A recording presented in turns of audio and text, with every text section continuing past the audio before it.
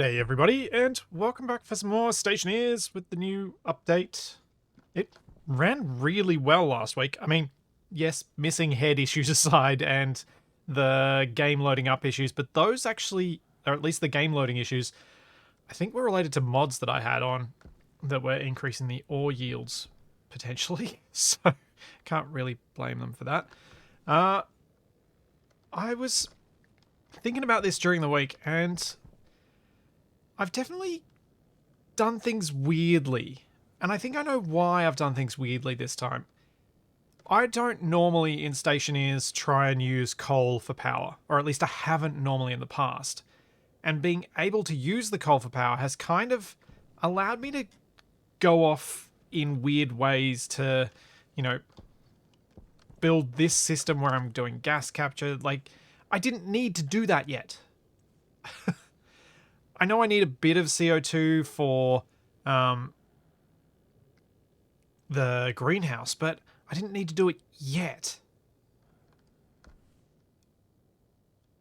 But I still did it because I had the coal, because I had enough power. What I should have been focusing on was what I always used to focus on in Stationeers, which was get power, get power, get power, get power, get power. Once you've got power, then expand into other things. Although, should I have? I'm still alive. I've got all this stuff. So,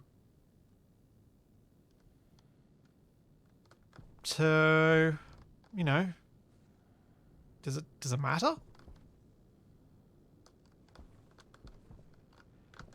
So I don't know.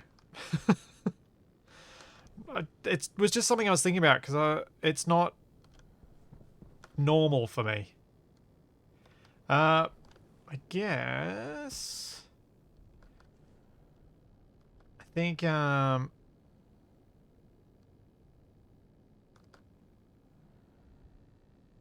think I want to get more power. I don't think I get much from these wind turbines. I'll get heaps from them during a storm, which means I need to get a battery down. Ooh, actually, let's get a station battery. That's a good idea. If I start by getting a station battery, then I can get some more solar panels, then I can protect those solar panels, and I feel like that's a decent way to progress. Cameraman's saying that autosave is broken.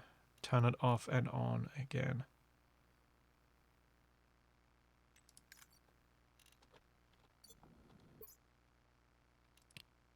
Okay.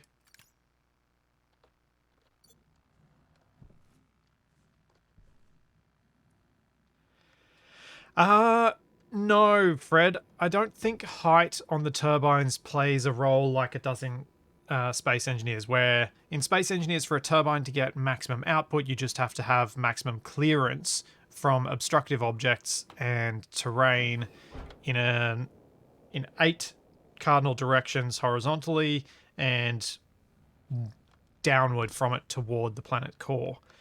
In this, it's actually dependent on the weather conditions outside. And I haven't tested it with the turbines, but I wonder if you can set up a bit of a wind tunnel.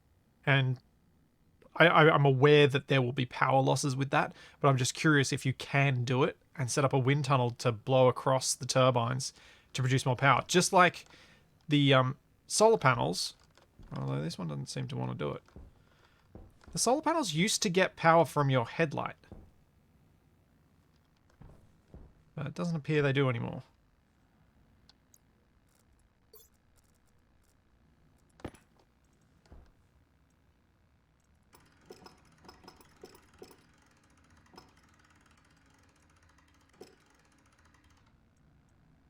Oh. That's different.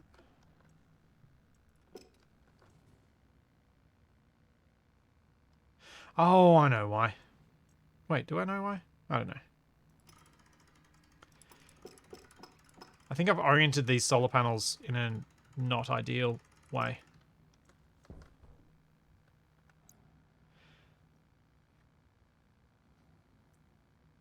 And just in case, if you use the Stationpedia and the search bar, you may lose all controls. Hit F3, type pause in console, save and restart.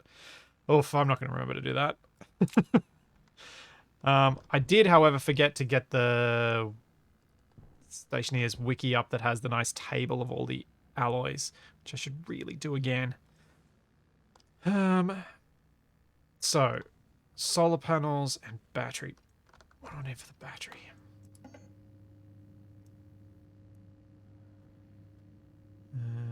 Kit, battery.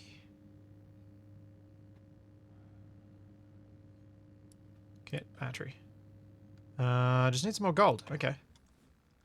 Do I have gold in any of these? Oh, that's empty. What about you? Nope. Alright. Off to search for gold. Don't need to carry glass with me while I do that.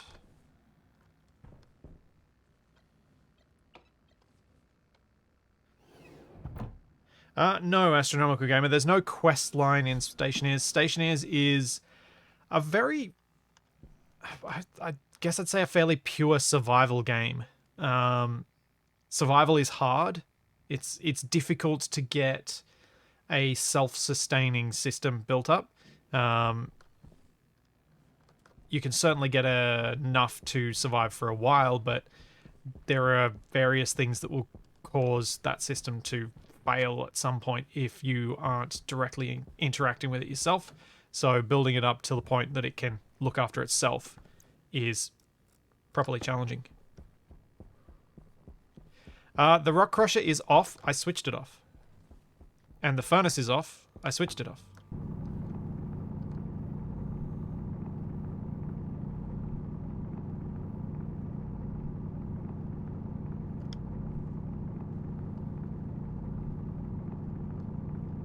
I noticed the rock crusher was on while I was getting my stream going. Switched it off then.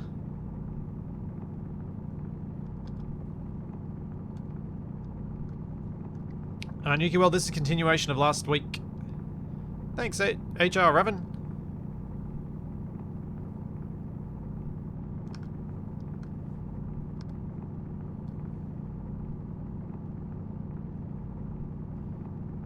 Man, I miss the ore mod that made it keeps to collect enough stuff.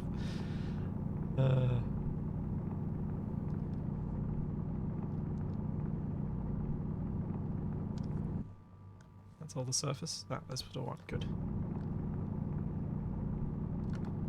Yeah, so I started this last week, played for about, I think I played for like 5.5 hours or something. It was a while.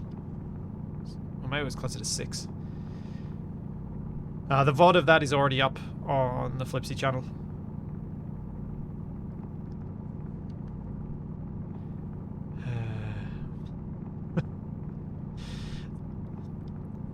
Someone always has to ask it, Bob, don't they? What Space Engineers mod is this?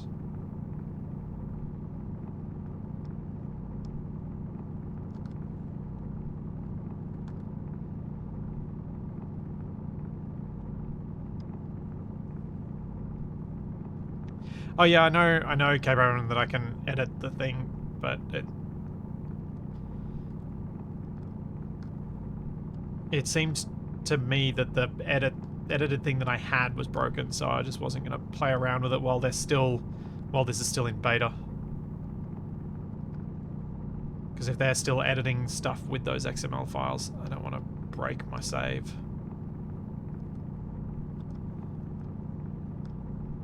Which probably wouldn't happen, but you just never know. It's just not worth it.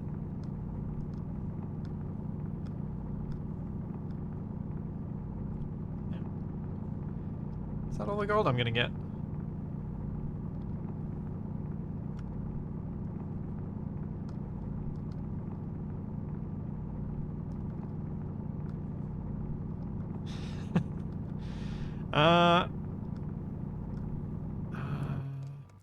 Here you go. This will make it look less like I'm just using a vacuum on the terrain. Because now you can see all the rock particles flying off.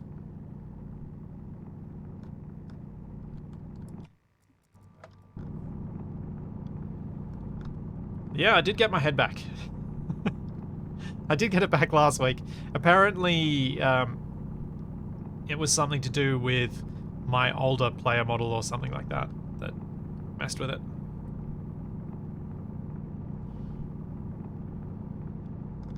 And once I loaded into the change your player model thing, it fixed it.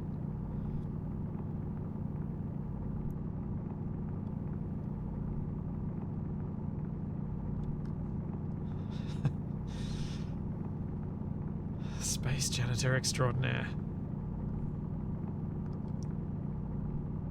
Which has now reminded me that it's been quite a while since I read that Space Engineers book, Janitors of the Late Space Age. Which was enjoyable enough. Possibly needed some more editing, but was an enjoyable read.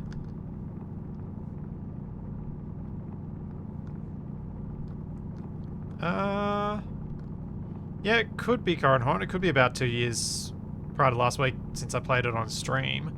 I have played it myself, though, in the intervening time. Like, I had a save where I was just mucking around on Mars and making a massive base. I'd, like, set myself up a very simple base of operations, and then I went and was collecting all the resources to make something quite large. But got distracted by other games before I actually got the thing finished, or even airtight. Which is always the problem with going for projects that are just a bit too big. It's getting late. I need to go out of here.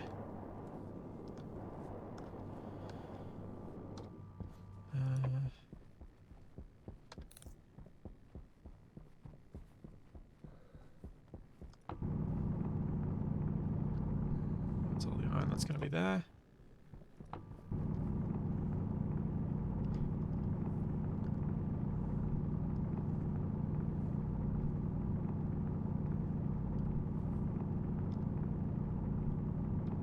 Light on.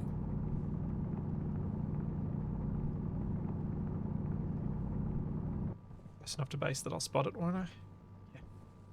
Yeah. It is in 3. It's at 316. Okay.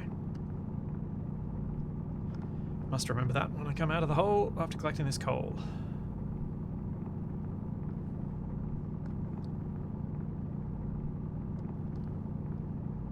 Hey, thanks, Coronhorn. Thanks for the bits.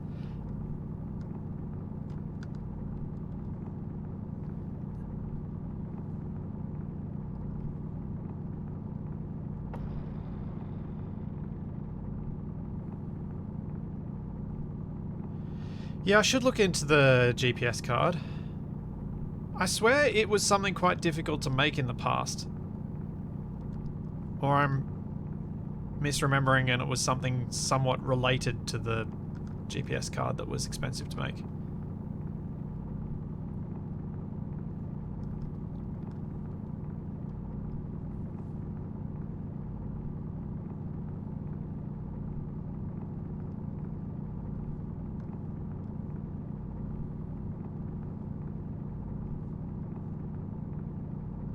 Trying to think of what else. I suppose this... Well, this is going to get me the battery, and then I can kind of think about how I'm going to lay out the battery in the solar farm. Because I kind of don't want to keep the solar panels in the room that I've created for a greenhouse. I'd like to just create a separate space for them.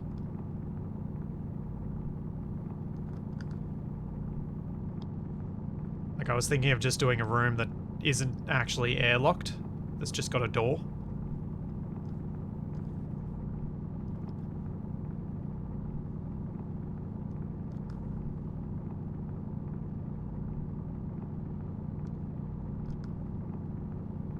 Any more coal down here? Hey, thanks, Nuki World.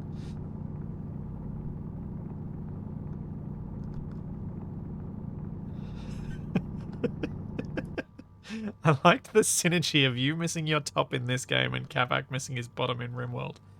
Don't worry, Kabak will be missing more than just that.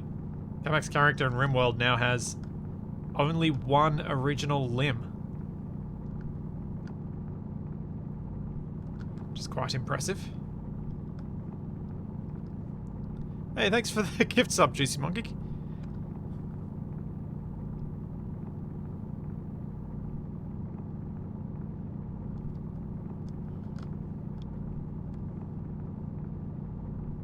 I'll I'll check the GPS thing when I get back to the base.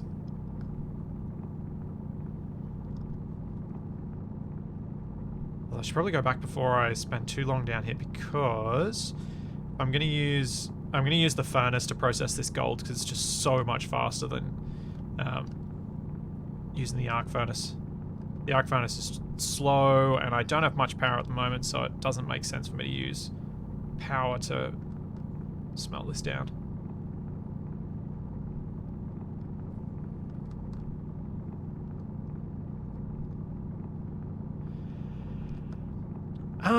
Rough Galaxy, Space Engineers has the rough ticks of deformation. It didn't always. It used to be smoother. As part of their optimization passes, they made these things less smooth.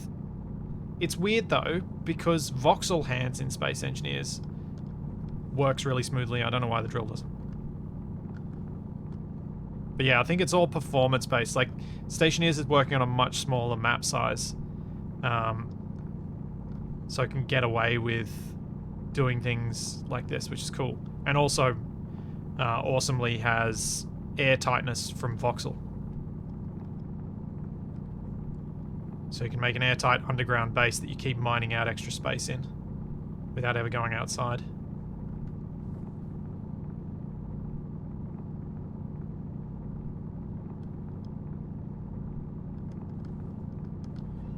The first series of streams I did with Capac in this, we played on a Martian base where we did a lot of underground stuff.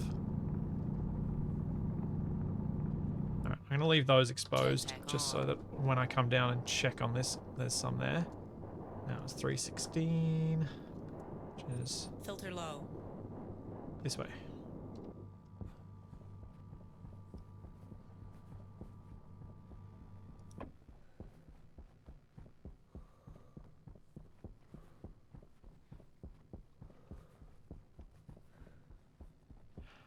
I actually don't think the voxels in this are any smaller than Space Engineers.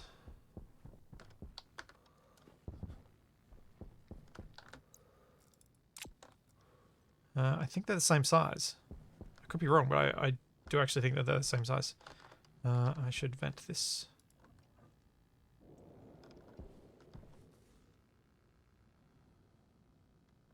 Power low. Oh, cool. That went from like 20% up to 86% during the day without me using any of those machines. So I'm actually getting some moderate surplus of power now. Excellent.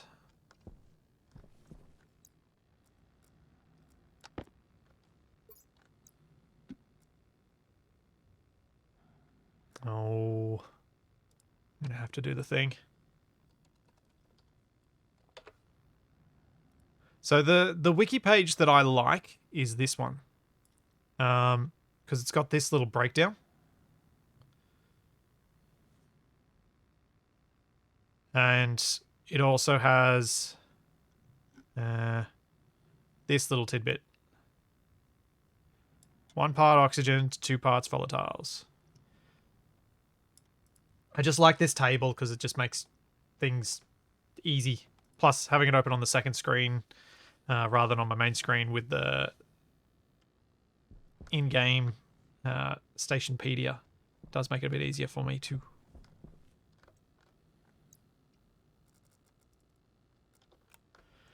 I wonder if I've got enough heat from just 2 of these.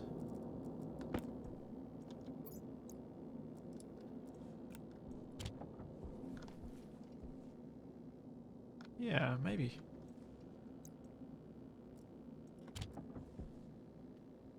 Oh yeah. Yeah, yeah.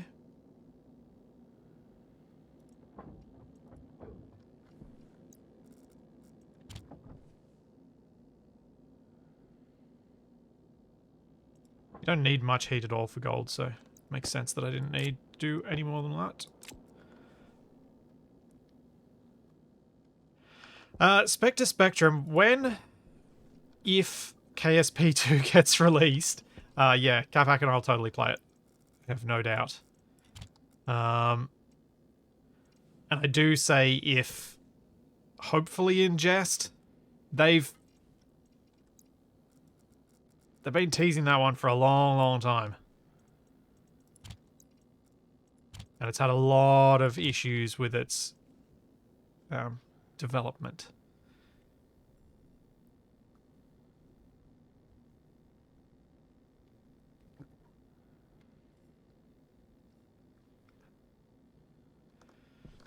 It's all good, Ruff. The answers will be variably quick to come or not. Oh, that was the other thing I was thinking about. So, once I've got this power situation improved, I was thinking about how I'd said that I wanted to put a big tank of water in the greenhouse. That would obviously be ideal because then I've got a big tank of water. But, and when I say a big tank of water, I mean a collection of pipes with radiators on it. What I can also do, because we're on a planet with atmosphere, is concentrate the atmosphere down until those pipes have quite high pressure, and then use that to regulate the temperature in the greenhouse. And because this is mostly pollutant, there's not much else I'll do with it, so it may as well be my temperature regulator.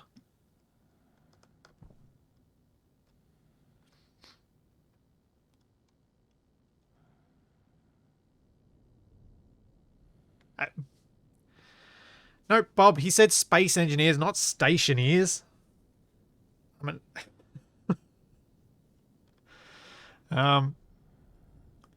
I'm definitely not an expert in this.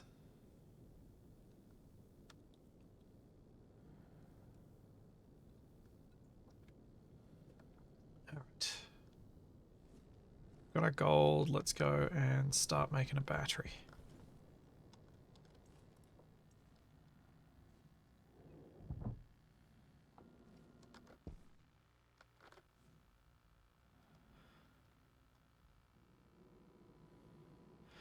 Conflicted Shadow, no, I won't be doing an Industrial Overhaul series at this stage. I don't have any plans towards that.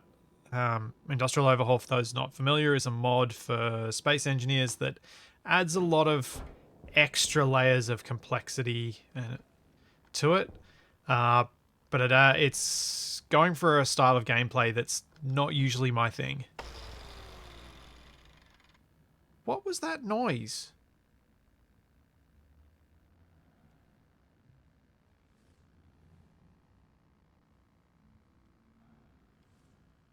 The heck?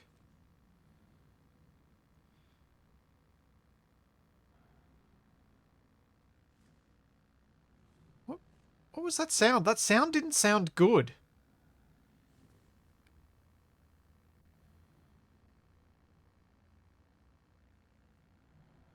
Was that a autosave sound effect? No, I've got power. That's the autosave. Wow. Okay.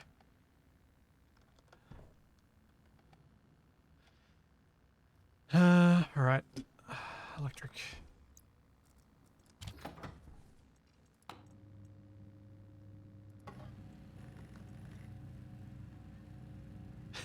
Indeed, what was that noise is not a question any astronaut should ask.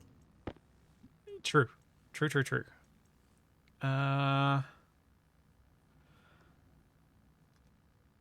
My battery should probably be inside.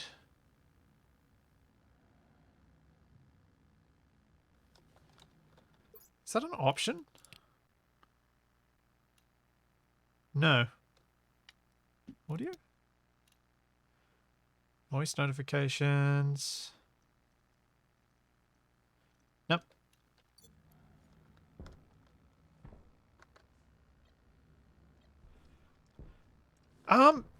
Yeah, Vashpius, that's probably a good idea, is set up the furnace in some way so that it blows across these turbines.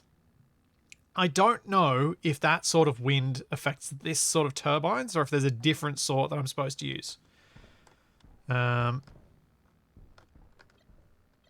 just genuinely not sure on that one.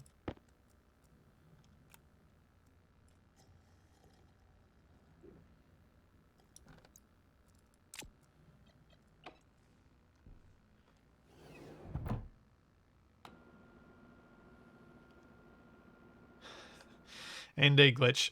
Capac is often the answer to what was that noise.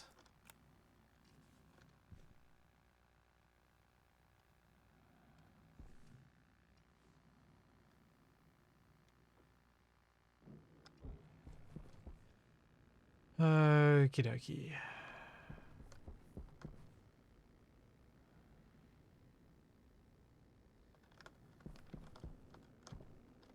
Suppose I could like stick it, like pick up one of the turbines just temporarily and stick it there and see what happens. See if there's a difference. Because this is right in the wind path.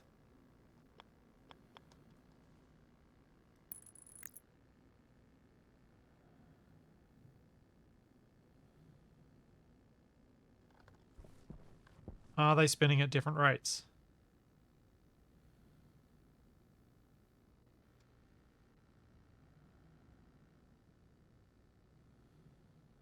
I think the one on the right is faster. It's genuinely faster. Huh. Okay. Okay. I wonder if... the other thing is, does it have anything to do with the wind particle things there? Or is it related to some degree of obstruction that's near this one that's not near this one?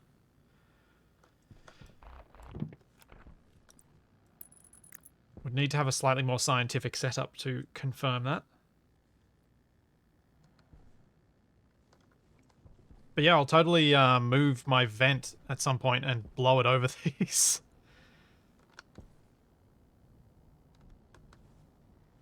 Right. How do I want to do this with the battery?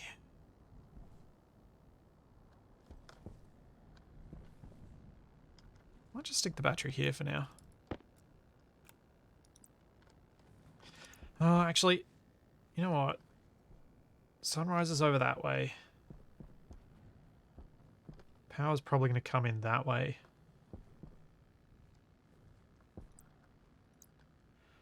Oof, I need to make more stuff. This space is too tight.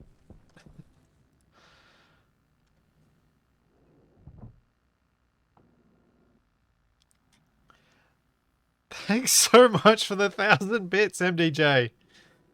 You're very welcome. Happy to have provided some entertainment and distraction.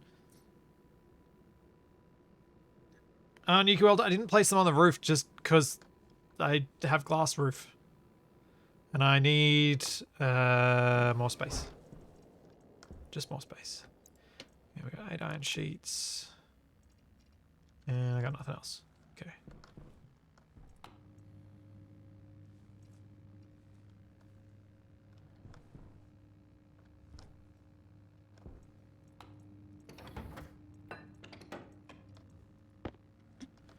Need more iron.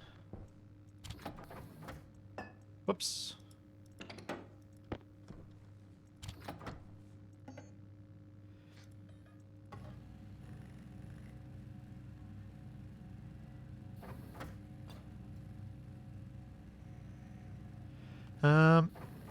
Does it act... Okay, Brabham, does using the turbine generators and active vents actually produce excess power? As if so, that's a bit... I presume that's going to get balanced out at some point.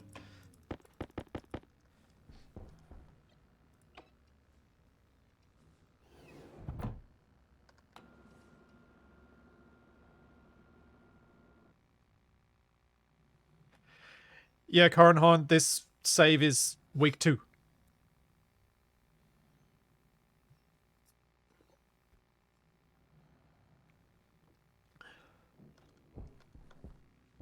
Right.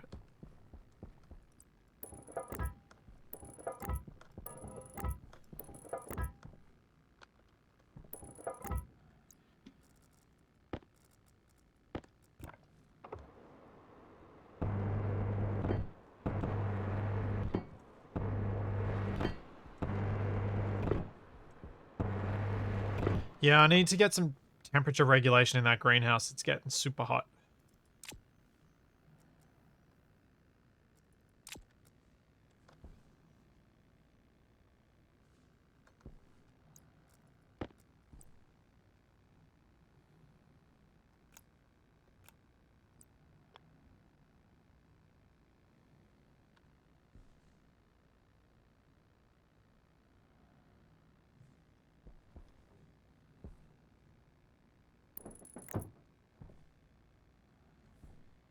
Okay, let's go grab those two solar panels from Actually, I will cable this up first.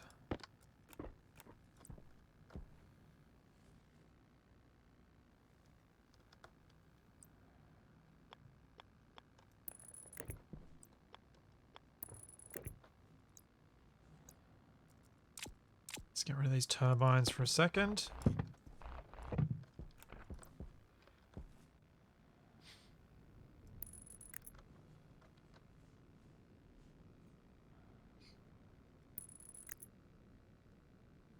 Oh, hang on.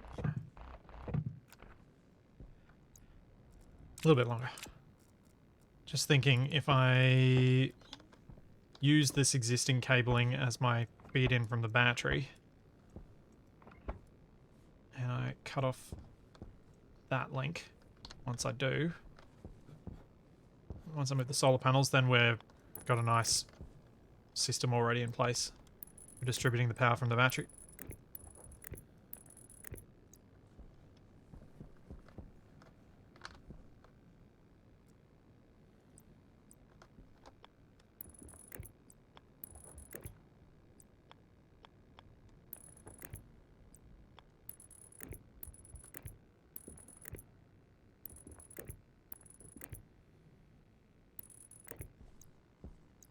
Okay.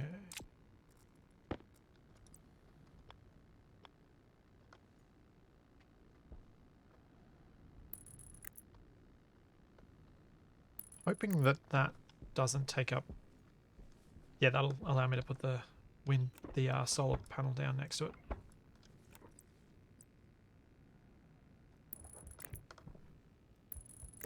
There we go.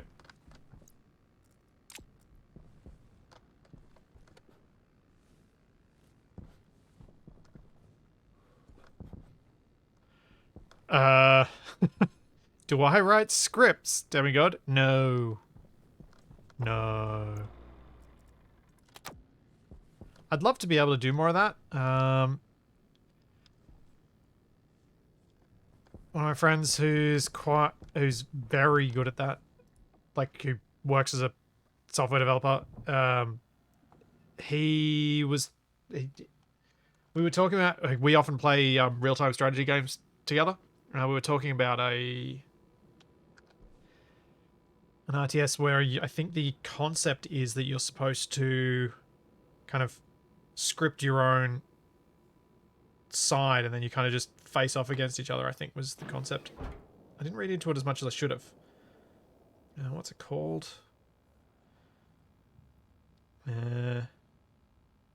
Screeps Arena.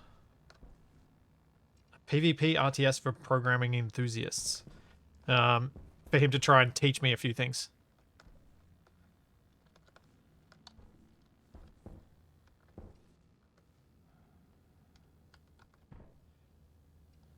Because I'd like to know more. I genuinely would like to know more. Would you like to know more? I'd like to get better at that stuff, but it's something that I really, really struggle with. Despite that same friend, Lucas from the Space Engineers modding community, and a few others people trying to teach me those things, it's still something that I struggle with.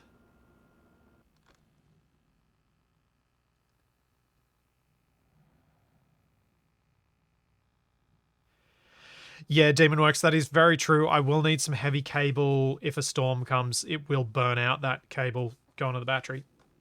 I'm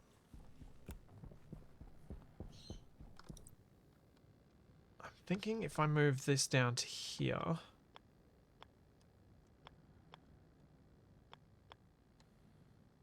That should be far enough away that I can then just...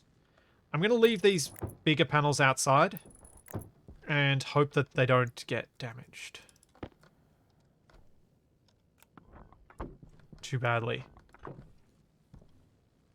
I don't actually remember how badly damaged they get, and some people after last week said, oh, they don't get that badly damaged, so let's find out.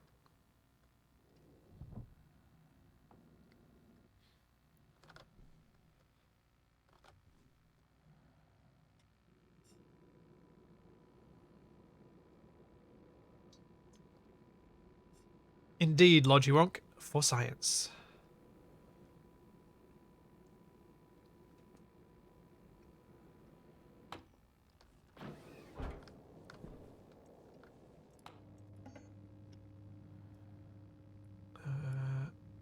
Make a few... I'll make a little bit of heavy.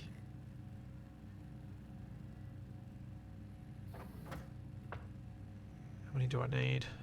Need like 1, 2, 3, 4, 5, 6, 7, 8, 9, 10. Yeah, probably 10 will be enough, which is all I'm going to get because then I'm going to run out of copper. So I need more copper. I just kind of need more of everything, don't I?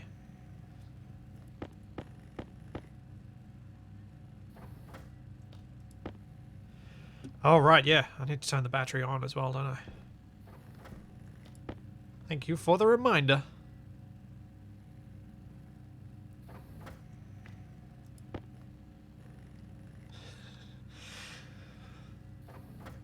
Bob, I don't have an end goal here. I'm just kind of playing and learning. I find that in games like this, if I sort of know what I'm doing, like, I know enough to keep myself and Capac from dying, we both have more fun.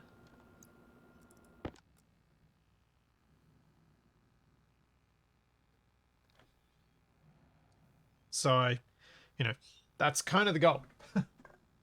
Just learn a few things.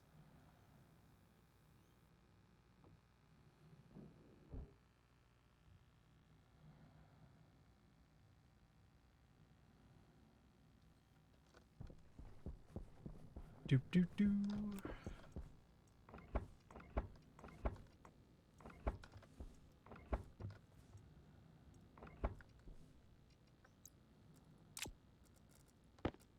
I really should have just had this in my hand when I did that.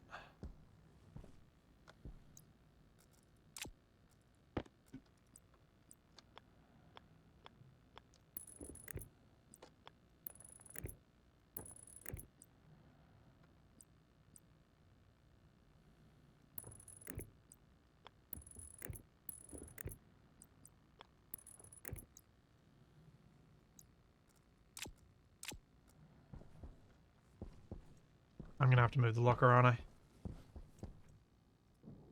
I actually can't get at the switch. That's brilliant.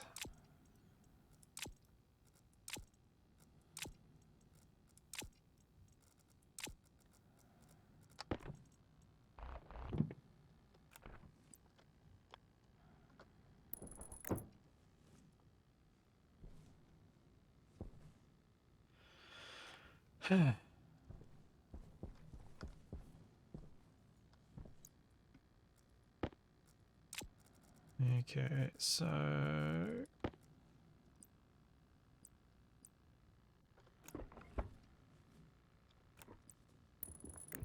Just pop those two in there. I'm hoping I can get away with this lighter cable for the moment.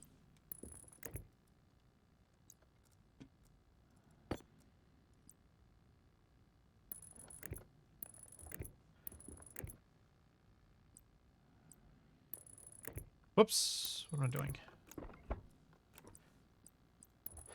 Yeah, I like the big station batteries because the switch on the small station battery sucks.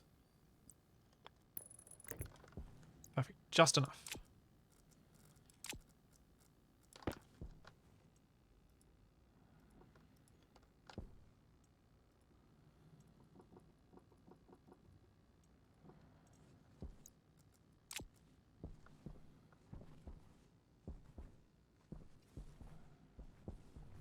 That'll be alright for now. And if we get a storm, the battery will be supercharged. And now I really need to go and do some mining. Get the copper, get basically everything.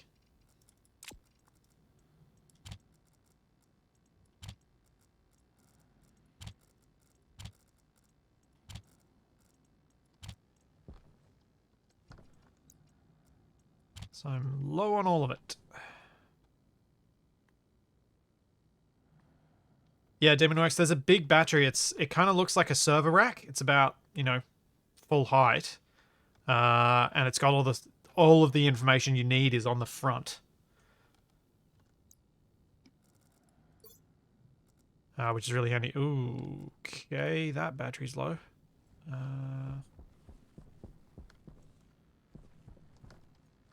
Should also probably take all my stuff out of the pod.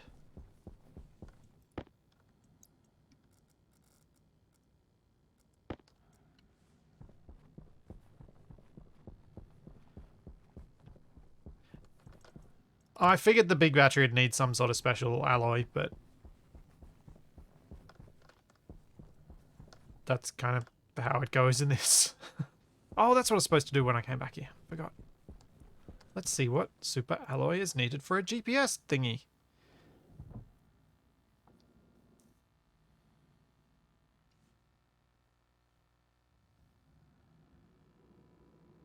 I'm pretty sure the first time I played with the big batteries, they needed a special alloy.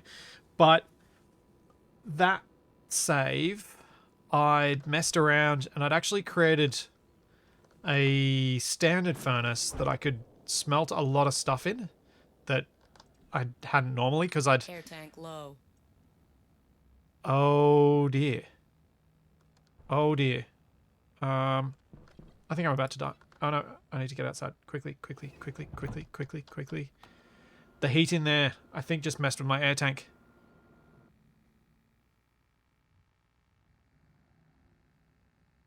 Come on.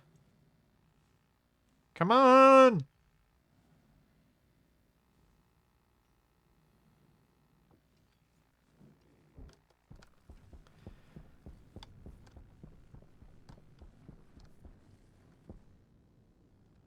Jetpack on.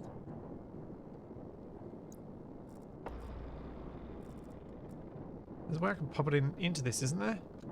Where's the... Do I have to detach this before I can stick the tank in it? Okay, I do. Great. That means this is going to blow away if I don't create a spot to hold it down. Stop tumbling away! They actually do tumble away.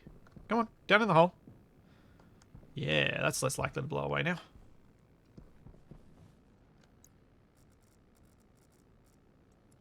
Air tank critical.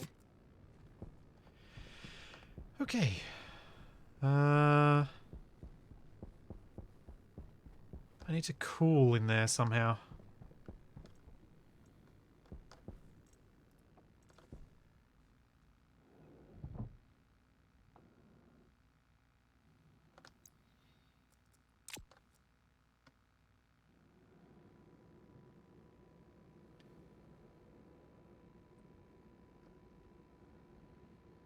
No, I don't need this room to be breathable. I think it is, if not so hot, slightly breathable, but I don't need it to be.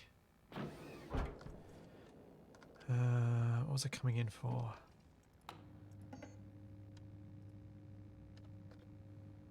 GPS cartridge requires...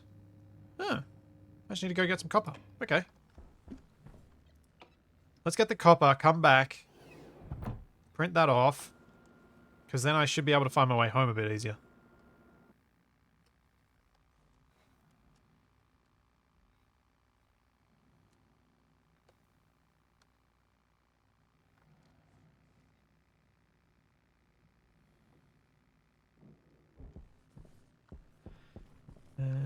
Copper, copper, copper, copper, copper. Lead.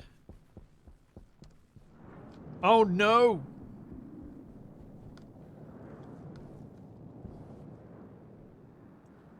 I'm just gonna stand by my oxygen tank for this storm.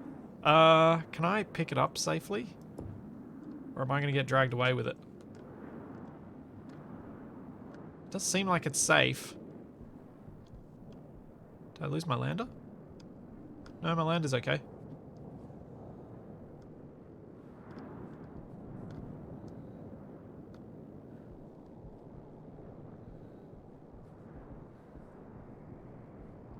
There we go. There's how wind turbines doing their thing.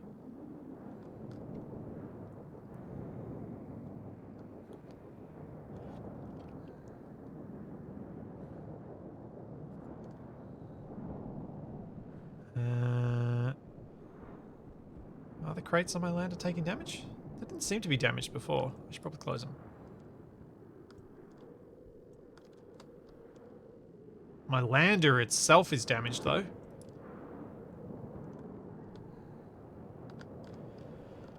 Maybe I should start moving things inside. Maybe I should.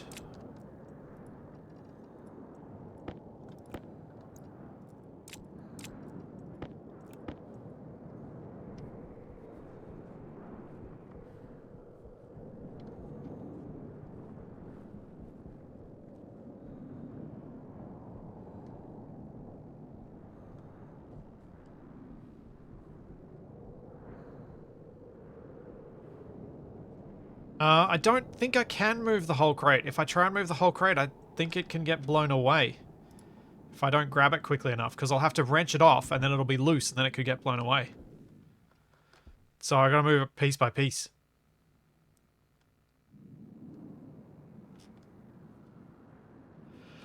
Little Mike, the differences between Stationeers and Space Engineers are fairly... There's a bit of engineering in both, but the engineering is in a very different way. Stationeers is engineering in terms of systems, design, and stuff like that. Space Engineers is more about moving engineering parts, like moving parts engineering. And if I ditch these, that'll give me a bit more room to come in and out with.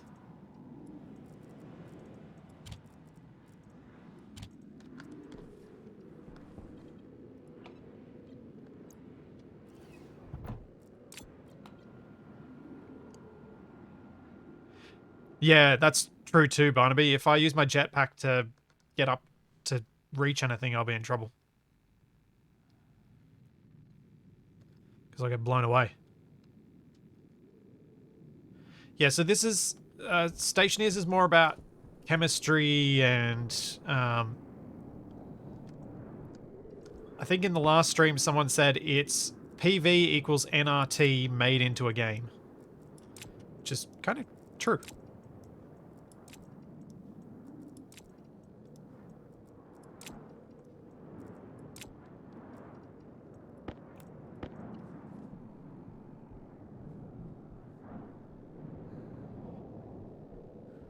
PV equals nRT is the equation. I can't remember what the name of the equation is. It's the gas law. Pressure times volume equals... I can't remember what the other... can't remember what the other... T is temperature. What's the N and the R? Why is that escaping me right now?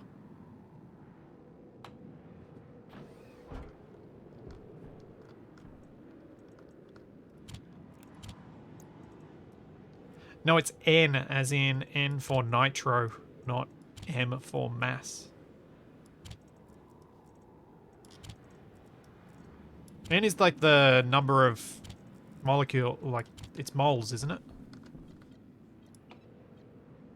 Yeah, N is moles of gas, R is the gas constant. Thank you, Minimongo.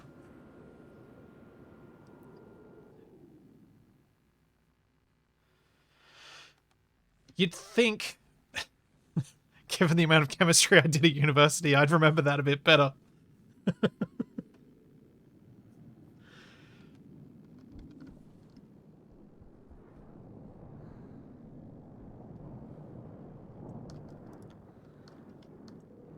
those can wait. Oh no!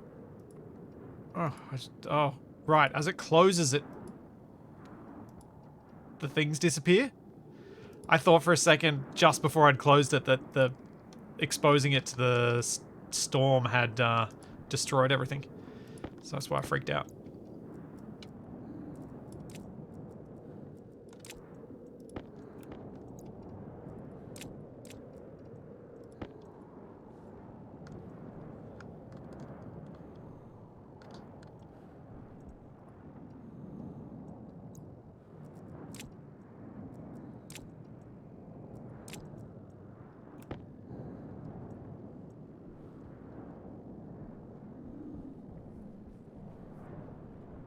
On the one hand, I'm going to have potentially a decent amount of power.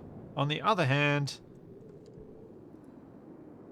I might have to focus a bit more heavily on getting some oxygen source.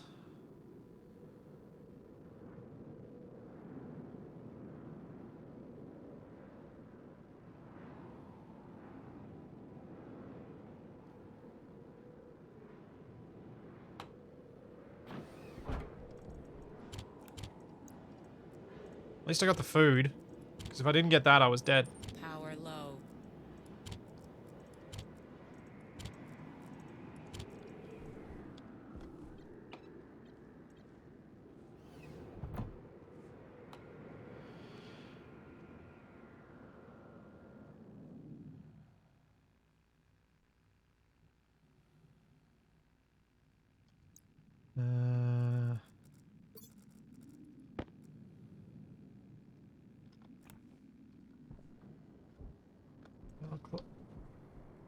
How close to dead is the lander?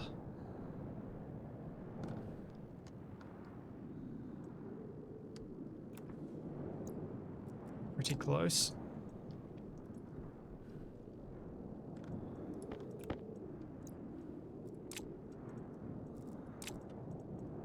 Oh, I don't need that.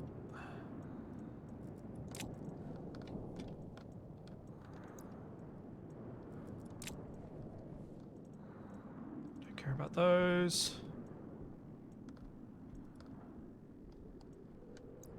Do care about you. Don't care about the flag. I think I got all the important stuff.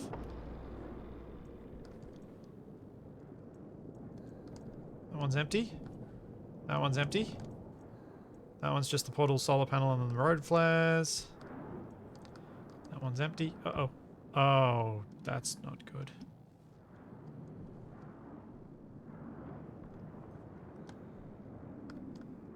And yeah, it's just the paint. Okay, cool. I got the important stuff. Nope, that's not the way back to the base. Ah. Storm's over, and the lander is just barely intact. Okay, now I will, Oh, cool, and the battery got 2 bars of charge. And my soup battery's at full, and the other 2 batteries are going to be at full soon too.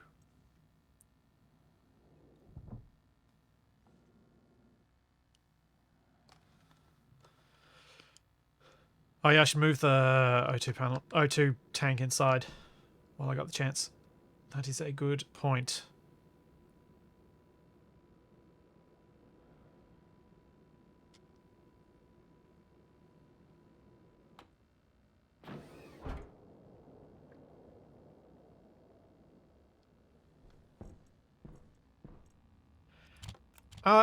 Paint's important, but paint's cheap. You can just make paint. Unless they've changed the recipe for it. I thought it was just iron that's used for paint.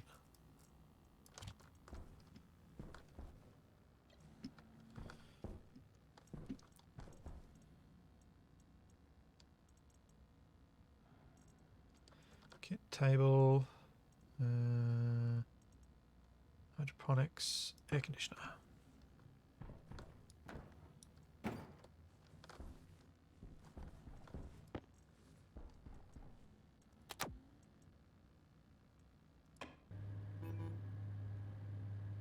See how much that can manage to cool this space down. I can at least bring it back to a somewhat more reasonable temperature. That'd be nice.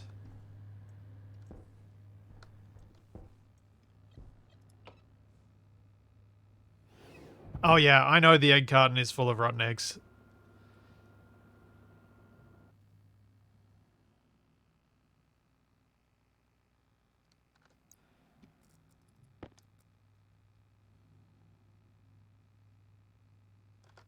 Ah, soy oil and varying materials depending on color. Okay. Oh well. Lucky I didn't lose my paints then.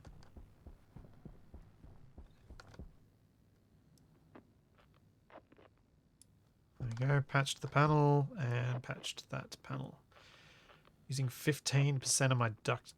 Oh, actually more than that for that one.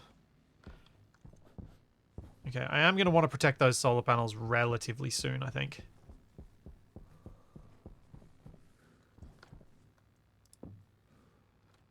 Jetpack on.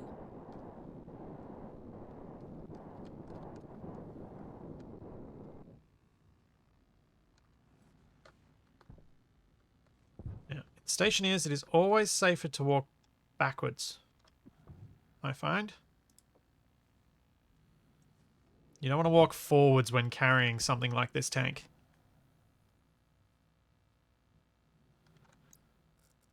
Yeah, will duct tape repair the tank? No, it will not.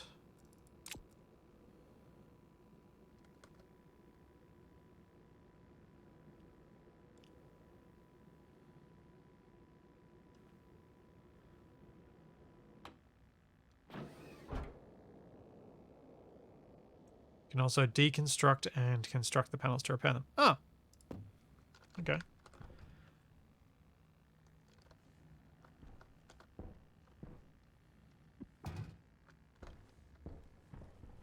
Freaked out for a second seeing the air movement just then.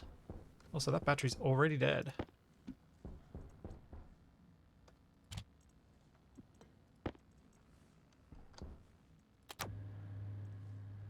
At least we've gotten down like 15 degrees in here, so that's going to substantially decrease the amount of power I use.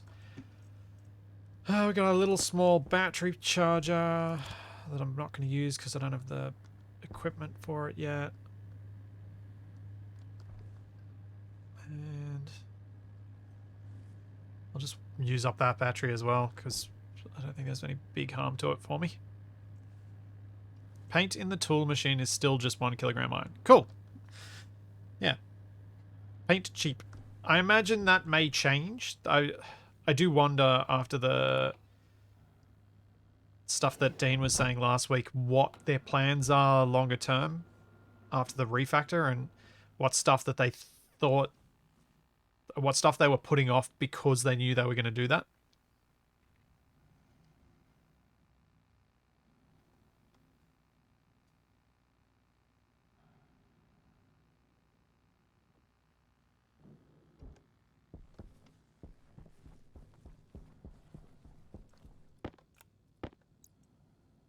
So the reason I want the inside to be cooler is because I was using up huge amounts of O2 in my suit every time I go in there.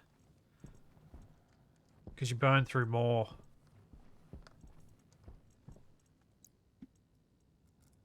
Yeah, may as well keep that. Now that I have easy access to all these things. Yep, cool.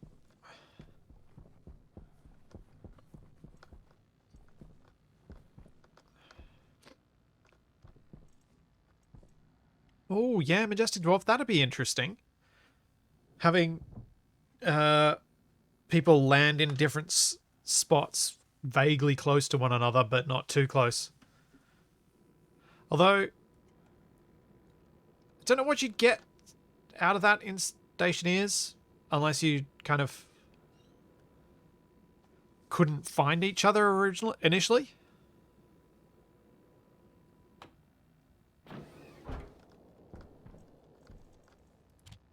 Waste tank caution.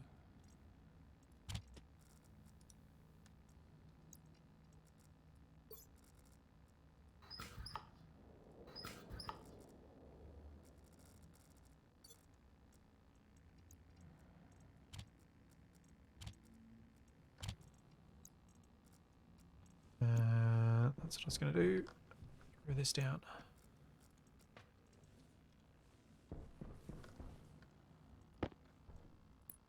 Won't do me any harm doing that. Won't do me much good, but it won't do me any harm. Okay, all stuff safely stowed in the airtight space. Now we need to go mining.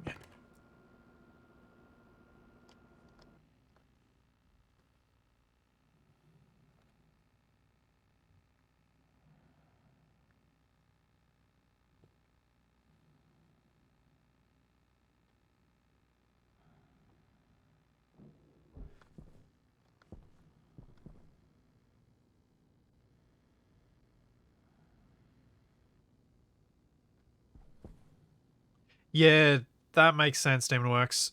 Having paint be a super late game item isn't great, but equally having paint be super cheap, and I guess you could have like certain colors be cheap, like black, red, and maybe white, and then have others need special stuff from your farm in terms so that you can get the colors. Like blue would potentially be a late game thing. The reason I think red would be easy to get is because it's iron oxide is an easy way to get a red, so it makes sense that it would be early game. But blue tends to be a bit more difficult, and I think historically was more difficult for us to get.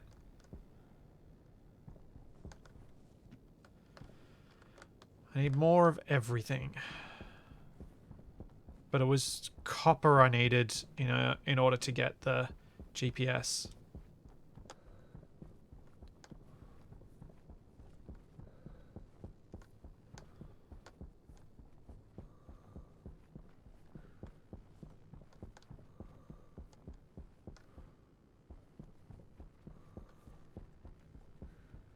Iron. There is some copper.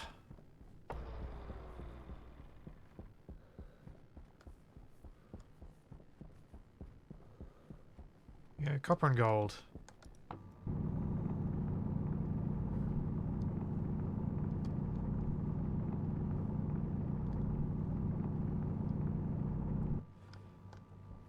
Just in case there's another storm. Base heading is 70 degrees.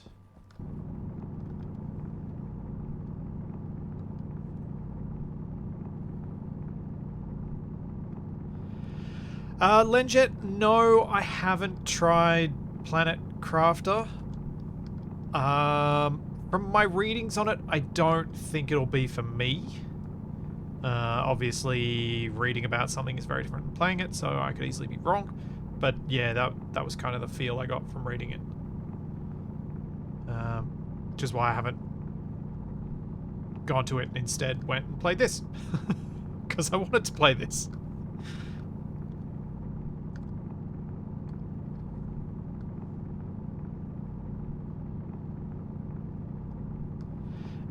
Yeah, okay. Iron Kayla, that makes sense. Yeah, I was thinking like black from coal and then white could be either made from like silica dust or something like that. Because silicon's relatively easy, but I wasn't aware that lead could be used to make white. CPW, the game is complex. I wouldn't necessarily say that it's complicated. And that's kind of it's got some depth to how you have to do things, but once you understand the basic principles, you can figure out a lot of things. And I think that's the difference between complexity and depth in games.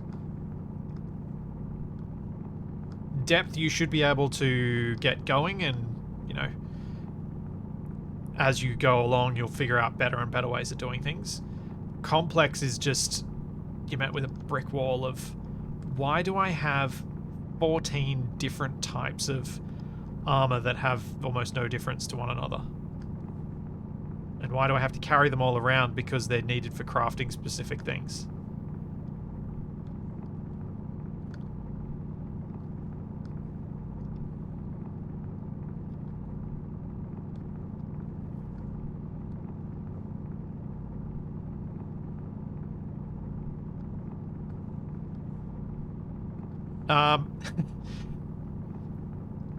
I guess for me, yeah, TFE maybe, but for me the UI that always comes to mind when talking about complex would be any piece of Adobe software, any piece of 3D modeling software, where basically you open it up and there are 10,000 buttons everywhere, and unless you're going through a tutorial, you have no idea where to start.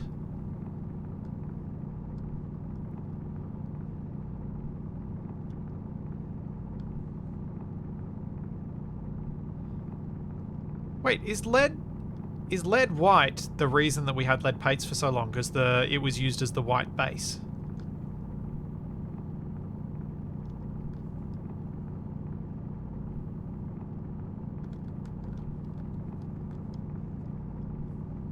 Huh, cool.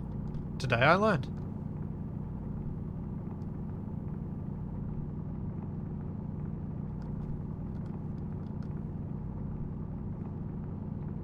That's fascinating. It's it's so weird the way that some bits of information get learned. Oh man. I did not expect to learn about paint chemistry while playing Stationeers.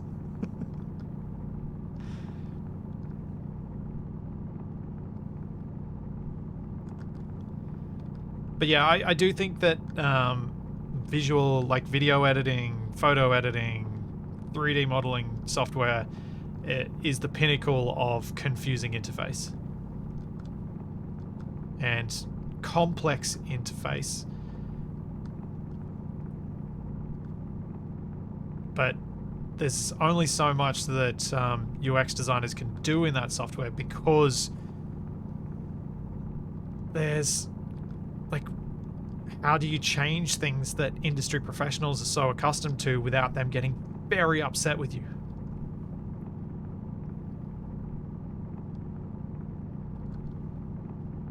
Because you'll mess with their productivity, and that's money.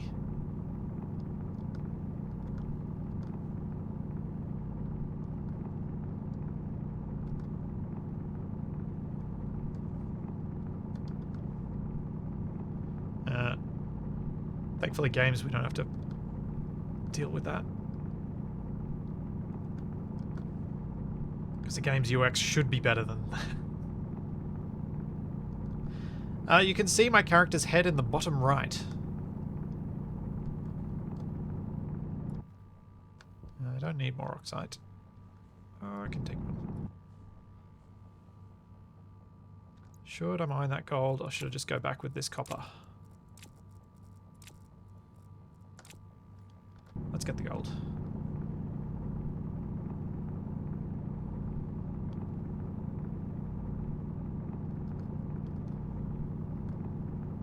Yeah, I've got my head in the third person. And I've got my head in the menu. It was fixed by me just modifying my character. I did like being headless, but I eventually succumbed to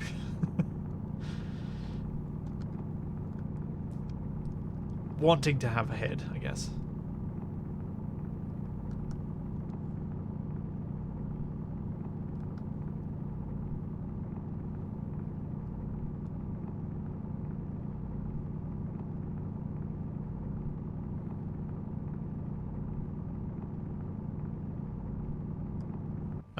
Tommaso, was that message meant to be sent here? Because that's very confusing. Guess it was not just for the white. Per Wikipedia, it was used for durability and drying. Lead paint or lead-based paint is paint container. Lead is added to paint to accelerate drying, increase durability, maintain a fresh appearance, and resist moisture that causes corrosion. Huh.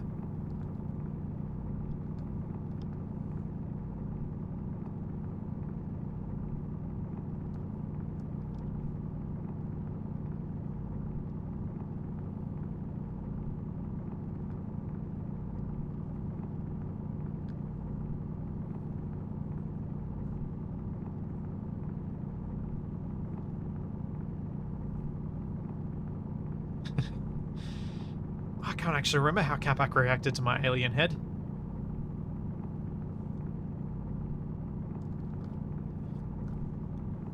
I am looking forward to making all sorts of odd pressure-related weaponry with Capac again.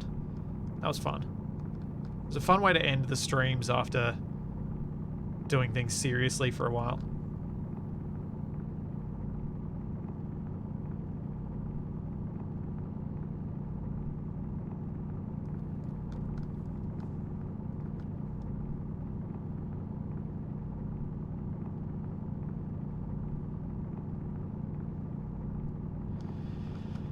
More iron?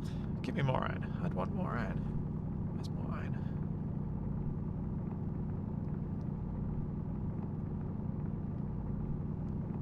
Gonna need more silicon so that I can make more glass as well. So I do want to put walls around my solar panels.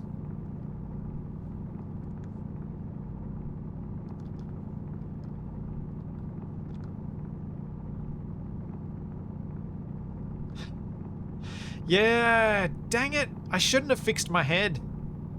I should have left myself headless so I could freak Capac out with that. That would have been fun. Oops. I am full.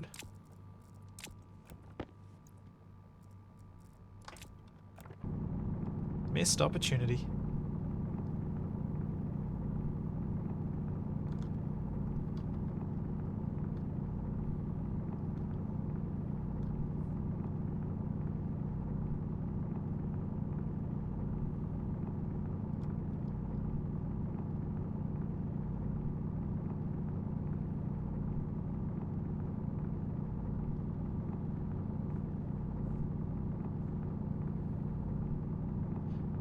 That's a fair point, Laws. I am assuming he would notice.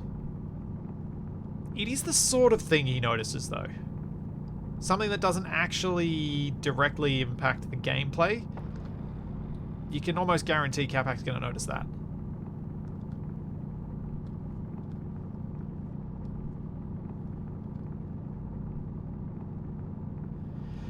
Yeah, Barnaby, even if it does work without the glass in it, I'm still going to put the glass in the windows, because it's me. Because I like to do it like that. Well, hopefully this will be enough mining for me to do a few things after this.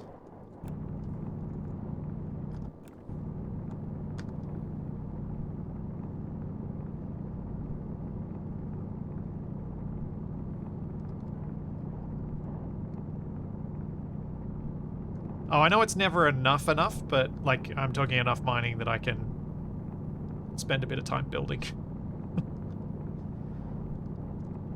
Because I got lucky and this hole had the 3 core things that we need.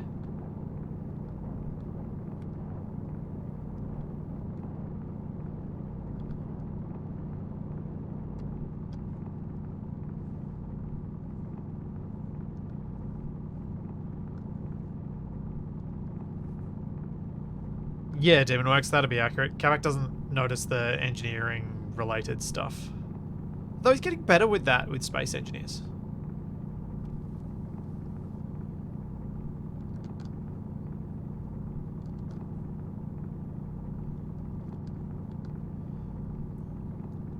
The other nice thing, because we played with the research mode on last time we played,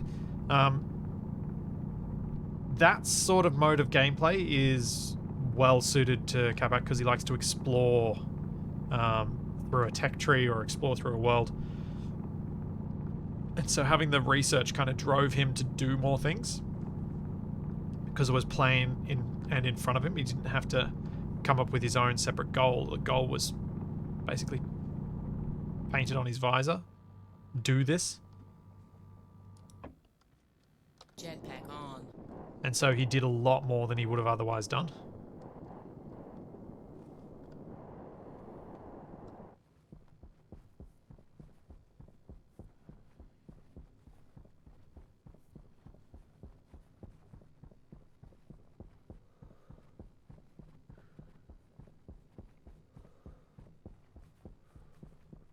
Corin, the all the Stationeers streams are already up on my Flipsy channel. They've been there for ages. Okay, how hot are we? 336.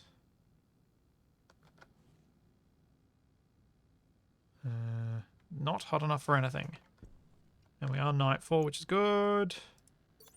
Power low. One oxide in.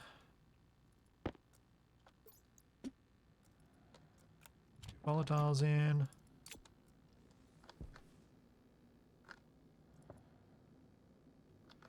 Need a bit more.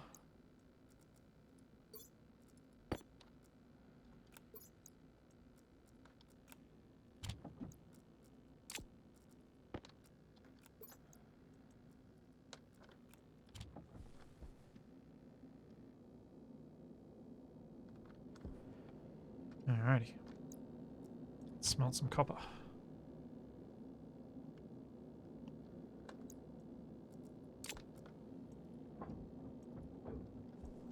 I know I don't have to eject the copper out after each go, but I like to have my ingots separated into smaller stacks in general.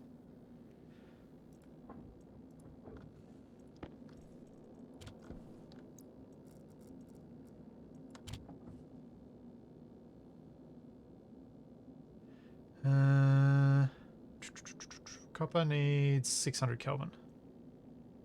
And yeah, basically zero pressure. Cool.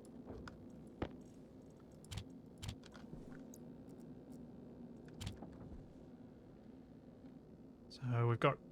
I'll probably get one more stack after this one.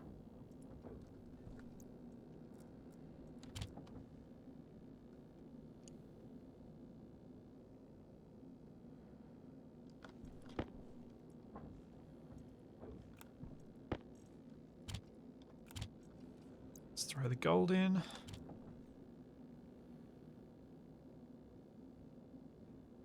Yeah, the reason I don't leave the handle open is just in case the temperatures change and it won't output what I'm wanting it to output. That's why I keep closing it. Because I check that I'm getting ingots back rather than reagent before I eject it out.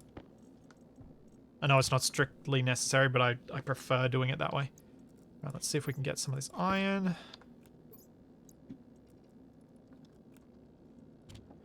Gonna need a lot more heat for that though.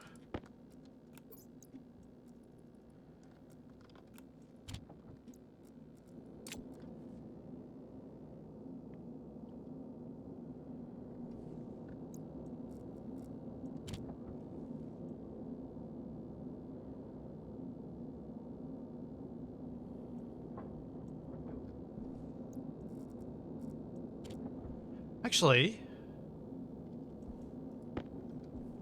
do I need more iron? I don't know that I do.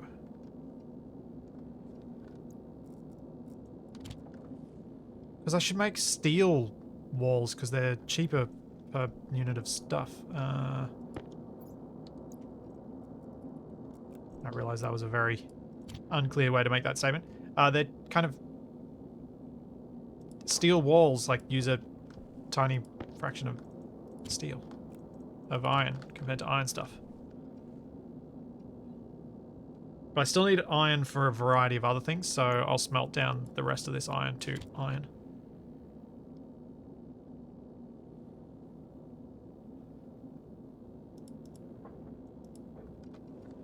And let's get the last of the copper since we've still got the heat for it.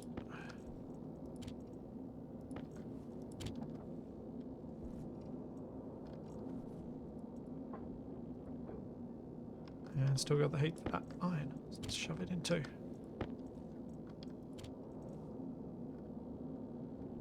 Cool. Alright. That works.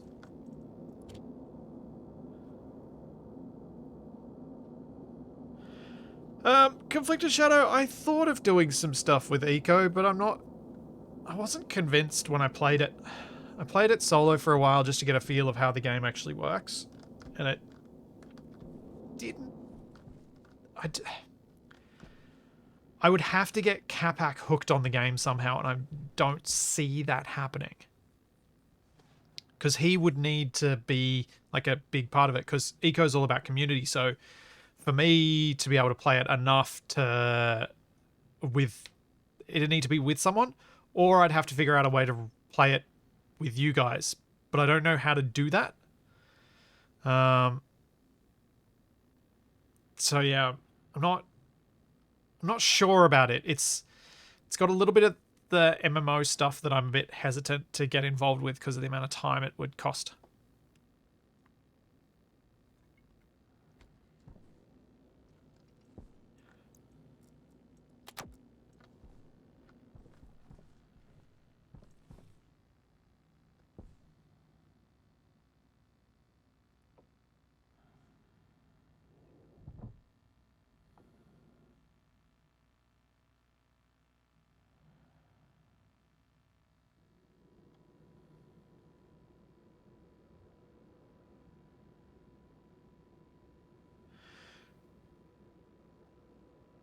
Yeah, and yeah, I'm not sold on the idea of eco for the way that I play games and the way that kind of Capac plays games as well. It's I think eco would be really interesting for us to play if eco had personal threat and real survival elements to it. Which I know is completely against the ethos of the game devs, so I don't expect them to add it. I read comments about why they don't want to do that, and that's their choice. But for me personally, that would be the style of game I'd enjoy.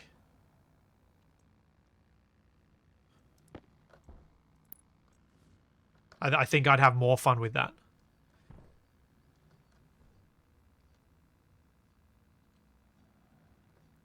Demonworks, I'm not sure Wasted would play eco, to be honest. Not sure it's his kind of thing either. Did I just walk back in here without any of my ingots? I did, because I was talking about a game. Whoops.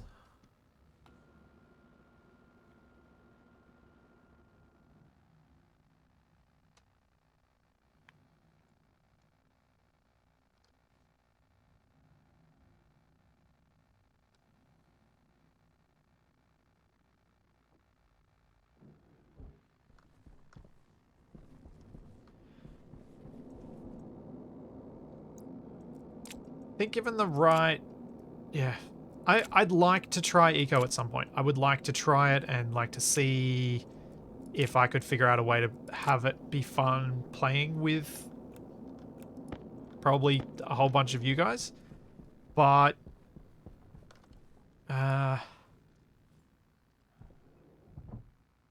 my fear of the unknown, I guess, is holding me back a little bit on that.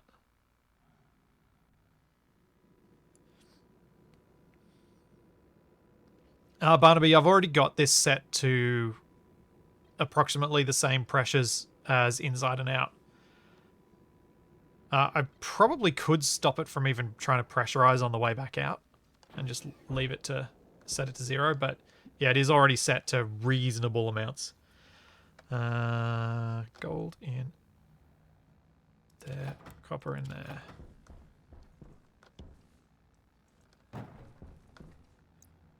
Steel in there, iron in there, copper in there, gold in there. Alright.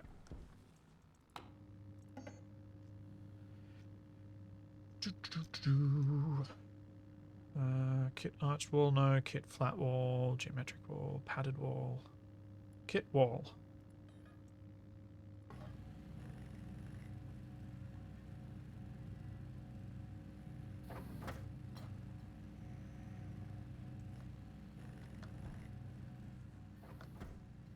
No, Barnaby, outside pressure is like 1 kPa, so the pressure differential is so tiny it won't matter if I set the pressure to 0 on the exit.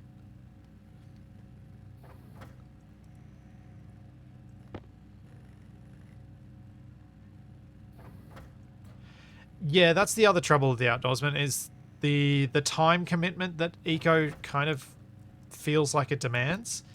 I'm not sure I'm ready for.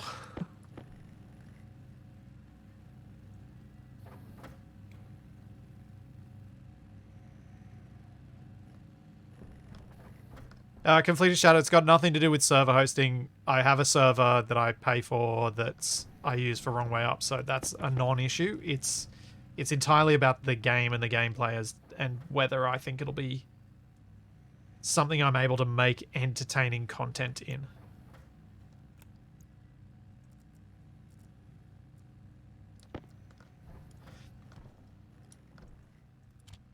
Okay.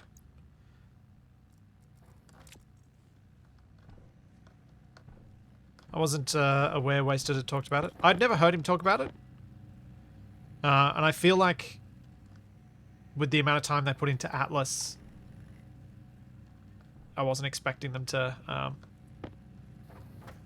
although the community is so big, their community is so big that I'm not surprised that there'd be some of the organizer type people who've done it. Yes, Demigod, I am going to do some more Icarus soon. I'm going to do some more Icarus tonight. In about 10.5 hours.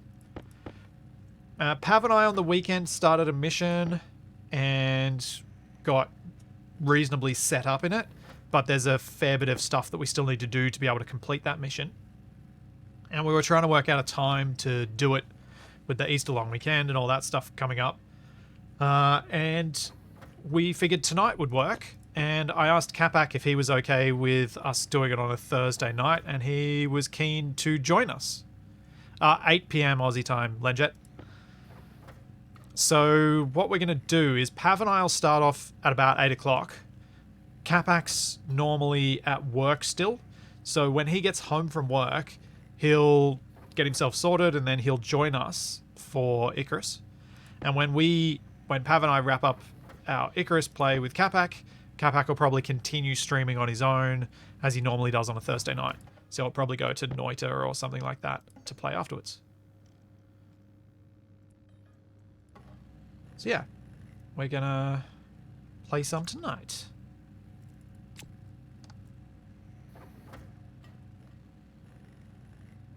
Time for me right now is 9:30 in the morning, roughly. 9:26.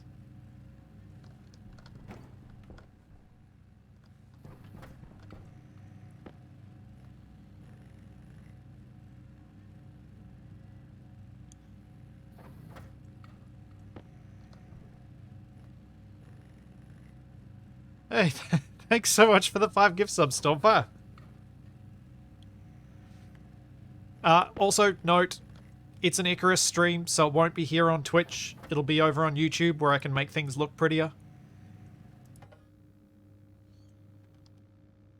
Oh, thanks for the bits as well, Stormfire.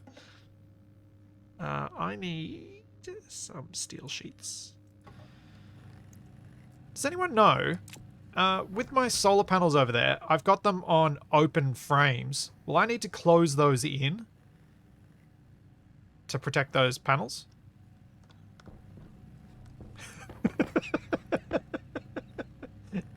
Yeah, awesome, Tomaso. I am all the pretty we need when I don't have a face cam.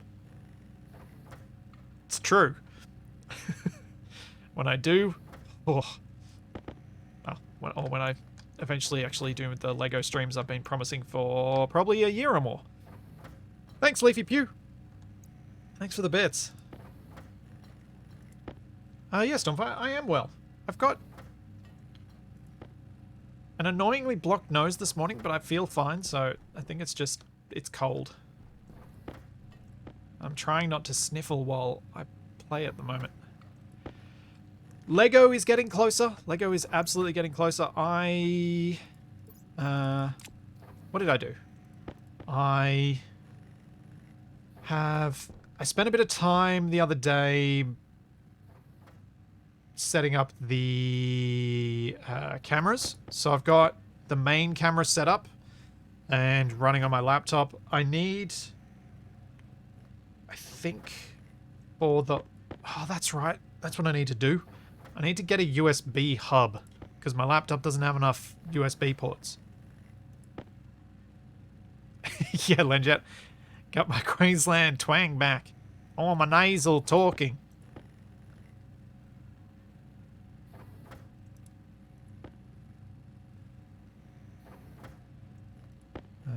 30 of these will be fine things, I think.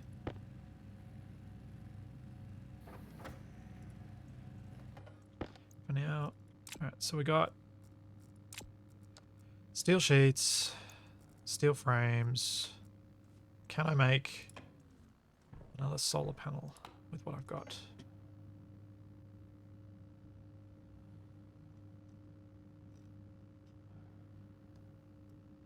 Kits. Solar panel. More copper.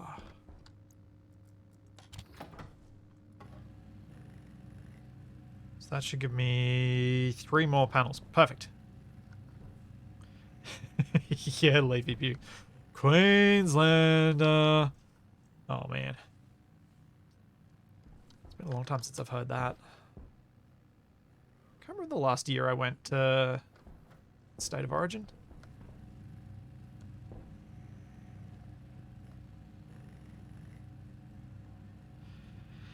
Artie, the full-time streaming thing is going, well, content creating thing is going well. Yesterday, I managed to finish my first recording of Survival Impossible in a long while, and that felt really good. I spent about 7.5 hours recording the next episode, so the editing is going to take a while, but it feels really good to have gotten that, like one of those really long time-consuming tasks that needed to be done for the progression of the series out of the way. Felt good. And I think do I want the silicon? I think I need to put the silicon over there. I think there's going to be another probably 1 or 2 recordings of that sort of time frame that I'm going to need to do in order to get the rest of it. Like, get back to a point where I can record for, 2 to 4 hours and get an episode worth out of it.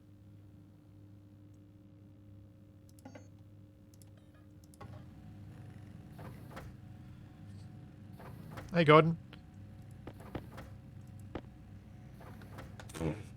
Oh, no, there is no way I would ever upload an unedited version of Survival Impossible. I think that'd be the quickest way to kill myself in the YouTube algorithm. That it would never fly. No.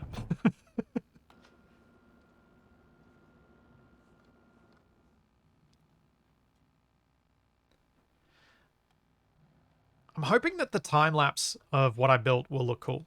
Or I kind of built 2 things.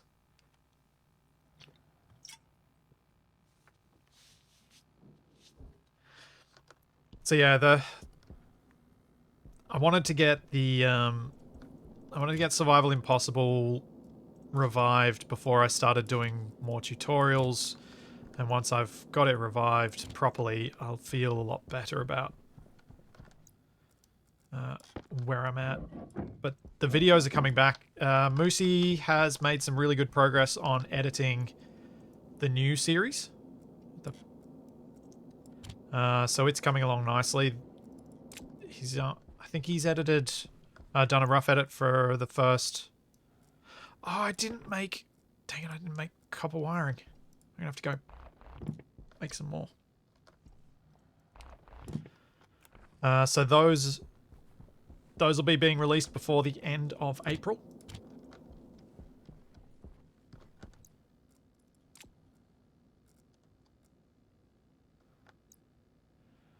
What was I doing? What do I need to break this down? Wrench.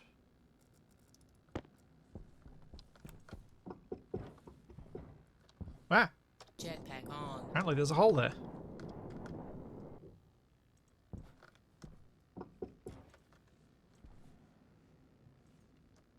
Yeah, that'll do.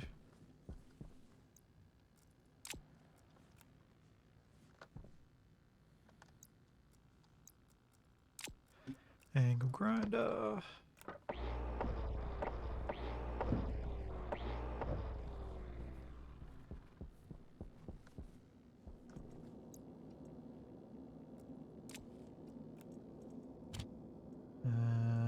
Steel frames. Kit wall.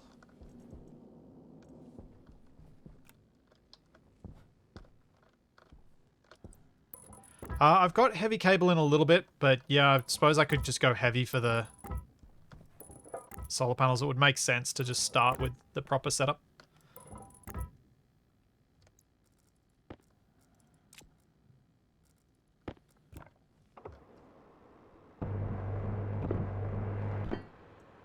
But yeah, so the new series is co-op with myself and Capac.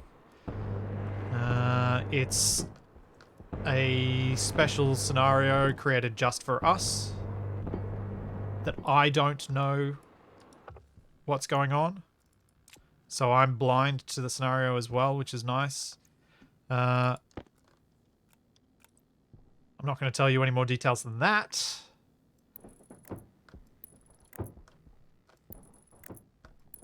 So that should be enough teaser, I think.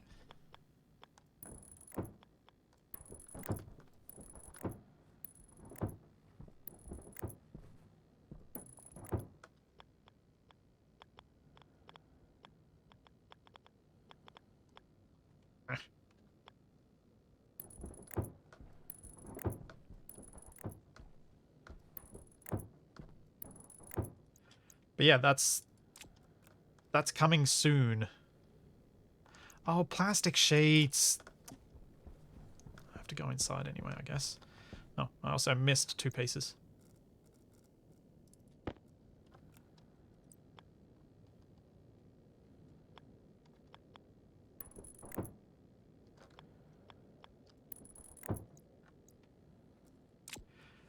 Alright, go inside for those. Plastic sheets and wire. Cable.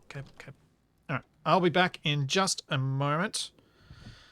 I need to take a quick bio break.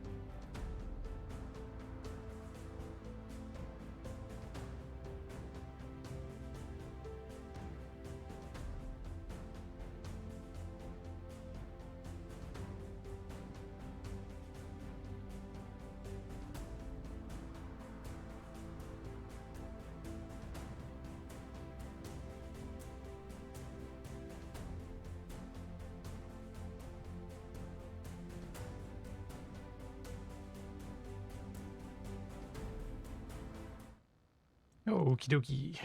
Make cable. Heavy cable.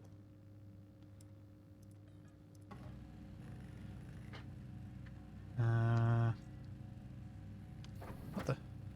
Oh, I used up so much copper.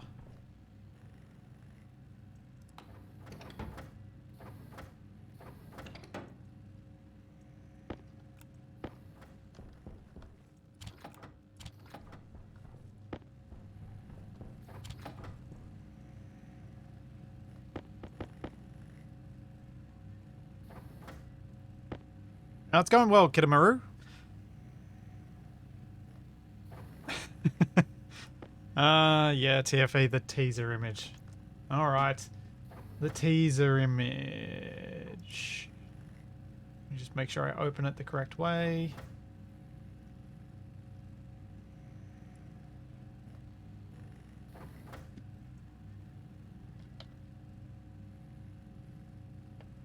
So this is the teaser image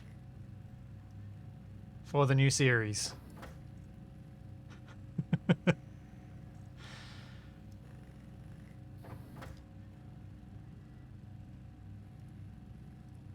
That is completely nonsense without context.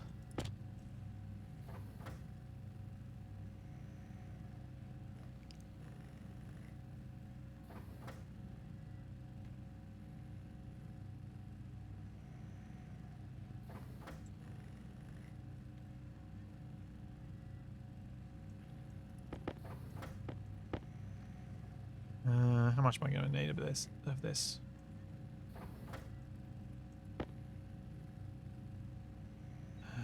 It's probably 20's enough, and I'd like to get out there and get the solar panels up before, or at least put a couple of them up before the sunrise.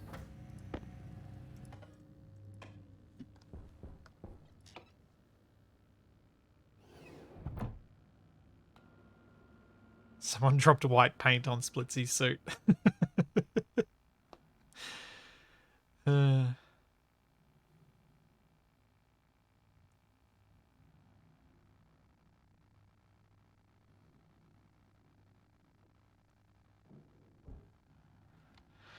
the voxel editing / build systems from SE, the design and technical ability of Stationeers with the graphics of Subnautica. I actually think Space Engineers has better graphics than Subnautica.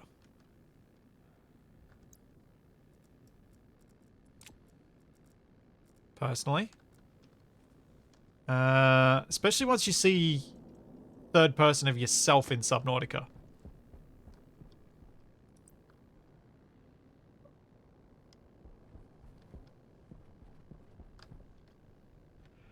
Okay, there might be an issue with making this so compact. It's going to be interesting trying to put the panels in down the end.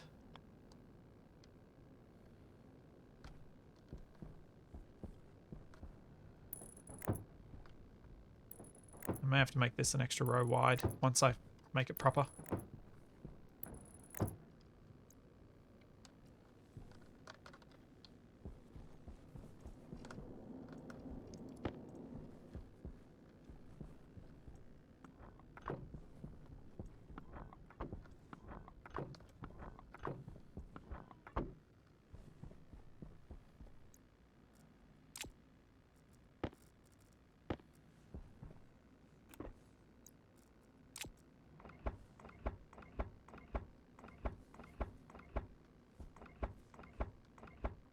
Power low.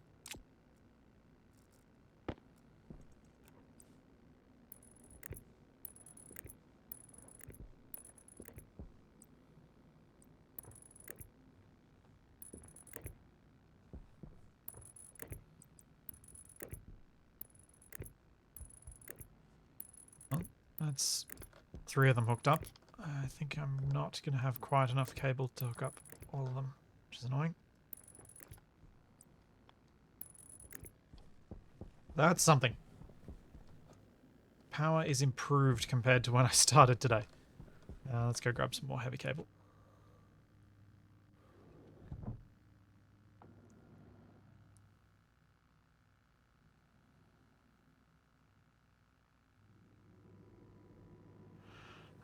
Yes, the solar panels will eventually create enough power to overwhelm normal cable. I tend to, like, it's not uncommon for me in Stationeers to have a row of, say, 15 panels, and by that point you can overwhelm the standard cables.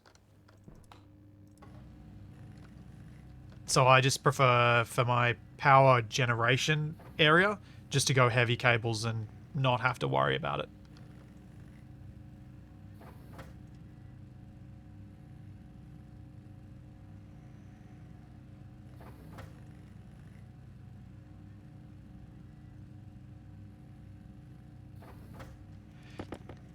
You know what, TFE? I don't want Space Engineers with the building flexibility of Orion. Because I think I'll get kind of... it'd be the equivalent of someone handing me a blank piece of paper, every single paint color known to man, and saying, make me something. It's almost too much creative freedom. Oh yeah, plastic sheets. Thank you. What I'd like is Space Engineers with the living universe of Avorion.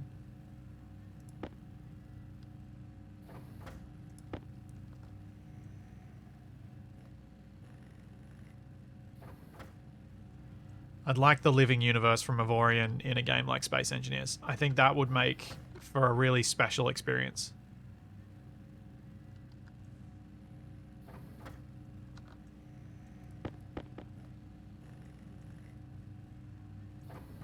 I'll do.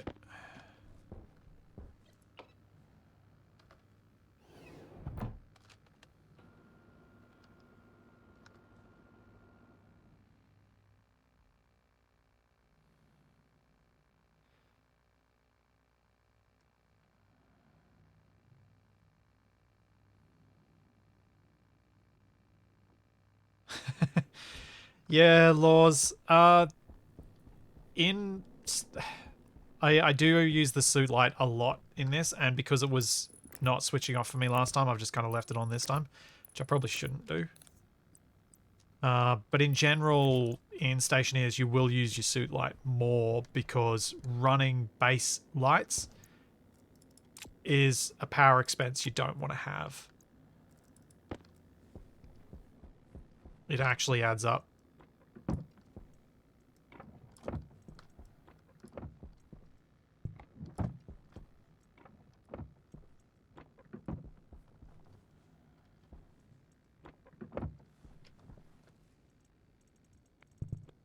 Eh.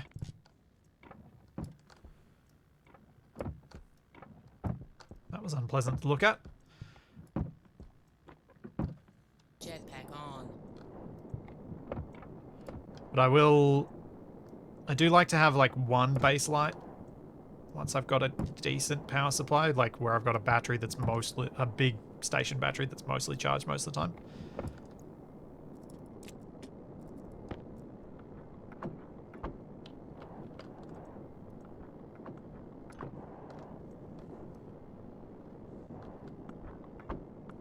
Actually, I might leave that open for a second. I'm just going to go see if I have enough for a 6th solar panel.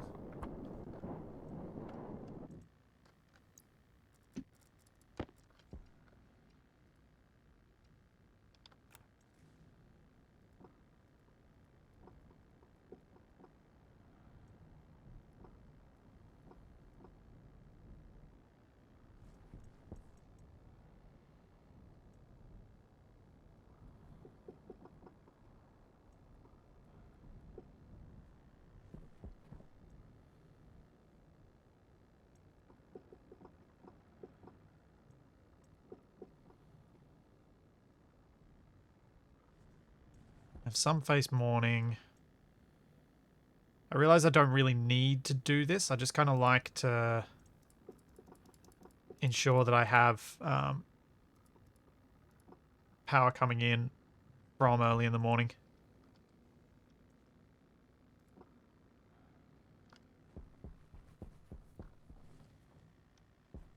I suspect I probably would end up with more power throughout the course of the day if I just made them flat.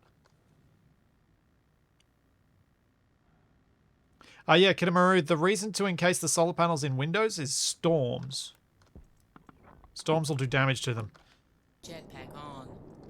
And the windows will protect them.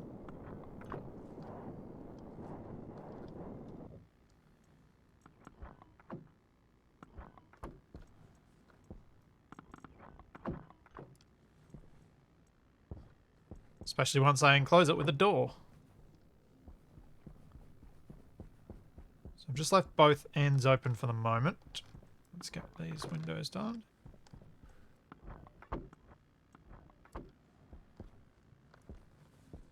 Cool. Then go see if I can make that 6th panel.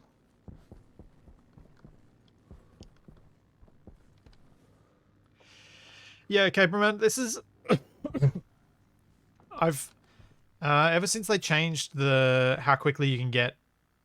like, oh, ever since they made it steel for the solar panels, and that they get damaged with storms, I've kind of done this sort of setup where I don't bother automating them. I just spam out enough panels initially. Because having 6 or so to begin with is usually enough to get you your suit power constantly well charged and the base battery to get some charge while you're building all your other stuff. Or at least it has been for me. It doesn't end up being enough for long though.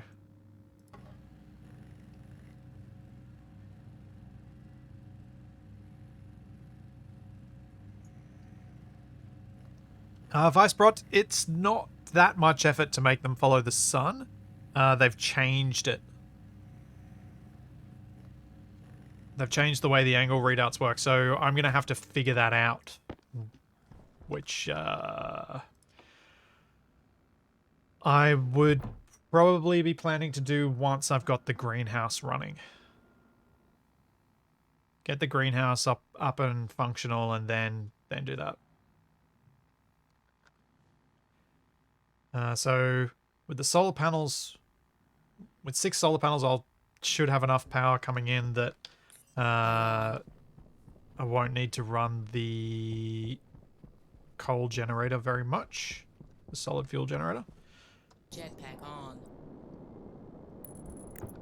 So then I can move on to getting a battery charger somewhere.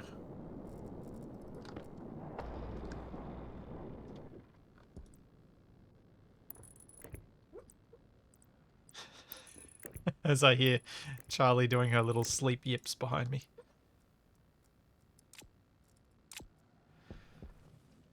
Cool.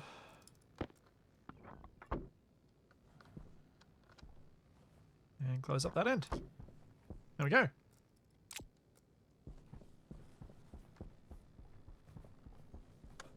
If I just make a little door, it should be completely secure.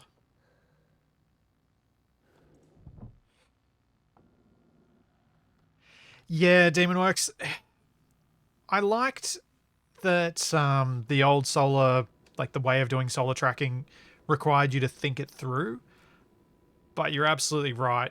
The way that it was complicated and the way that you had to figure things out wasn't clear enough for many people to figure it out on their own. I'm certainly one of the people who had to go and look at someone else's guide to be able to do the solar tracking. And that's not really ideal.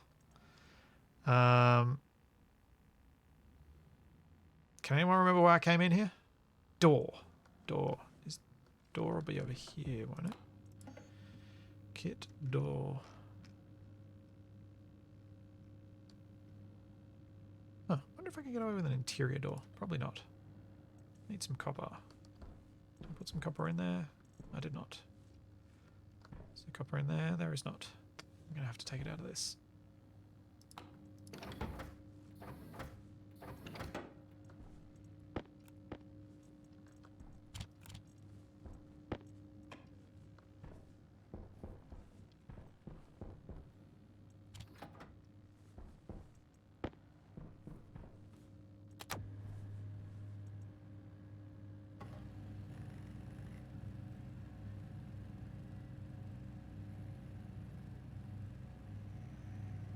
Yeah, Laws. I will... It does make sense for me to put a light on here. What I was trying to do, and I just realized I had the parts and I didn't actually make it, was make the GPS thingy.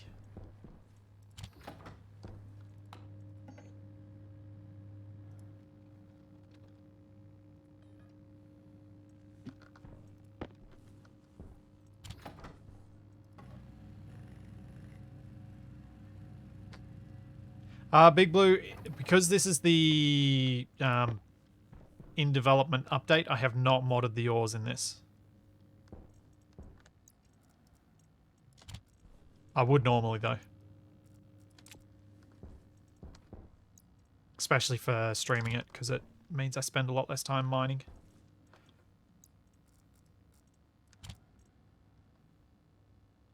Where's my tablet at? I know I put it in here somewhere. There it is.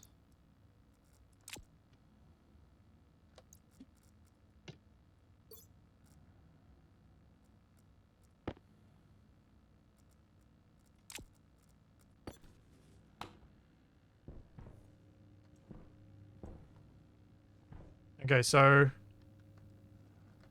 minus 1505. Now I should be always able to find my way home.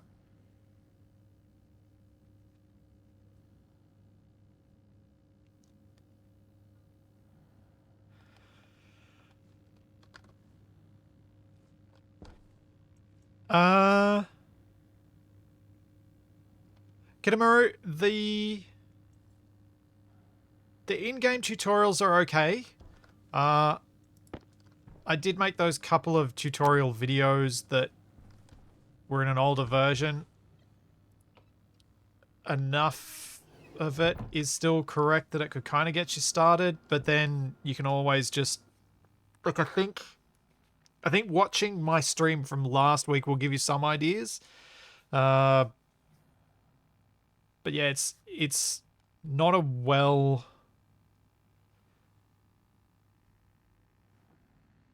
There aren't a huge number of tutorials out there. But there are quite good written ones, if you prefer a written tutorial.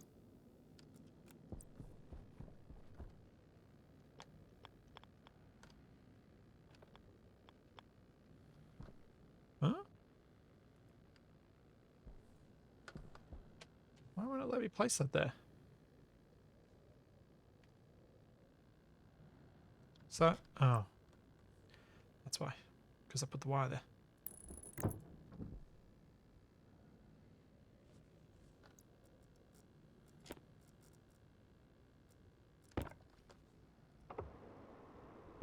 Hey, thanks Collarpop for 19 months.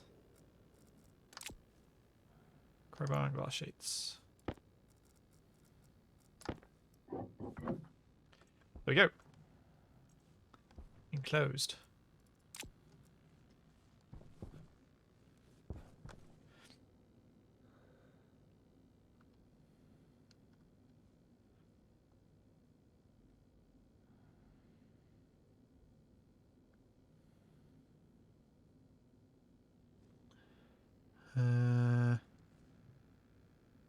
Next thing was battery charger. What do I need for the bigger battery charger?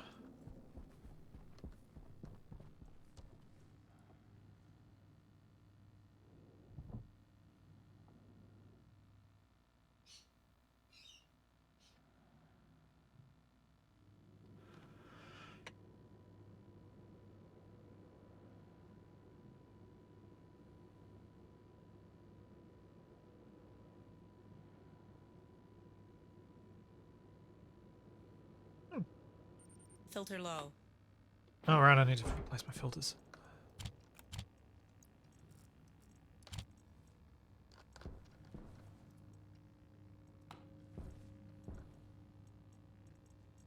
Oh.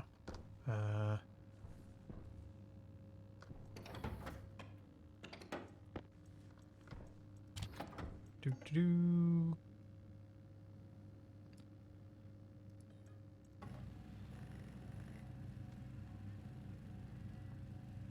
Place my filters. Get the battery charger.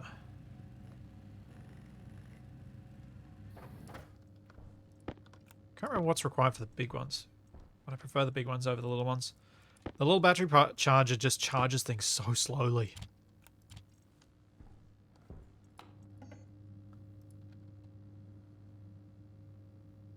Get battery charger. Nothing special. Okay. Opinions from chat. Should I put this inside or outside?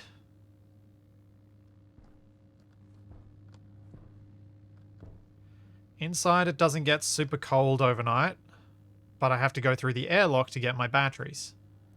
Outside, it can get really cold and deplete the charge in the batteries, but both.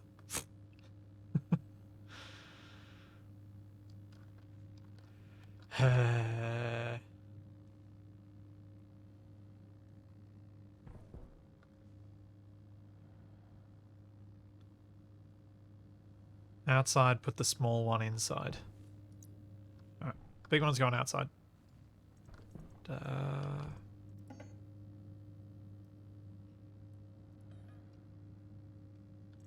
and steel.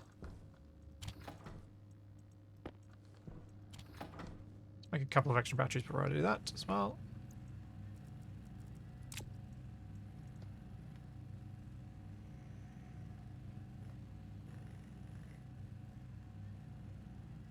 What?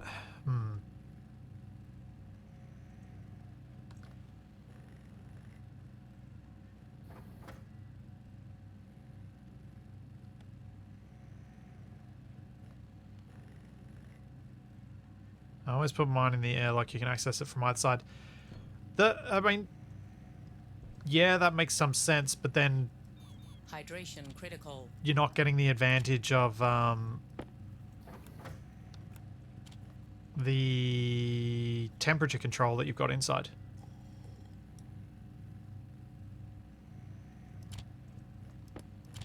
So isn't that a downside of it? 2 of those will be enough. Yeah.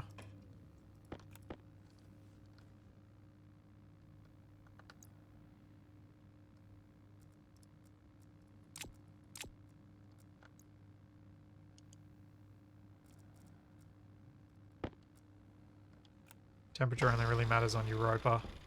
Yeah, that's fair. I'm going to put it inside. Because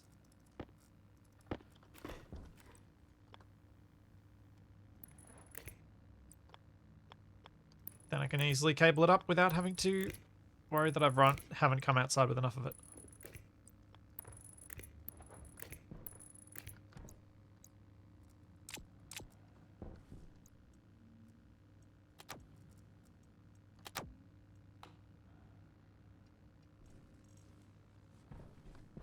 Doo-doo-doo.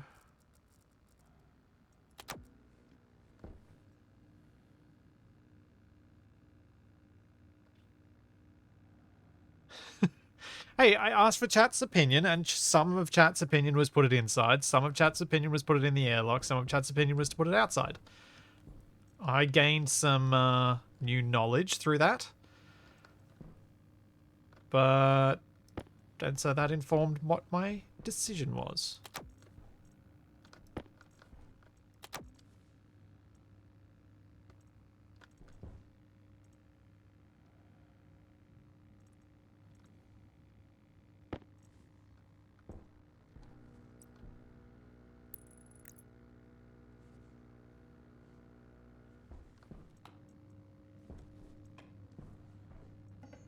And cable.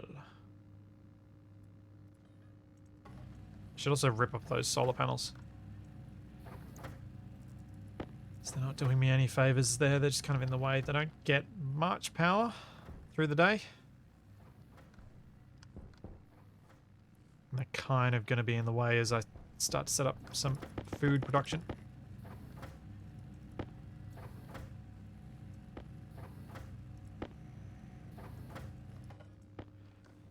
Exactly, Demonworks. Chat informs decisions. And unless I do a poll, can't really make them. Just the nature of the setup, really.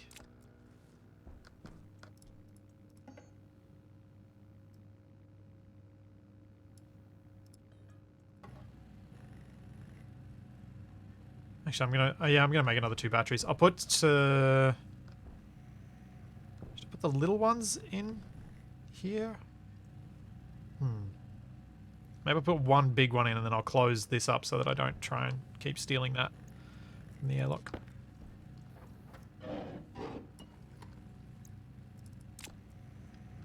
Put 1 big one in there. There's a backup battery and 1 little one.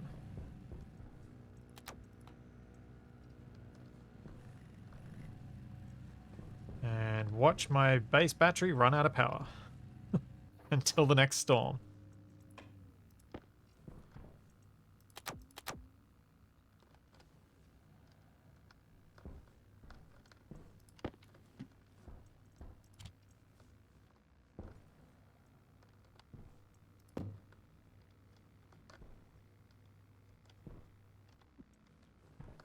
Yeah, I'm gonna rip these up.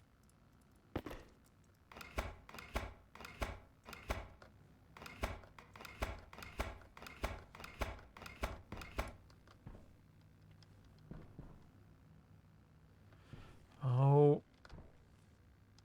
Grr, I want to, but I don't want to.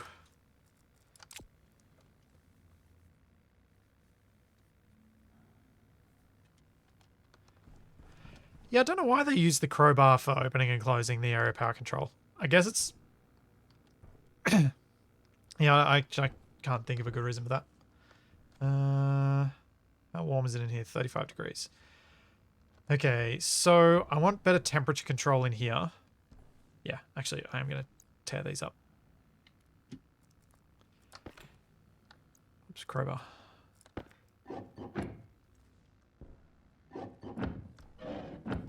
I want better temperature control in here, and to do that, I want to pipe in some compressed atmosphere. I can shove these outside, actually. Use them for some... Use them until they get too badly damaged.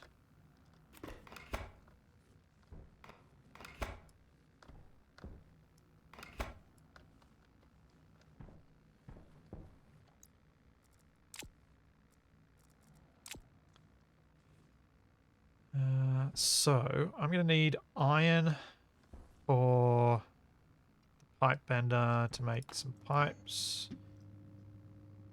So I'm going to need a lot of pipes running over part of the floor. Actually, I don't need a... yeah.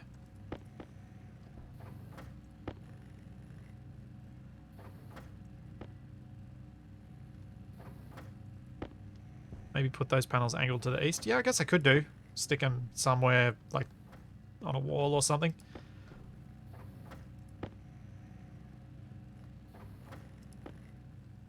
So the idea here will be that I'll put an active vent outside connected to this system with a valve in between this side and the outside side. So that I can have... I'll just use, like, an area, a single square size, to put some radiators on. I do not have the space for stackers. Not in the current base.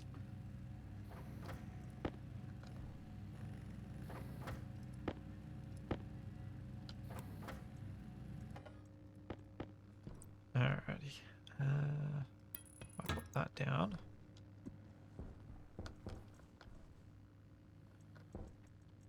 Blue, that's what I want.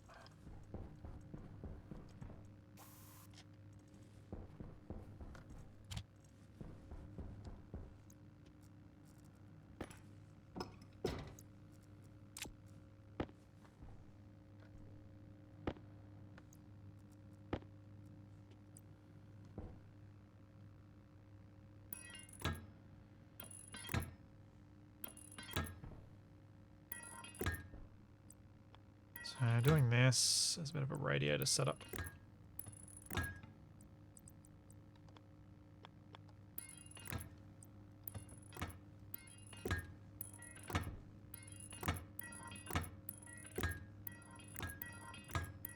Oh, actually, I don't want this blue. Dang it. This is going to be poisonous. I want this to be... What colors have we got? White, yellow, blue. I thought we had a black paint. Huh. Alright, white. Let's make this one white. I was thinking blue for cooling, and then I'm like, wait a second. That is what I'm going to use for... That's the color of the water pipes, so that makes it confusing.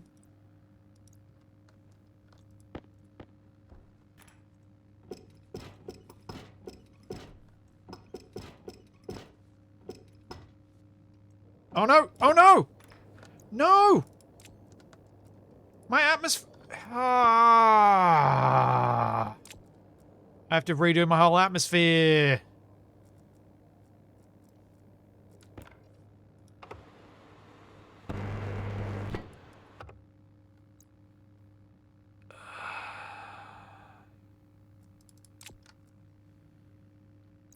Great.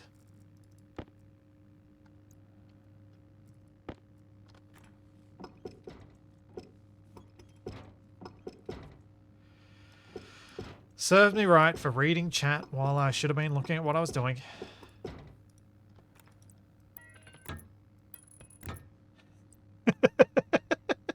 Yeah, rookie. Oh, cat back! Oh, man.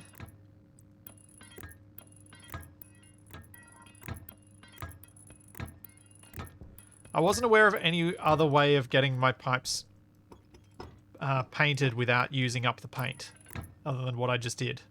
So that's why I did it this way. For those of you wondering.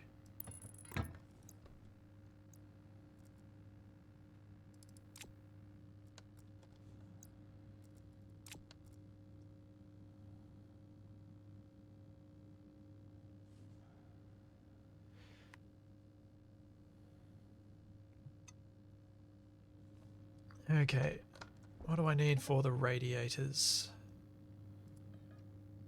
Golden steel.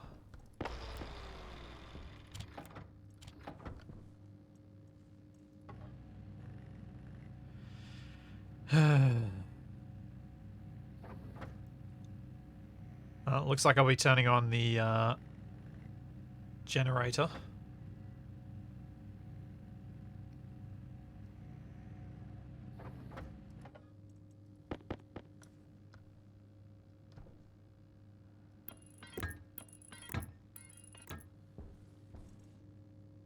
Yeah, I'll make 3 more.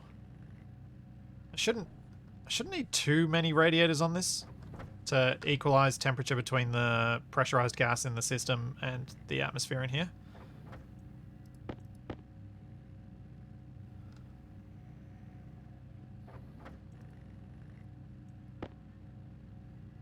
Oh yeah, it could have been worse if I'd been doing this once I had the crops up and running. That would have been so much worse.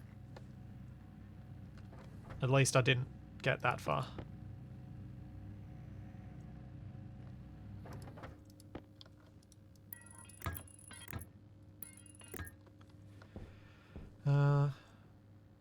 Is there a pipe valve somewhere? Not seeing one.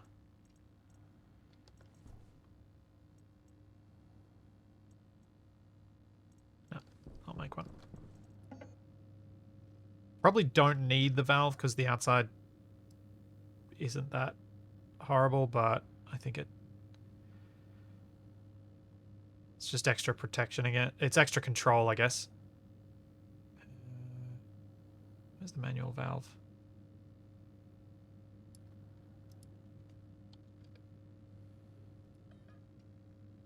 Copper.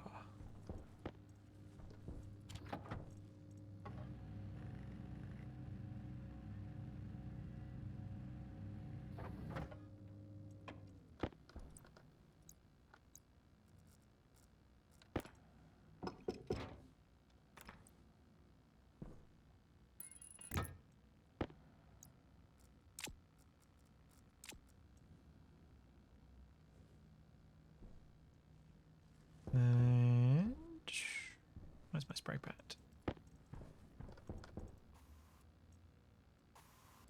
Ooh. Probably could have just picked these up and done the same trick, but whatever. They're now all painted.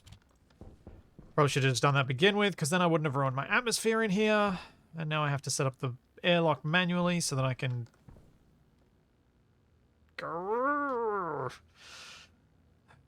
What is the atmosphere in here now?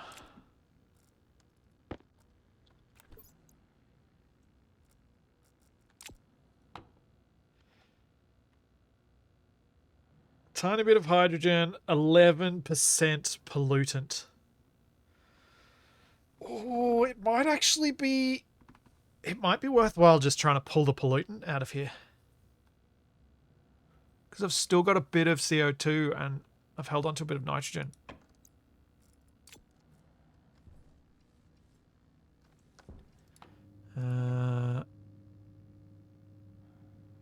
Kit. Atmospherics, where is it? There.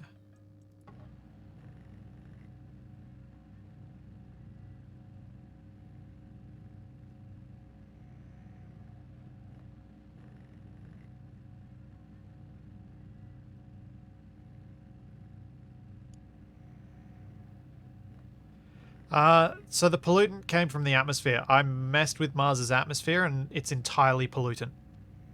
It's entirely X.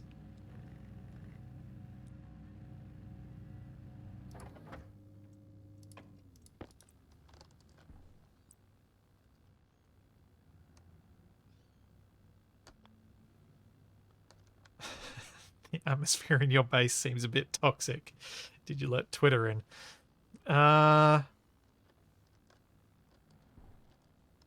Sure. No, I let League of Legends in. That's the one that makes Capac toxic.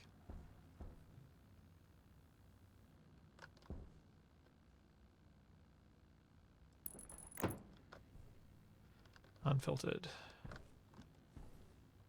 Oh, that's not the way I want that then.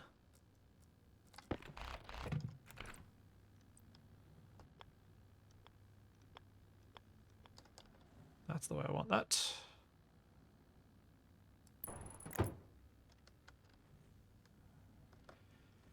Okay, a couple of passive vents.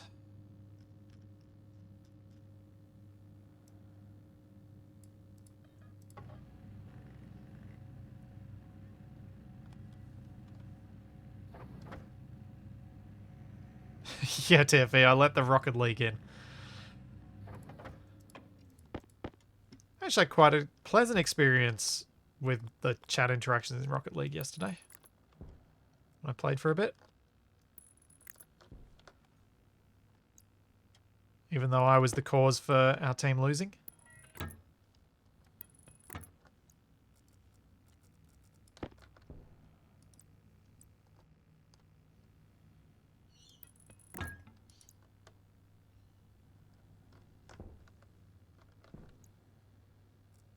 Yes, X can be used as jetpack fuel. The propellant can be any gas. It's just compressed gas. It's a really simple jetpack.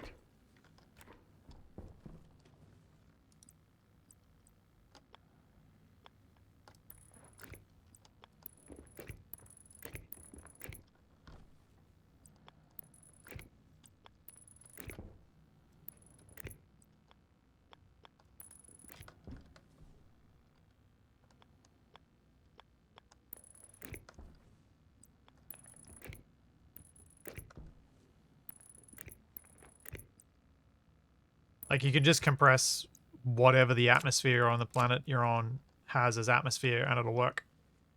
Right, let's get our filters, which is pollutant. Need more iron. I think I had more iron outside. I know I've got some in the other machine, but I'll just go grab it from outside. It's funny how competitive games are ruined by competitive people.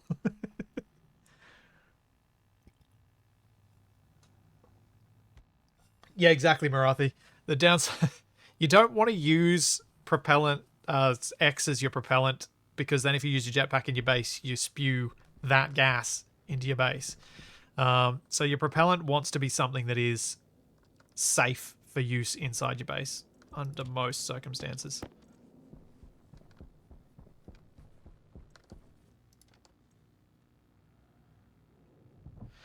It's true. That is a very good point, Marathi. Competitive games aren't ruined by competitive people. Competitive games are ruined by toxic people. There are plenty of people who are competitive without being toxic. And some people have bad days as well.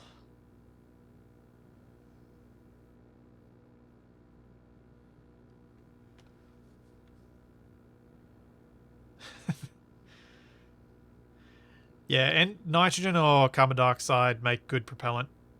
I'm not sure oxygen's a great one. Yes, it does look like I need another windstorm. Though I do now have a whole bunch of batteries charged up in the chargers. In fact, I can probably turn those off.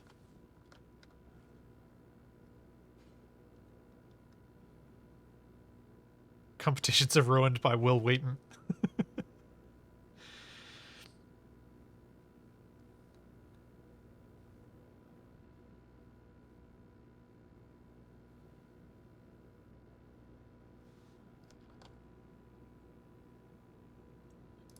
Oh, the pressure's dropped in here, of course. That's why that was struggling. Back that there, back that there. Make my pollutant filter.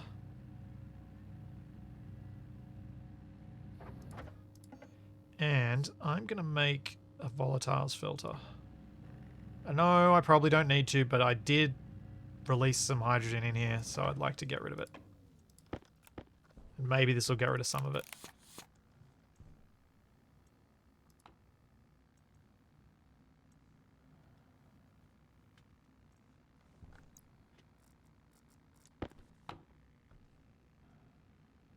Hey, it has.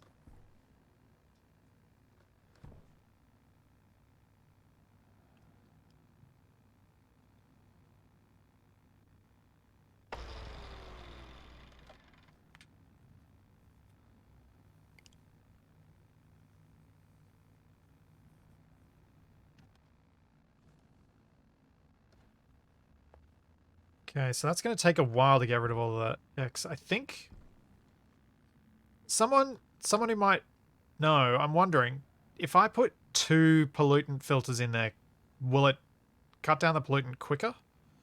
Because this seems to be filling really slowly.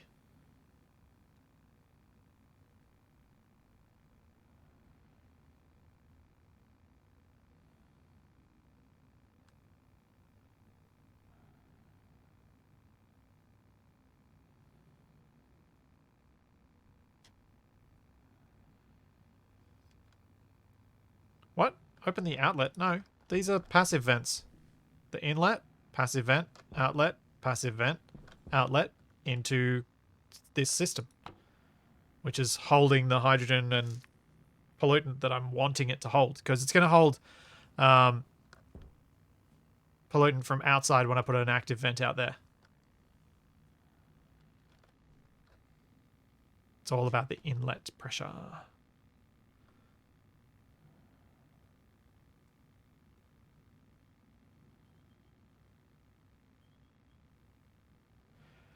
Okay, Bremen, I experienced the exact opposite when I played in the past.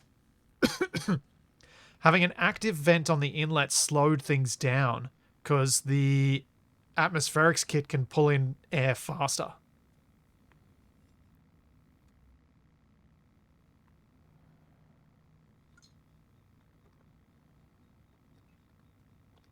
So that's why I haven't put one on, because that was my experience from before. I don't know if it's still the case, but that was what I'd previously experienced.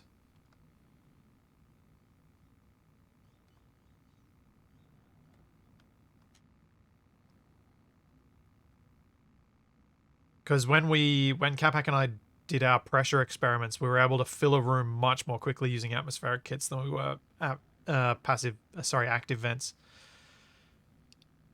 No, I do not need a passive vent outside to release the pressure in the pipe. The pipe is intentionally getting pressurized.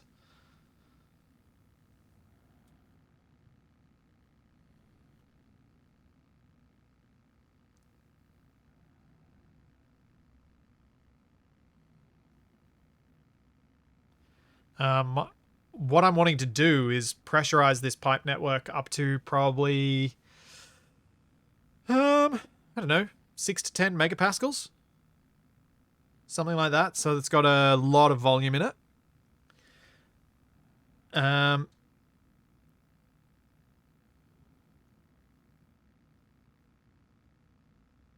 Oh, Berserk, is that part of it?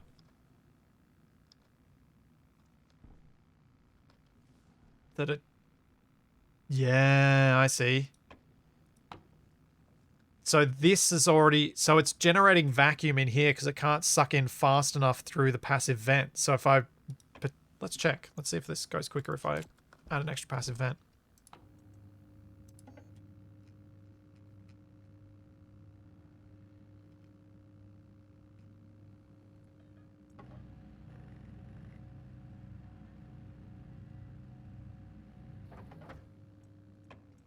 Well, I was figuring another passive vent in a different volume as well will allow it to draw in air from multiple places, as well as adding more pipes. Because that's the other thing. You need to have enough... it can't draw in from multiple areas at once as quickly as it can if it's only got the one vent. Pipes aren't a problem until 60. Yeah, that's what I thought. But I figured somewhere around 10 means I'm... Oh yeah, I suppose I could go up to like 20 megapascals in them then. Give myself a good bit of headroom because I don't need to have it super high pressurized. I just want enough moles of gas in there that temperature fluctuations in the greenhouse are much less severe.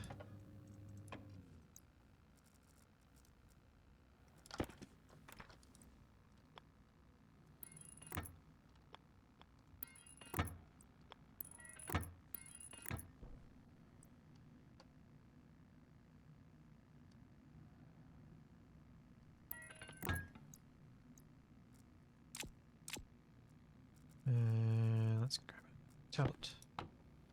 Huh? Power low. Still managing to generate a full vacuum in that space.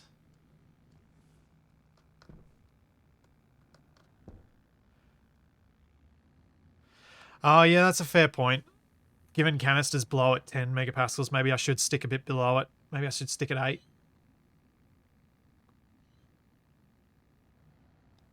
Marathi, the point of this pressure pipe network is just what I was saying. It's to even out, is to mean that the temperature that I've got in this greenhouse fluctuates much more slowly because it will, instead of, let me start from the beginning. So when you've got a greenhouse, it's got a certain number of moles of gas in it. So you can see how many moles there are when I look at this. We've got 0.8 moles of pollutant, 4 moles of nitrogen, 0.2 centimoles of hydrogen, etc.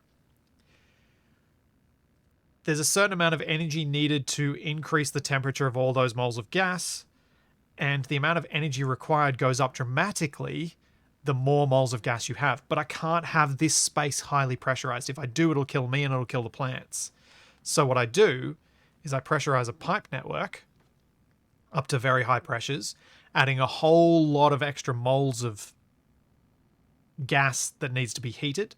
In the past, I've typically used water, not gas, because water has a high thermal capacitance, as in you need a lot more kilojoules of energy to go in to increase the temperature of a particular volume of water by 1 degree than a lot of other things. And so, but in this case, I've got easy access to lots of pollutant, but not easy access to lots of water, so we're just going to use pollutant. But what I'm going to do is put tons and tons and tons of it into this pipe network, meaning that to change the temperature in this space by 1 degree, a whole lot of energy has to be added or removed from the system, which makes it a much more resilient greenhouse to the temperature changes throughout the day, but also the temperature changes from the plants respiring in the space. I'm probably not going to put canisters on this, but just in case I do, it's probably sensible to keep the pressures below the thing. Yeah, exactly. Fun with thermal dynamics.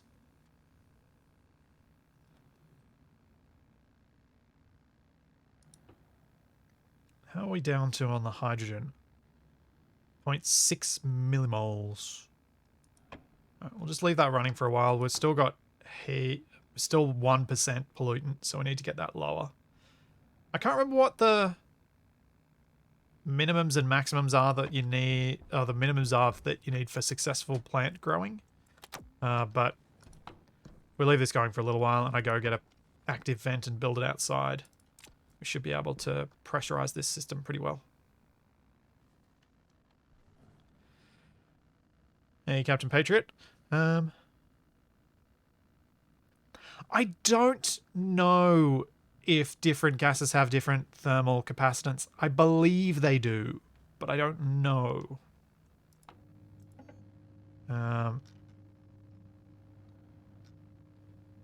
So I may be doing as good a job with this using pollutant as I am anything else.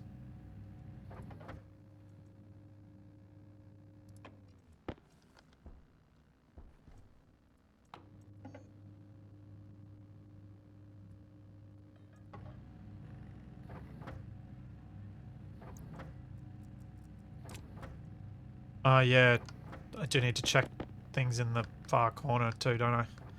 Oh, I should have had this blowing out down here to create that flow.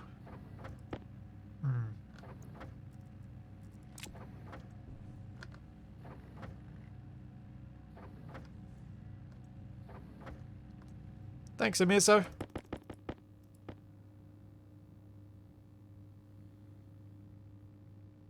Or just Mears.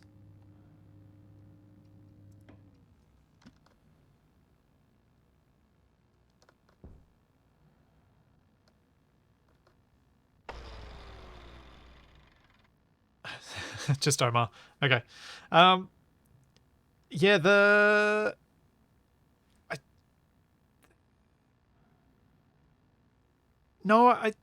Cheese Radar, from what I was reading last time, and this was a while ago as well, but from what I was reading last time, water does have better thermal properties than pollutant. The reason that a lot of people use pollutant for their air conditioning systems is that it's a waste gas. So you've got lots of it and you don't have any other use for it, so why not put it there? Oh, you meant compared to liquids, right? Although I think when I read this, it might have even been when water was considered a gas, not a liquid, because there was only a single system. Thanks, Iron Bloodforge. Thanks for the Prime sub.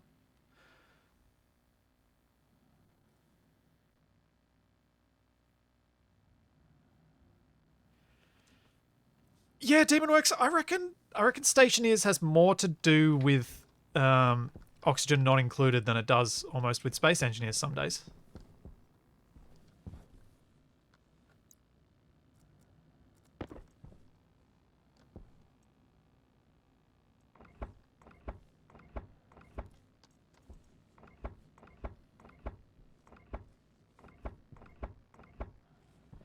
Because it is, like, both games are a lot about messing with thermodynamics.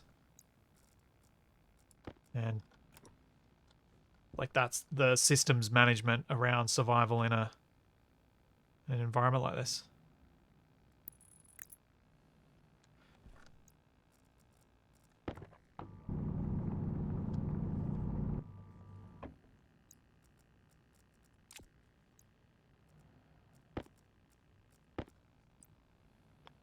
A while ago, I probably would have preferred the oxygen not included way of doing it. But these days, I think... Oh, I should put a radiator out here.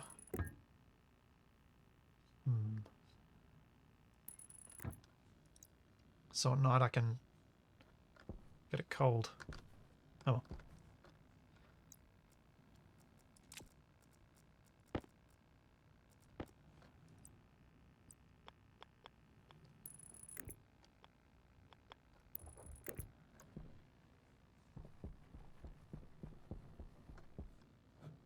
Yeah, there's very little mechanical physics in Stationeers, whereas so it's kind of like Stationeers is all chemical, like is predominantly chemistry and gas physics.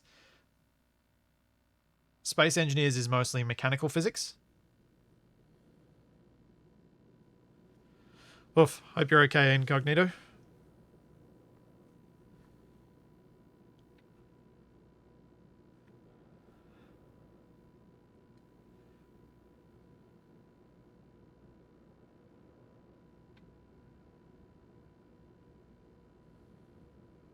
Do-do. Come on. Let me in.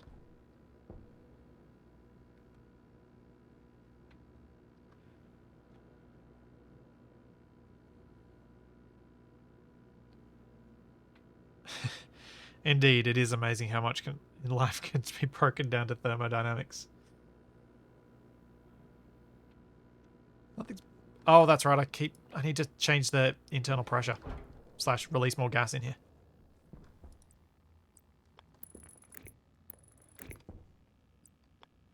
Maybe I should put Charlie in here. She's been releasing plenty of gas today.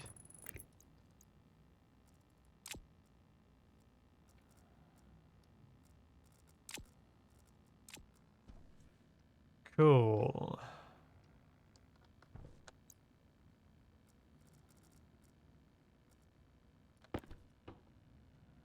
Hey, we got no hydrogen in here anymore. And we're down to a tiny bit of pollutant. Cool.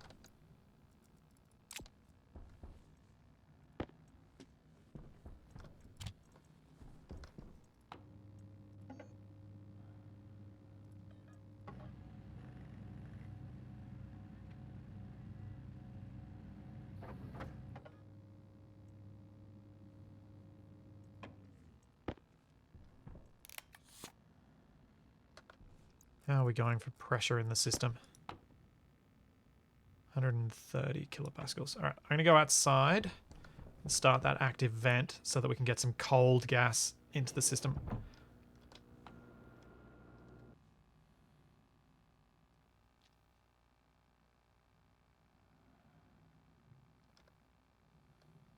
Where am I going to get gas to replenish the atmosphere? What I'm going to do is turn on my generator in here. So I've got a solid fuel generator in here that's connected up to a gas system that can pull air inside. Though I can't remember if I set that up as an active vent. I think it's all passive. Oh no, it's through this. Yeah, it's through this filtered. That's right. It is active. So I just got to turn that system on and I'll get more CO2 inside.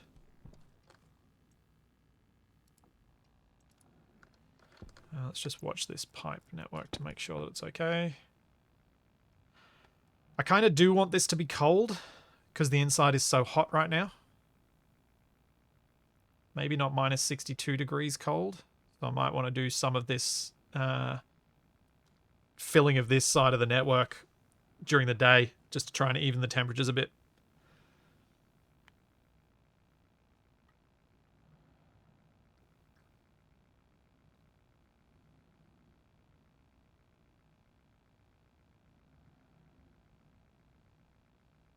So yeah, to get the gases to replenish the greenhouse atmosphere is off-gassing from furnaces or from the generator. But I've already got the generator set up to do it.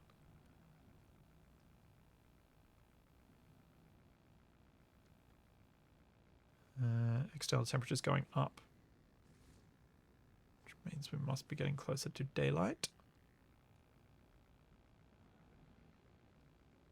Might just stop there, actually.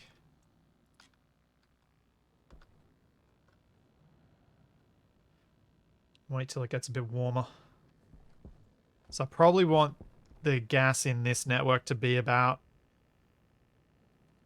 the optimum for the greenhouse.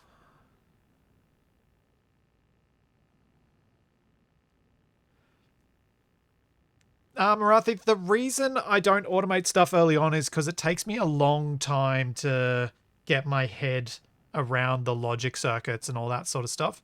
So the time it takes to set up the automation means I won't get the system done.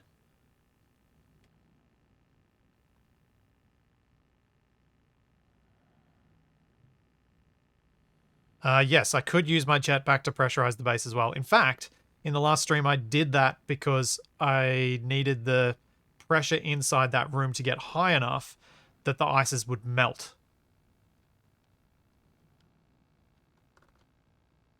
So I used my jetpack to bring the atmospheric pressure up high enough that I could generate enough temperature that the ice would then melt and then make the ice would sublimate, I should say, actually. Minus 16, minus 15.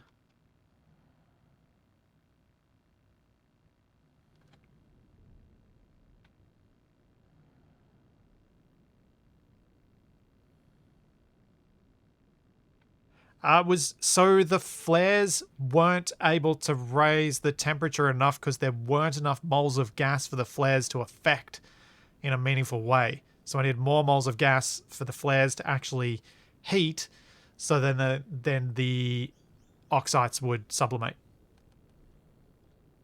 Hey, Gruz.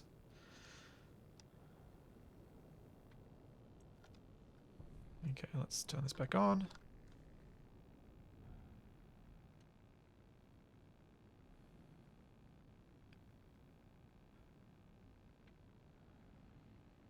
Yeah, that's the other thing, Demonworks, is that a system that that's not automated, doesn't require as much power input.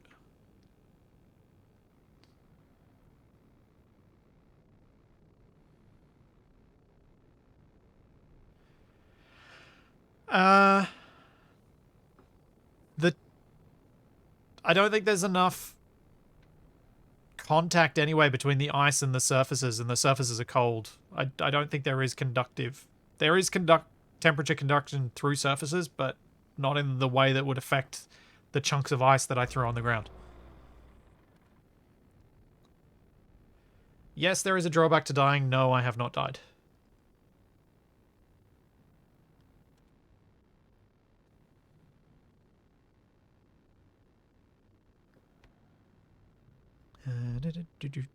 Waiting for the thing to pressurize. Because I want to turn it off soon. Probably should have done a bit more of this when it was a bit warmer. I think it'll be alright. Can always overpressure the system anyway.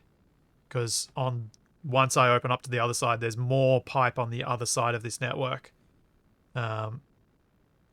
than there is on this side, so it'll potentially drop the pressure by about half.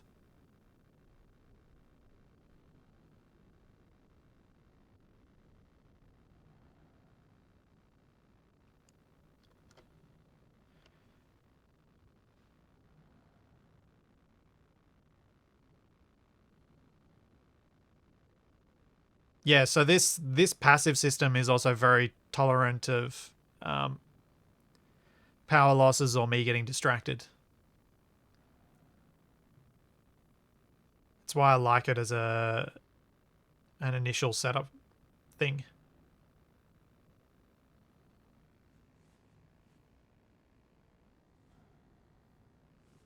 So wait for it to get just a bit warmer in there. I kind of don't want to run away from this, because if I do, I'm probably going to end up hearing pipe creaking noises and then an explosion. And I don't want that. And the battery is really low. I need another storm. Oh, hang on. What's the pressure light? What's the atmospheric makeup in here? Ooh, there's not very much. Let's grab some coal and throw that in there.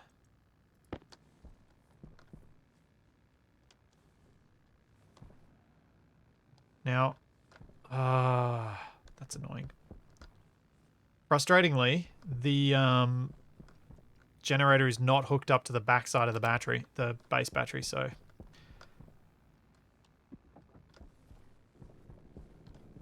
I just have to deal.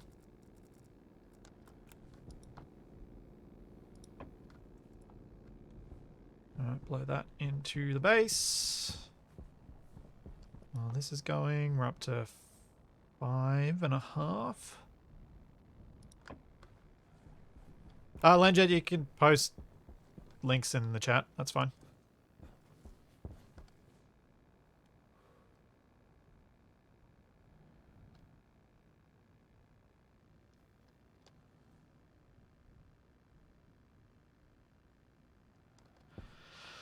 Laws. Odd thought of the moment. If you had a clock 50 years ago that powered itself by air movement, how would you advertise it? People would look at wind powered and think, of course, you have to wind it up, you silly person. I'm not paying extra for that.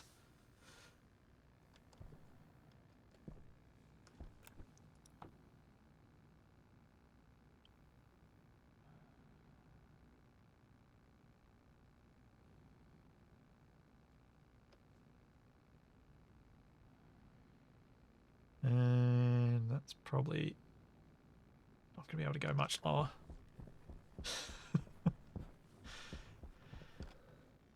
Wouldn't be a Twitch stream without some of Laws's puns.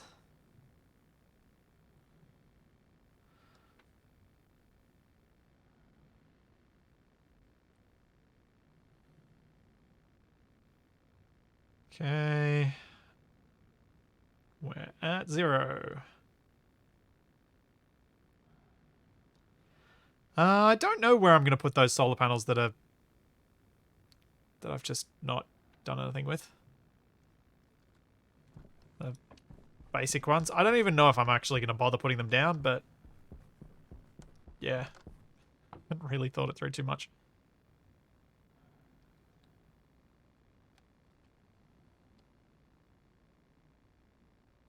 Thanks, Griffith.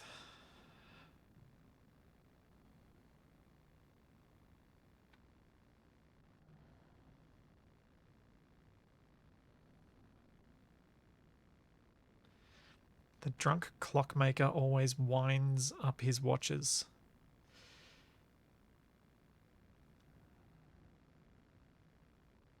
What's the temperature? 19 degrees. I think I'm going to have to use some flares to get this thing going. To get the temperature up to where I need it, but we'll see. I'm hoping this will, if I leave this on for a little bit longer, we'll get there.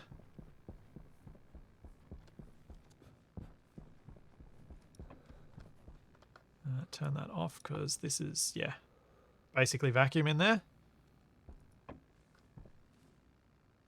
And do I have any pipe connected to Jetpack on. the inside with that? Yeah, here we go.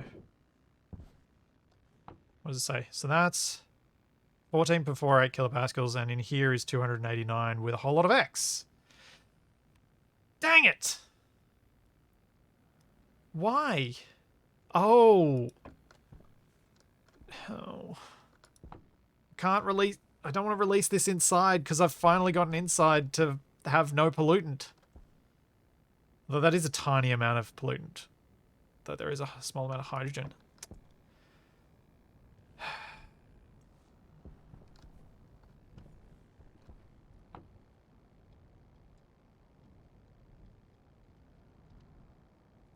No, my battery's dead.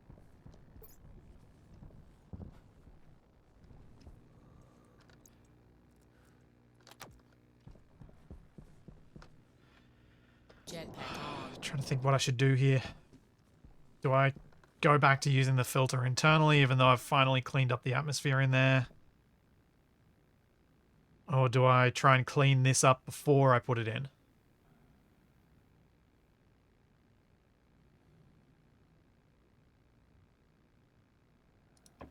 I might. Ooh. If inside's clean now, I can probably disconnect that.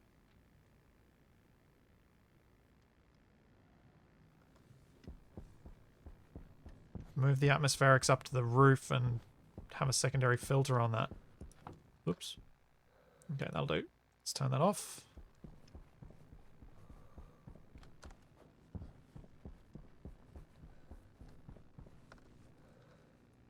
Let's just see what happens when I do this pressure equalization anyway.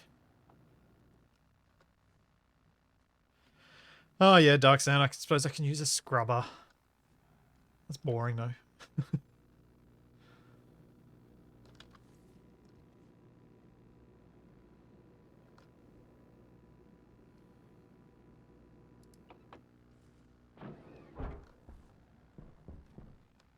Okay, so we got 132 kilopascals on that side, and we got 11 megapascals on that side. Let's open it up. And we should have the temperature in that go up now. Can close that off now. Oof, only 2.95 megapascals.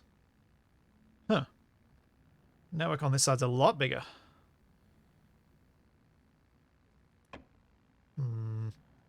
We'll be right back.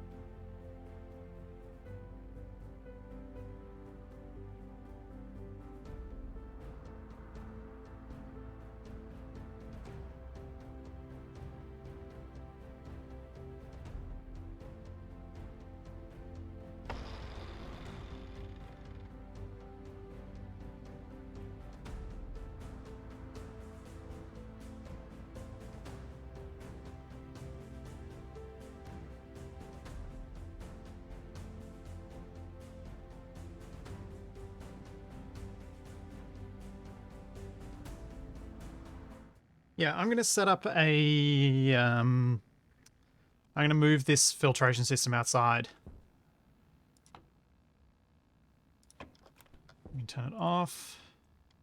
The reason I'm thinking is the pipe that comes down here, it'd be good to have a system set up that I can clean the gases inside before I pump them in, because I may well be pumping other stuff in the future, stuff from the furnace and whatnot.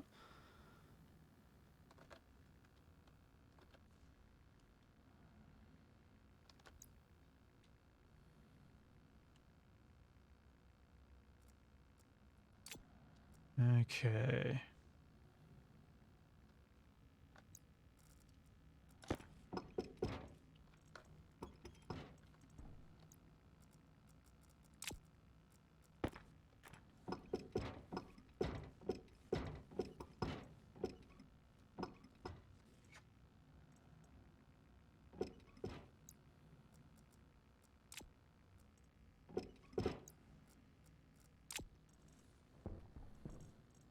I don't need to be carrying these anymore.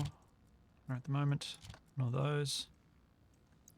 I shall always keep the GPS on me, because it's me. I don't need to be carrying the plastic at the moment.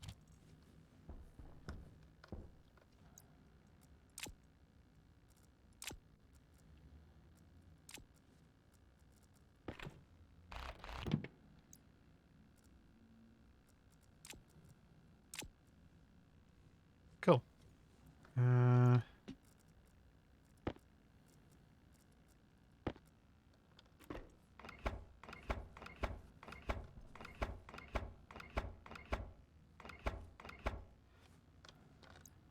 Even though there are, like, simple things like the portable scrubbers and whatnot that you can use in this, something about making my own system in Stationeers is kind of fun.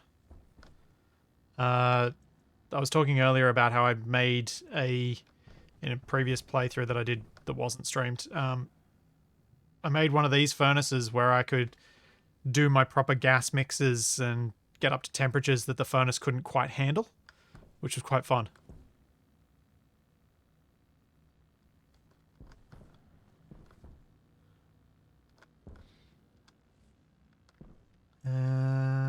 Right. Anything else I need before I go outside? Don't think so.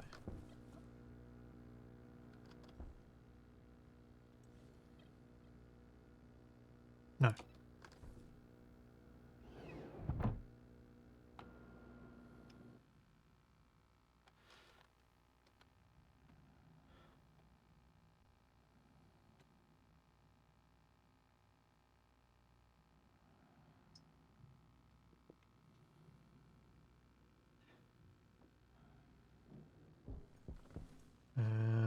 So I'm thinking I'll set this up just here. Or here? Can I not place... Oh, I have to place it on a thing. That'll be a bit annoying there. Guess I'll place it on the roof. Jetpack on. Wait. Oh, I can't place it on this roof. Jetpack on. I have to place it on this roof. Fine.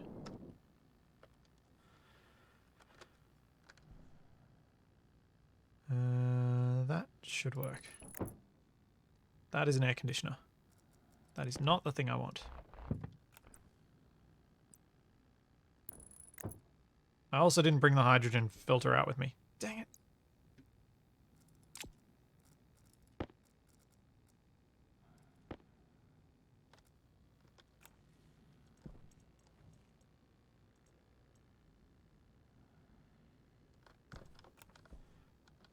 So I want input, and then I want filtered to go to a passive vent that just blows off.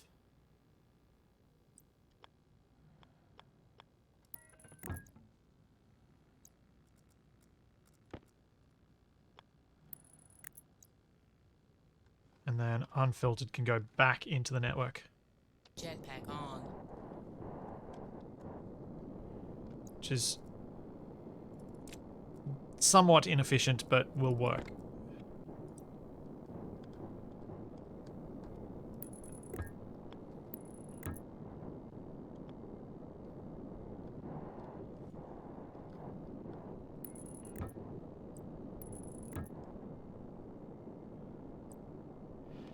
Can anyone think of a reason why I shouldn't just connect this up like this? Does this even out across the pipe network more rapidly than in general atmosphere?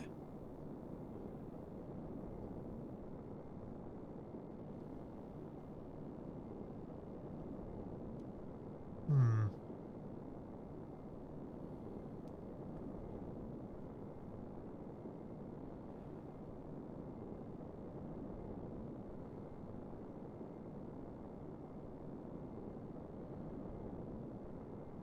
Eh.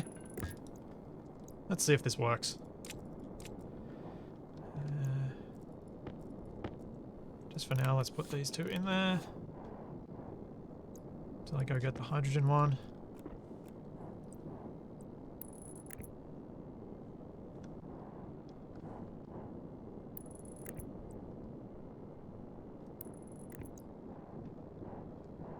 Okay.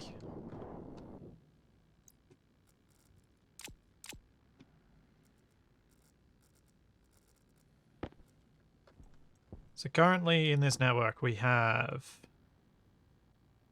0.03 moles of pollutant. Jetpack on. The power switch is in an inconvenient spot.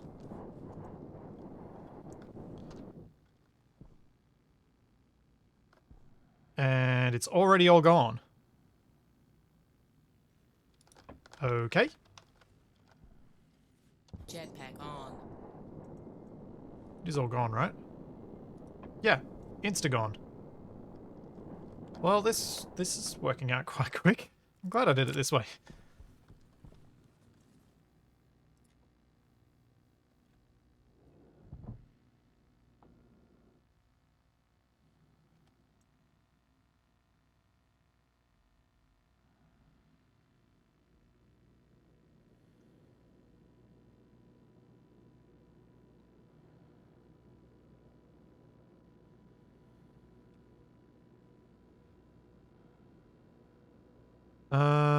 One-way valves. Yes, there are. I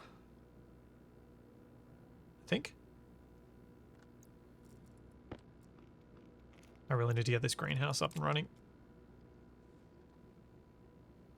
I fear where I'm at too with my food. And I need to go fill my water bottles as well.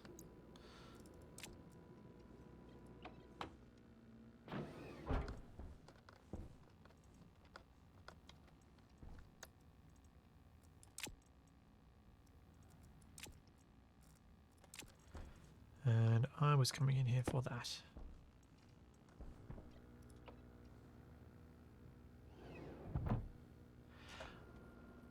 Yeah, that's what I was hoping, Duxan. With the pipe network being a single space, it makes filtration of it really, really simple.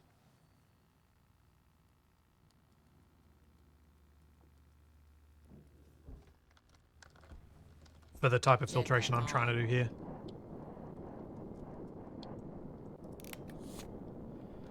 So if we have a look, we've got 0.02 moles of hydrogen. On and off. We now have none. So I now should be able to...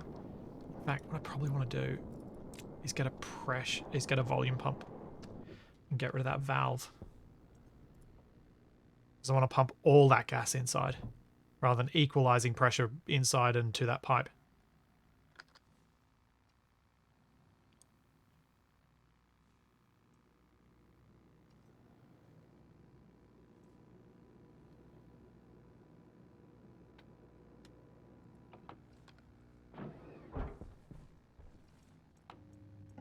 Where's a volume pump? There we go.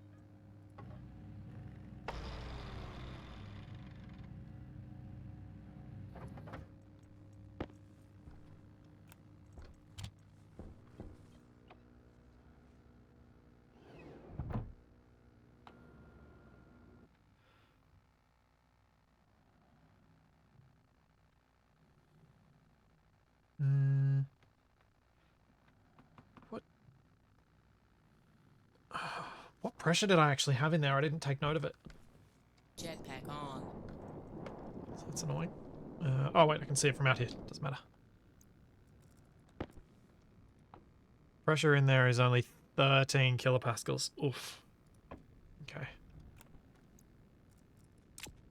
It's not a lot.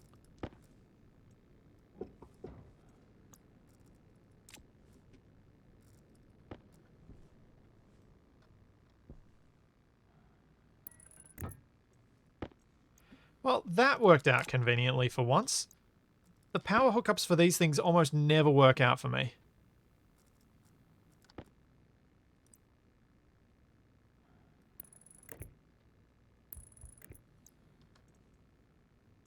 Okay.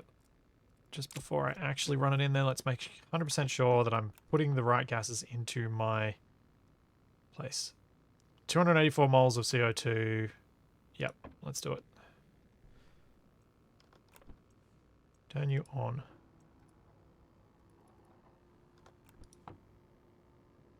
No, give me the pipe. There we go, up to 22 kilopascals, 23. What are we down to over here? Down to... Getting down pretty low. Alright, we might have enough pressure in there, I think.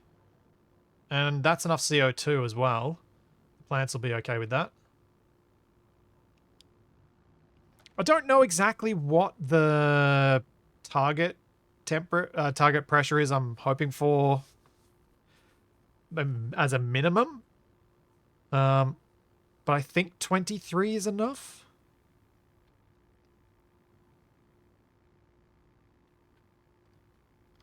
And this should be almost... No, it's still got a bit to go.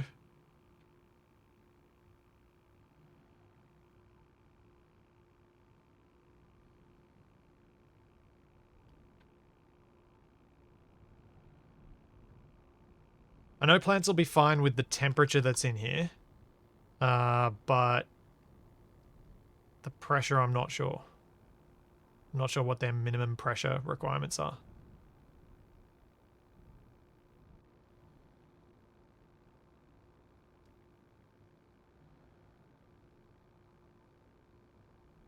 But I reckon I'm going to need to probably run the generator a little bit longer to get some more gases to put in there.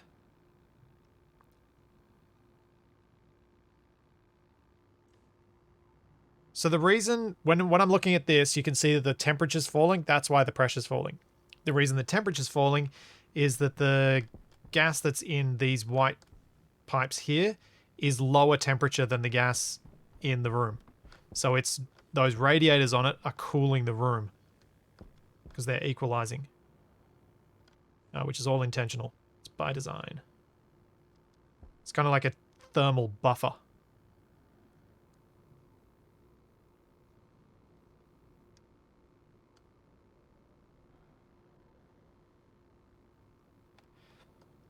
Mr. Bock, you don't...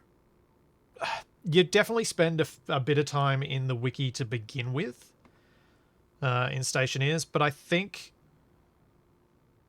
if I can get to a point where the only thing I open the wiki for is for having a nice table of alloys, I think anyone can.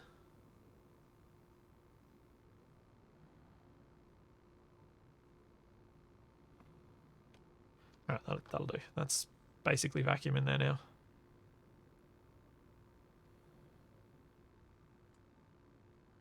Let's turn that off. Where are we at inside? 22 kilopascals at 25.9 degrees.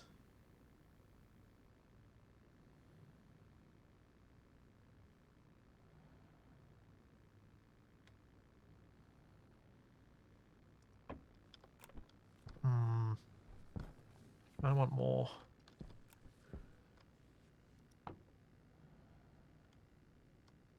Maybe I'll make a... kind of tempted to throw that in there. But really what I should do, because my battery is struggling, is lay some heavy cable from in here from the generator around to the battery so I can charge it up. Because I think the generator will burn out a regular cable when hooked up to a station battery, unless someone can correct me on that. And I think I've pretty much emptied this space out. Yeah, it's vacuum, so I might as well open up the door so I can work in here.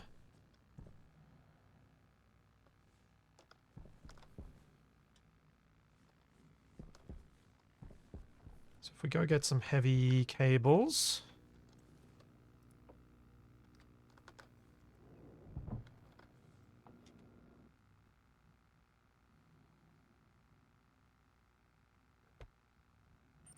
That's what, 7.7 to 190 kilopascals, 15 to 50 degrees, and water temp 5 to 60 degrees. Okay. Cool.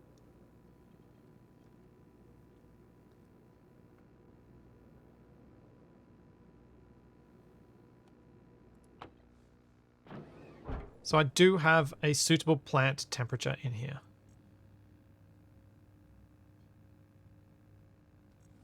Heavy cable.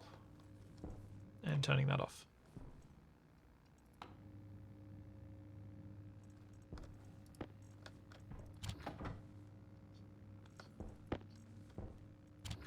I need to do more mining again soon. It did last me a while though.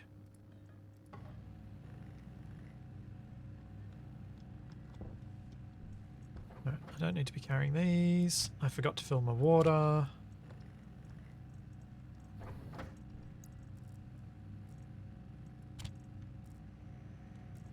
Let's go fill my water while I'm getting a giant pile of cable.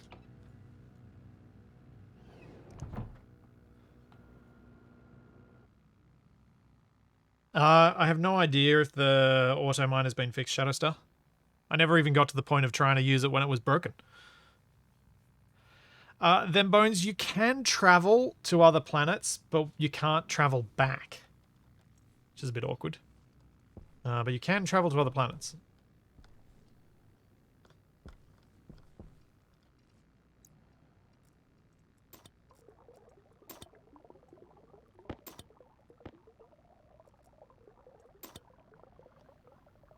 Takes a while to fill.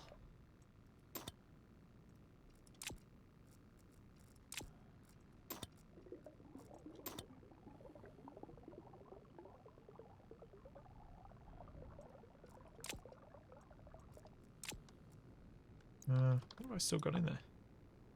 Yeah, still got a fair bit of water in there.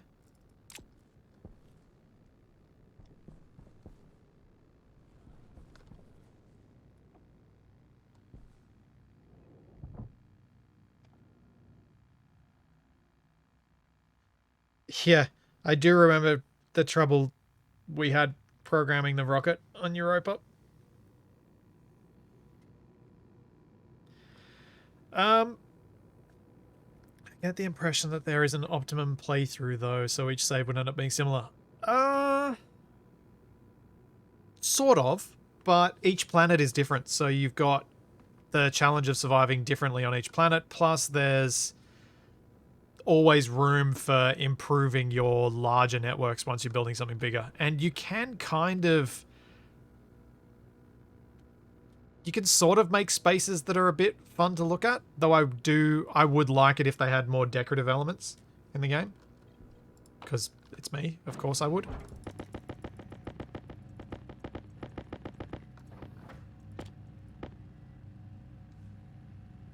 I'm going to need a fair bit of this to get all the way around there into the back of the battery.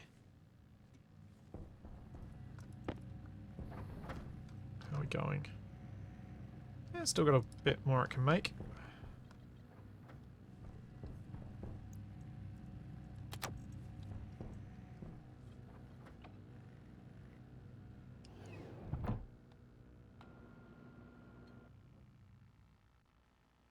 How much of Space Engineers did I need to unload? Not really anything. It feels different enough and the visuals are different enough, although the visuals are not terribly different to, like, DirectX 9 Space Engineers, like the lack of textures and stuff.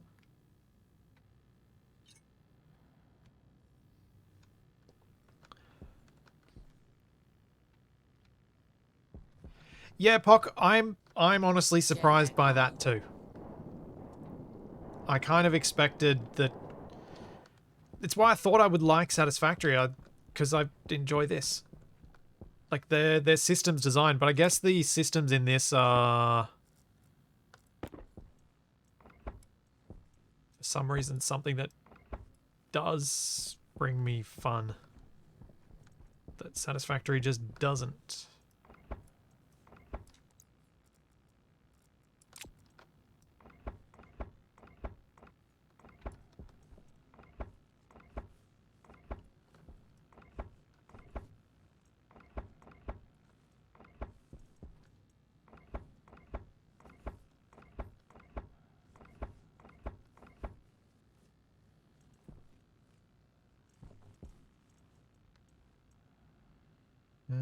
Let's tidy this up.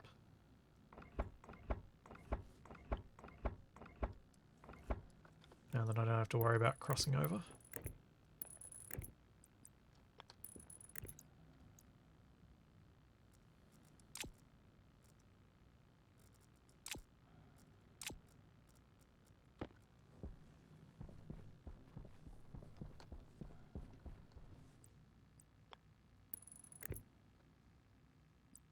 I guess one of the things that probably makes me enjoy this experience when I don't enjoy some others that have similar systems design elements is how much this is grounded in reality and survival. For my personal tastes, that is mostly a good thing.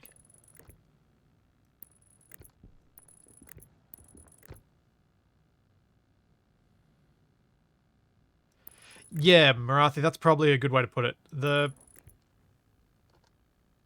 stuff in Satisfactory and Factorio is all about numerical ratios, which is possibly not helping, possibly doesn't help how much fun I have in it.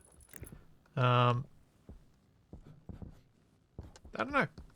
But as I've always said, and as I will probably say many, many, many times to come, just because I don't like it doesn't mean it's a bad game. I'm not saying it's a bad game. I'm just saying I don't like it.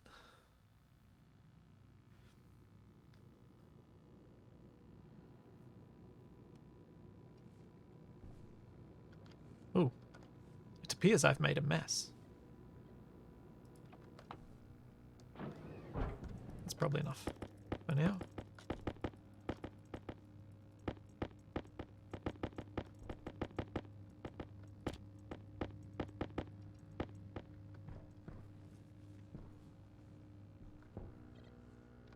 And now, so I don't need to keep carrying all this water on me.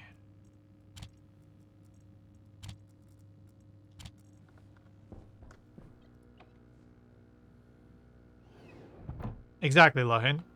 I do like chocolate, but just because I don't like fake banana flavored things doesn't mean they're bad. Although I find it much harder to make that argument when I say just because I don't like cans of spray cheese. I'm not even sure I can finish that sentence.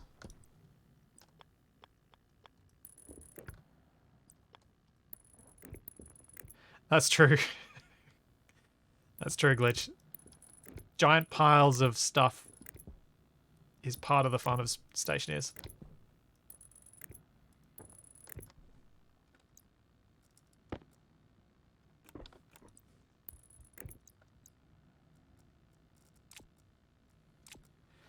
Okie dokie.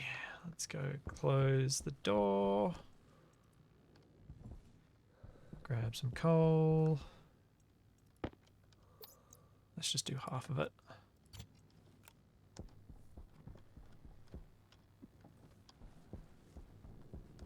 Generator's going. And let's check what we're looking like inside. A bit of X and a bit of CO2. It's still pretty low pressure in there. Might need to burn a bit more. Wonder how much battery I'm going to get out of this.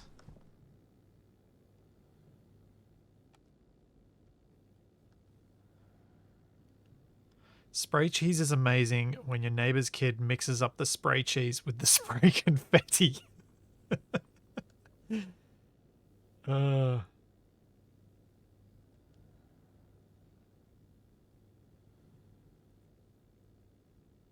Thought spray cheese was sold as cork in the civilized world.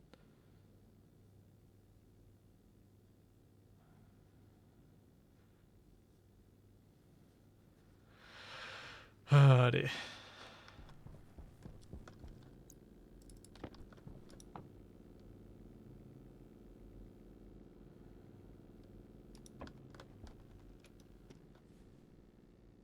Oh wow, okay. I think that's finished processing because the pressure's not going up noticeably. Oh yes, it is again.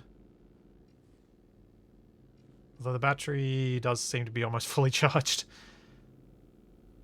Alright, let's turn this on. Start getting some CO2 in here.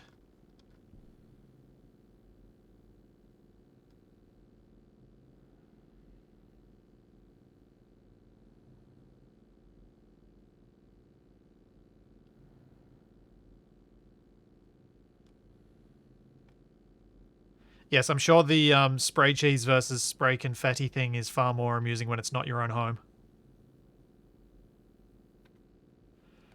Oh, right. I need to make another radiator. The stuff that comes off the generator is just a bit too hot for me to dump in here. So what I might do is just set up a radiator on it. Maybe behind a valve so that I can only use it sometimes.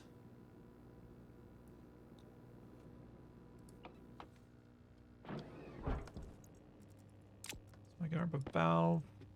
We make a, whoops. Make a radiator.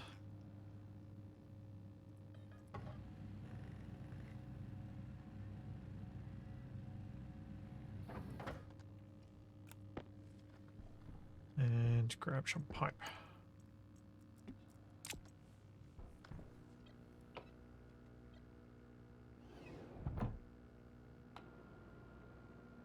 Don't try this at home. Try it at someone else's. Yes.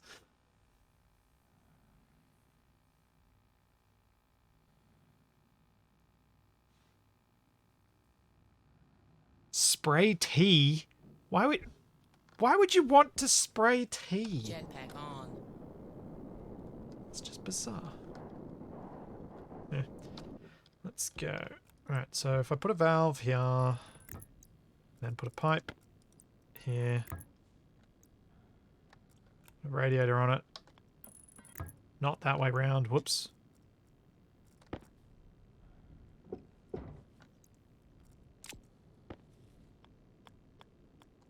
That way round.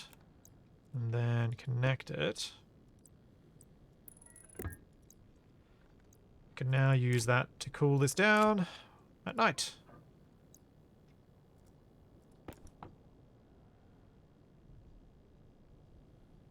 It's not particularly quick, but it'll get the job done.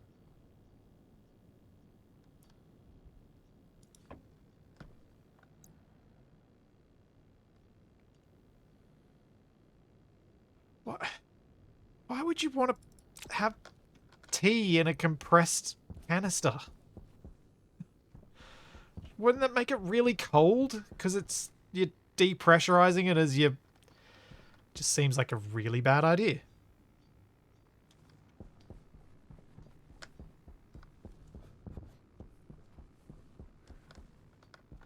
Have we taken all the gas out? Yes. Turn you off.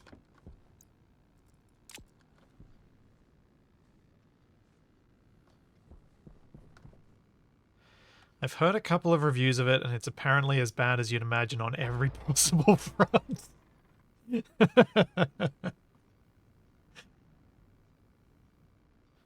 Yeah, that's the other thing, Pock. What problem is aerosol tea solving? Like, seriously.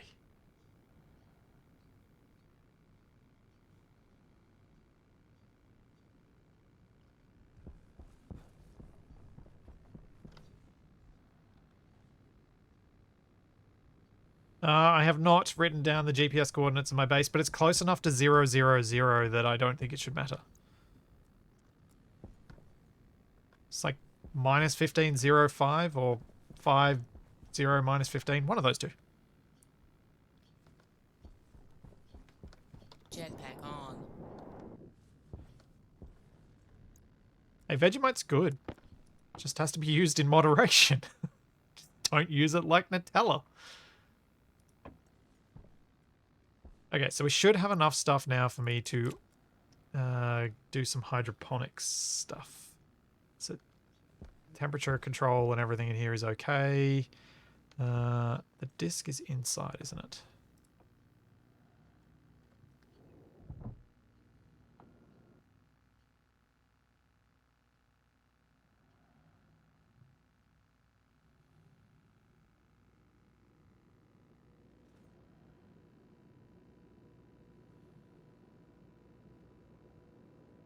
I've tasted it up here in Scotland and it's nasty.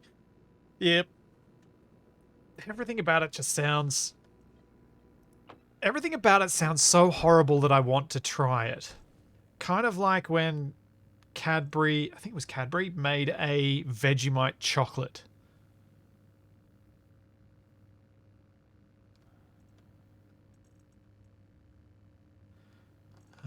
Which was awful.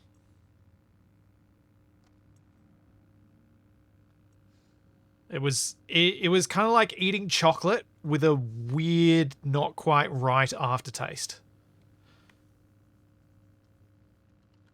I've already forgotten what I was coming in here for because I thought about Vegemite and chocolate. Can anyone remember why I was coming in here? I was going to make plants, that's right. Kit locker. Kit portable hydroponics.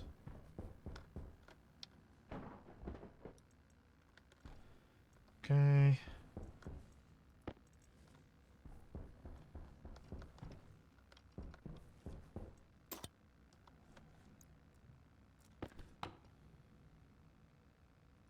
Perfect. We're at a perfect 26 degrees inside. Let's grab some tomato. Corn, no. Pumpkin, tomato seeds. I'm just going to plant one. Just in case something goes wrong here.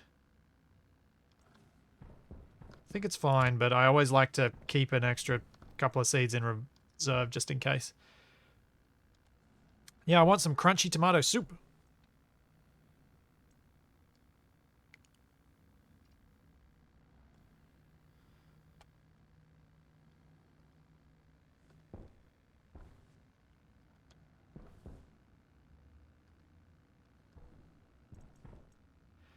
One thing I will admit as an Australian is that Australian chocolate is not as good as chocolate from elsewhere. Because it can't be. Because if it was as good, it would just melt and be a horrible blob.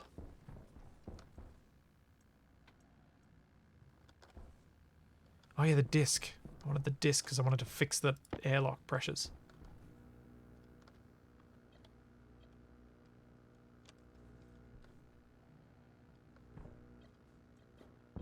Can I not do the disc while it's...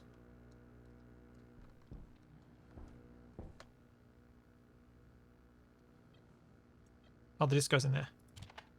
Explain a lot. Internal pressure is currently 21, so let's drop that to 21.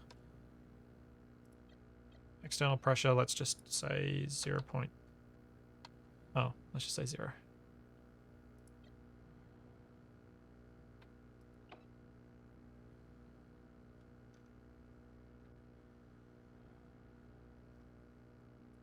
Huh. Doesn't let me do 0.5. Doesn't let me do decimals. Must be integers.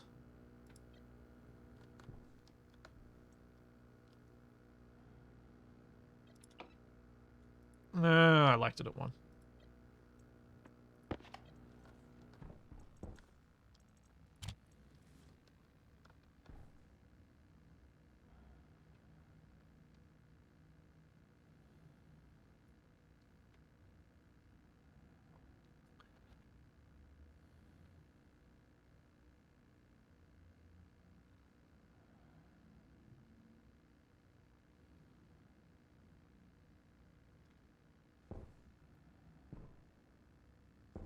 Yeah, I know I eventually need to plant more than 1 tomato, but I should be able to get enough harvest and seeds from this one to plant more. So I'm just being ultra cautious in case I've boneheadedly done something in here that's going to kill my plants.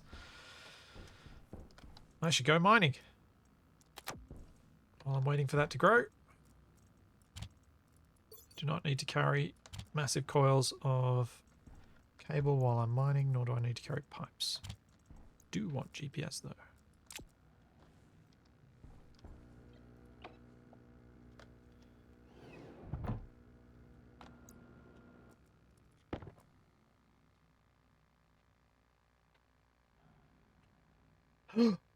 Thanks, Dad. I think you're right, I do have a vent still running. I think I might have left the one that's pressurizing the over here on. Ooh. That would have exploded before I got back.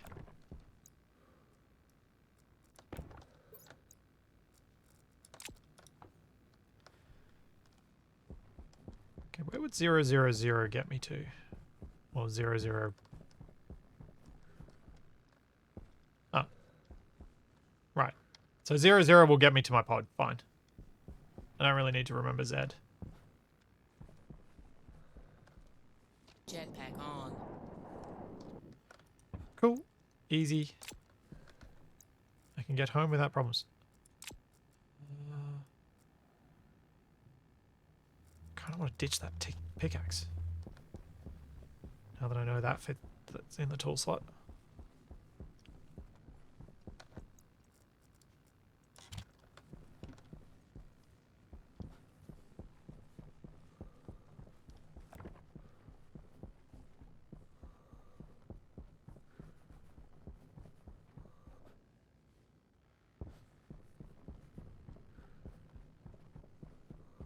I want iron?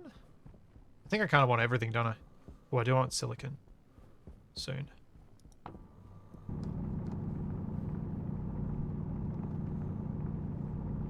No, I haven't made a tool tool factory thingy yet.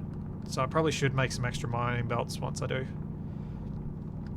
My thinking is, now that I've got the greenhouse up and running, I should probably next do some automation of my solar panels so that I can increase my power output from them. Get some sort of logic network set up with that to make them track, because that'll increase their power output massively. And after that's set up, Uh, probably I want to increase the size of my internal area. Like, make it so that I've got a bit more room in there. So, and potentially have a separate greenhouse to production facilities room.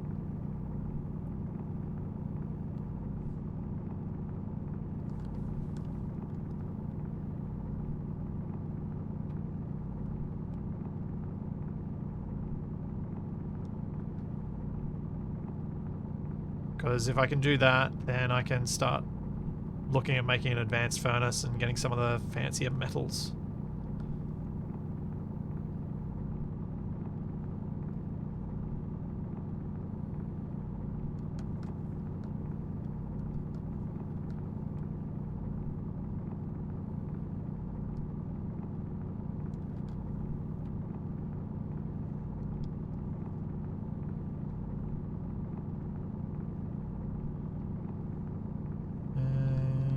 Looks to be all of the silicon.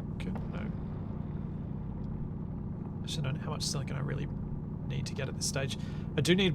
I'm going to need it for all the glass, though, so I guess I probably do want a lot. And I do need the plastic for the composite, because I'll be using steel walls. So yes, I do want lots of silicon. Ooh. Wonder if I could do that. I was just thinking, I could build underground for my production room and have my greenhouse like above ground and on my head.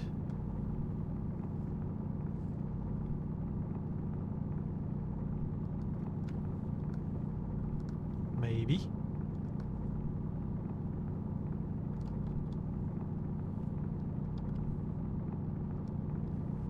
You're welcome, Karen.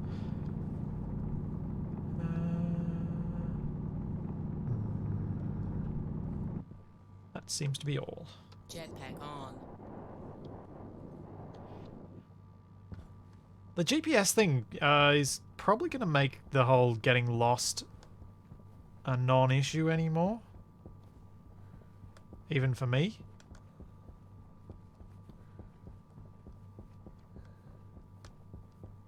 Not sure how I feel about that being so easy now.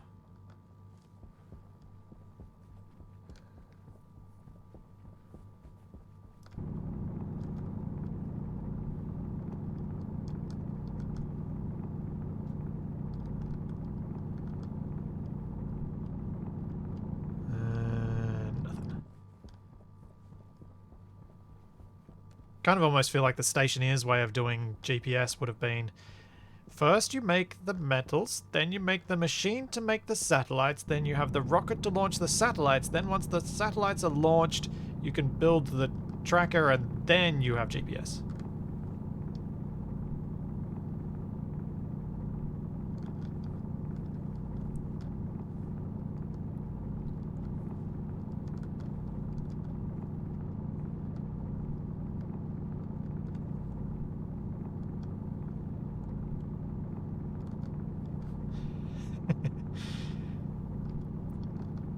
Hey, I don't mind tempting the devs to do that sort of thing.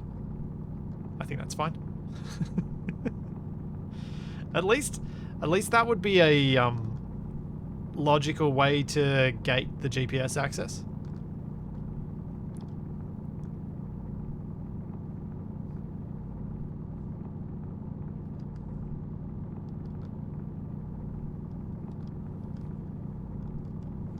Another thing that would potentially make it that'd only really make a very minor difference if you didn't spawn at 000, if the coordinate system was deliberately obfuscated a little bit. But I don't think that'd really change the game in any big way.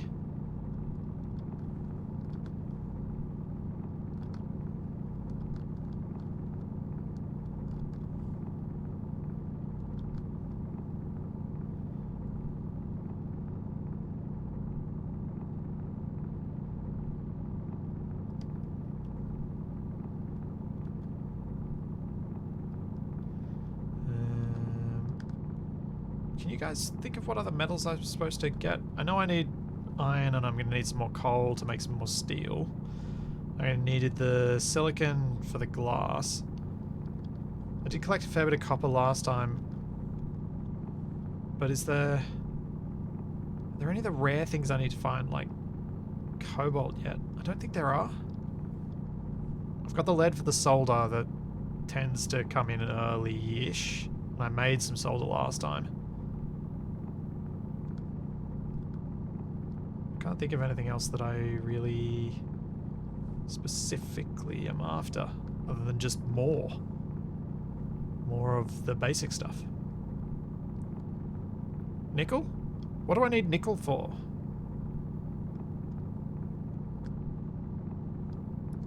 Like, which alloy requires nickel? Or what's nickel actually used in? It's used in Invar and Constantan, but I don't remember needing them particularly early. Because I won't be making either of those before I get an advanced furnace.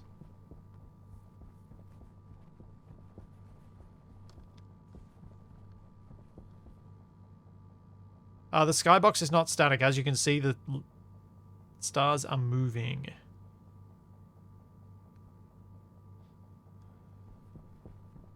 For the printer upgrades, that's why you need them. See. Oops.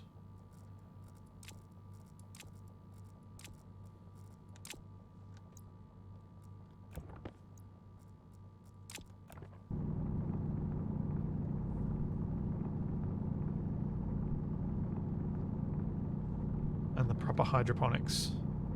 Okay.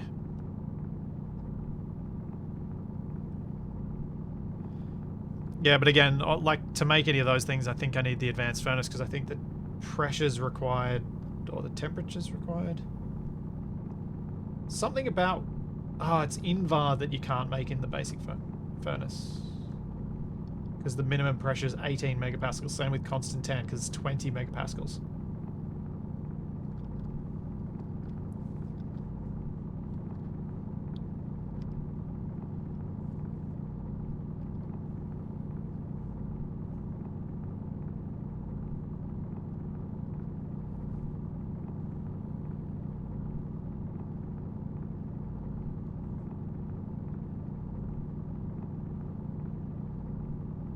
I thought the basic furnace... I thought some of those basic ones couldn't be done because it just doesn't hold the pressure well enough. I swear that was the problem I ran into when I did my custom setup. But I might be remembering higher tier ores.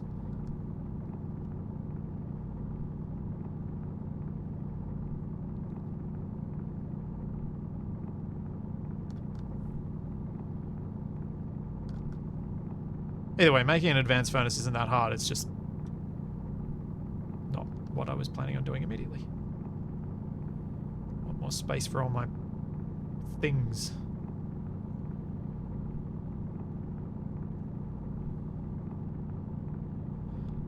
Yeah, oops, Ronge.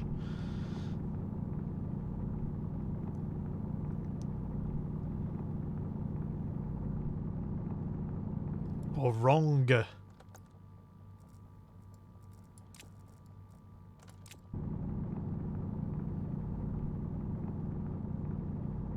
I don't think you need... Oh, maybe that's changed. Maybe what you need for the advanced furnace has changed. I didn't remember needing anything particularly special. I thought it was just steel.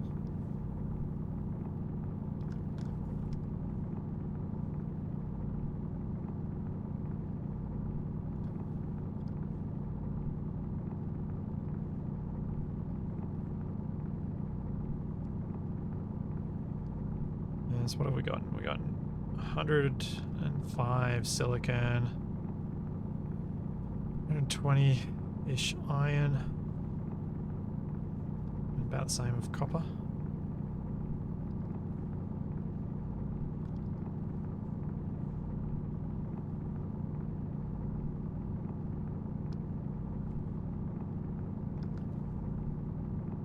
Another not bad haul, I guess.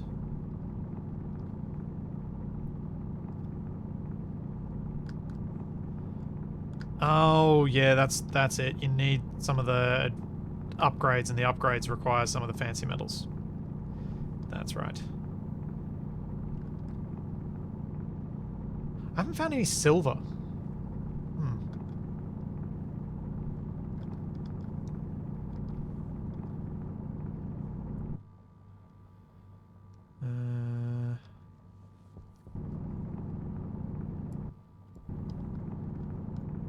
Coal? Cool. Right, that will do. Jetpack Let's on. head home.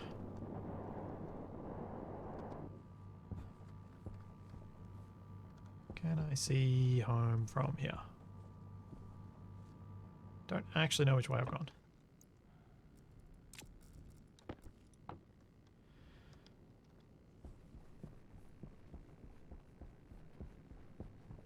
Okay, that's going the wrong way. So is that.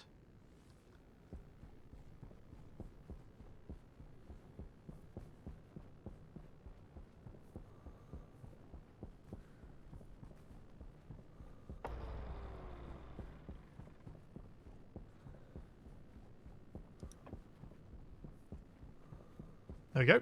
There's my base.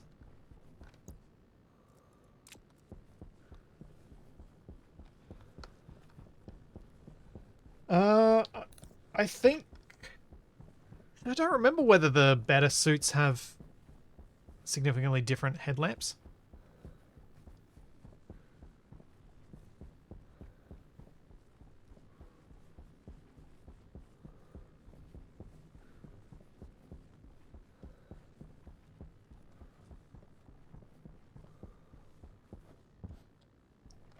Yeah, the GPS does make it a bit too easy. Light on.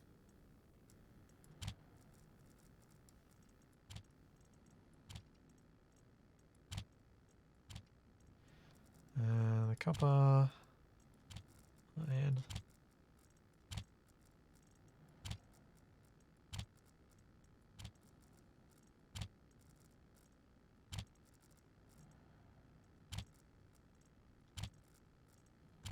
Alright, I guess I go off and mine some more.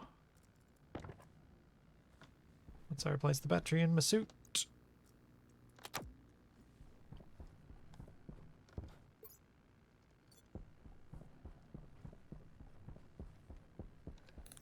Jetpack on. What do we got? That looks like something fancy. Jetpack on.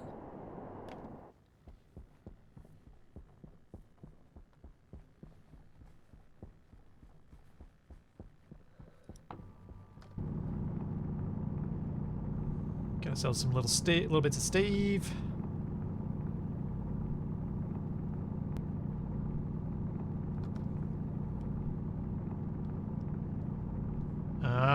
That's the new suit voice. Apparently having a Kiwi telling us stuff was too jarring for some people. So they changed it.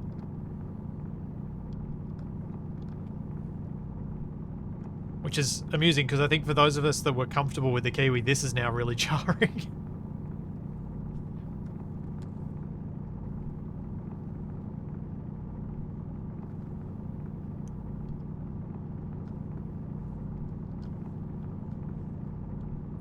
Kind of want the suit to be something different again. I don't know what I want it to be, though.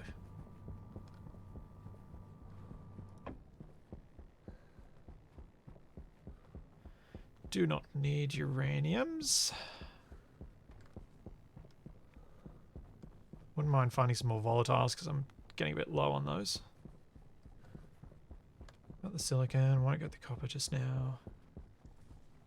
Is that copper or nickel? I think that's copper still too. And nothing there.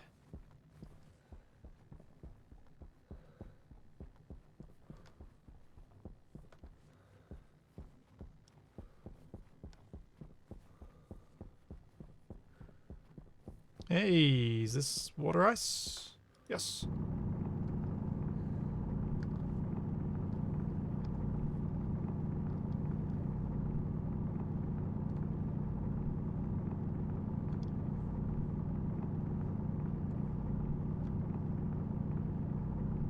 I used to bother leaving a single ore on the surface to mark deposits, but then they introduced the ore finder goggles, and with those it really doesn't matter.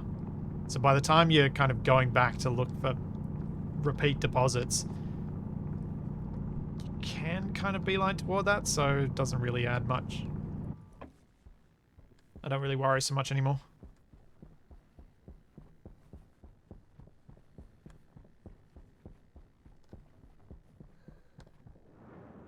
Oh dear. What the? That is not coal.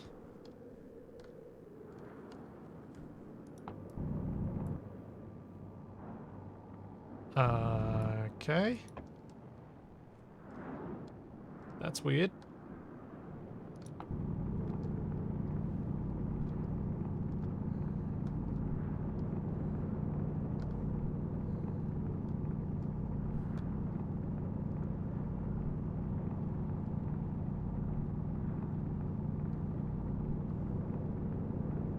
Yeah, it turned into coal as I mined it, which was weird as well.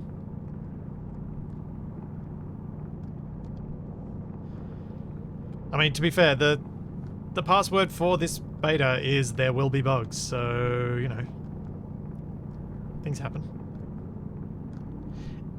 Although, I will say, it feels smoother than when I last played. Like, the game is playing better. My CPU is not old, but it is getting on the older side of things, and especially in multiplayer, it was noticeable that I was being quite bottlenecked by it. Yes, silicol.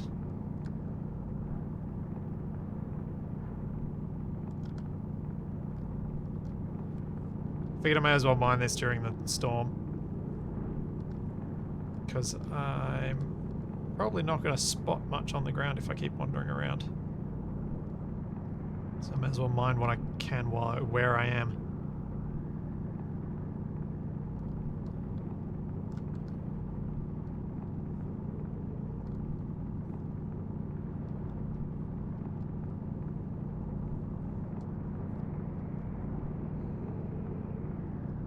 Light on.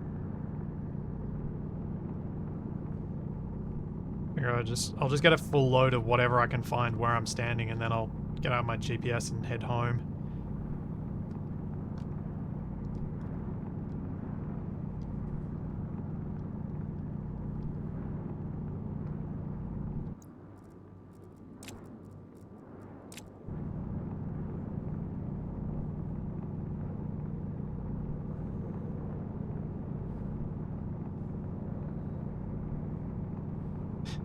That is good timing to have upgraded, Gordon, just before you get locked in.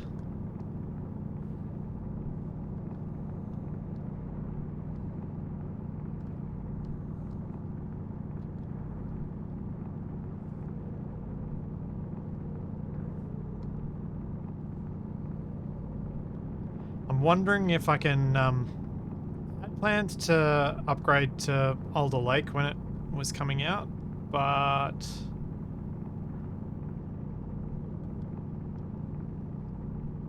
I haven't, like, I'm not feeling too hamstrung right now.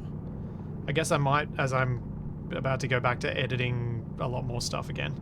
But I'm hoping that I can hold out on upgrading for the until the next generation of stuff now, because I've waited this long.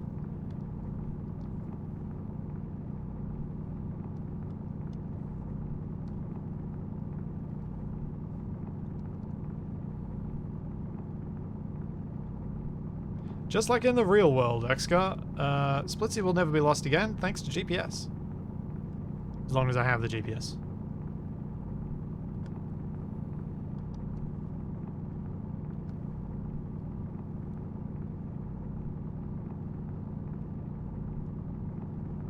Google Maps changed my life. Although it was very bad when it first came out in Australia. Oof, it was awful.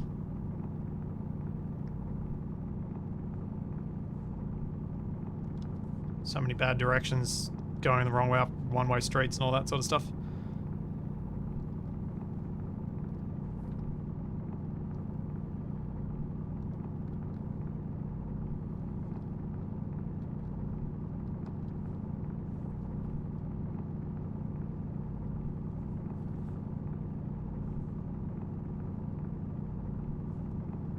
Might be able to paint the GPS card.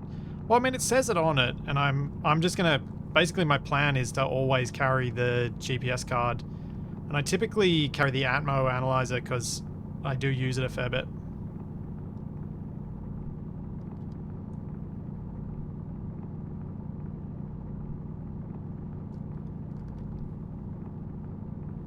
So I was just gonna keep those two on me at all times. Never let them go. Just accept that it takes up some of my inventory space.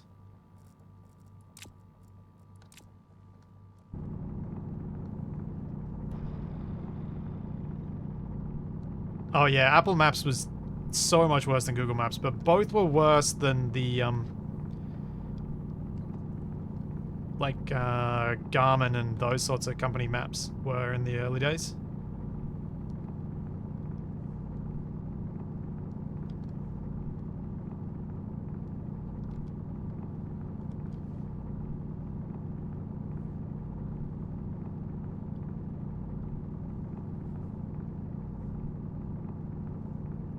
Yeah, oopsie. It's an interesting discussion about when, like, it's a very personal thing when an upgrade seems reasonable to a person. Prior to making videos and streaming, I think my standards were a lot lower in terms of what I'd accept coming out of a game. Like, both Capac and I would probably relatively happily play it 25 frames a second and just be like, eh, it's a bit rough, but it's fine. But then as you start making things that other people have to put up with, you get a bit more sensitive to being like, ooh, that's... It's all fine when you're engaged in and actively playing the game and much more distracted, but as soon as you're only watching, so much of that stuff becomes more obvious.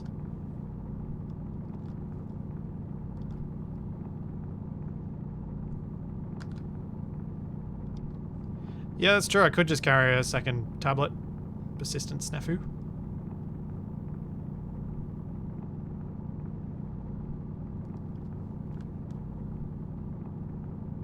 But I also, like, much as I say I think there are reasons for me to upgrade more than I might have in the past, I still have a natural resistance to doing it when I think it's going to get superseded really quickly and is super expensive at the time I buy it. Though that was overcome when I bought my graphics card, clearly. But that's because I didn't think it'd be superseded anytime soon, and it wasn't. It took 2 years for them to come up with something better. And the thing that's better is so ridiculously power hungry, I wouldn't have bought it anyway.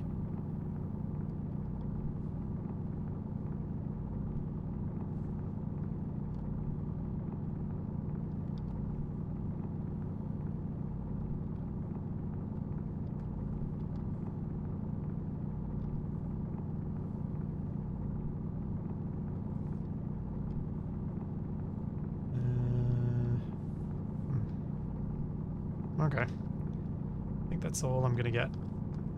It's time to go home. I'm not bothering mining the oxide because I don't have anywhere to put it and I don't have another tool belt at the moment, so... Another mining belt, I should say, so I don't have anywhere to store them. How did I head in basically the exact opposite direction to where I needed to go just then?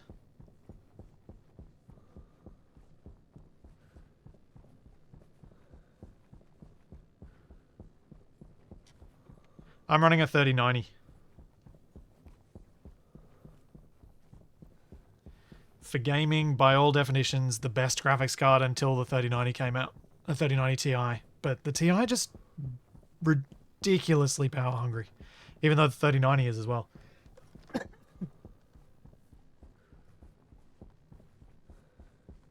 It'll be interesting to see whether it's even how horrible supplies are when the next ones come out.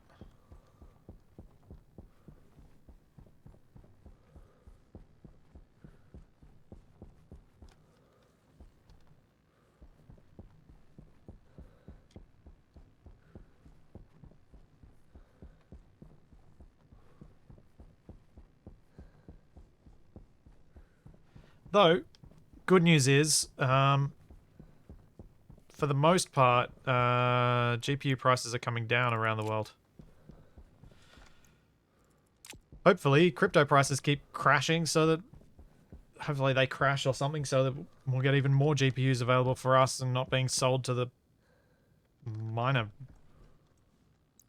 horrible people.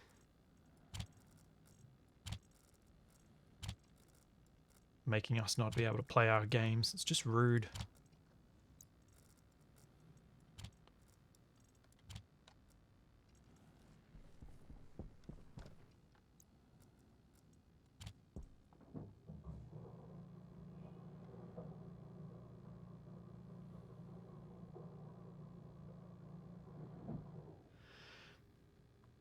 Yeah, Demon Works. A good monitor, like a pro monitor, you pay through the nose for them, but they do what they're intended to do and do it well for a long time. I did read an interesting article from Tom's Hardware where they power capped a 3090 Ti to 300 watts, and the performance they were able to get out of it was better per watt than a 3080 and other cards like that, which was a really interesting comparison. It's like these super power hungry graphics cards, if you reduce the amount of power they're able to draw, they're actually quite efficient. Thanks, Shrek. Thanks for 6 months.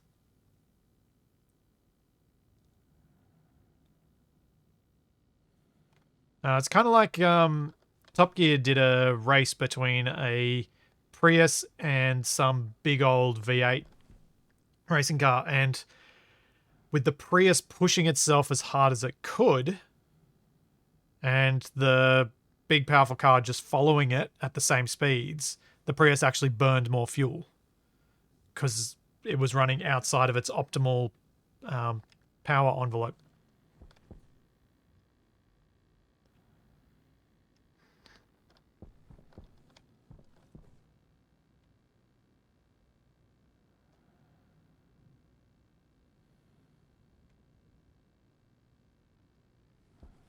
And my tomatoes and corn are growing and healthy.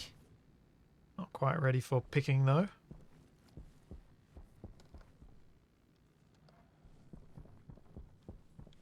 I might have enough stuff that I can do some smelting here actually. Let's release some of the gas.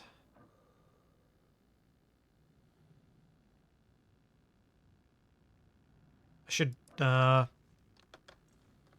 move that in the morning. I don't want to move it now because it's nighttime and it's one of the I can currently handle my volatiles, but I should fix that.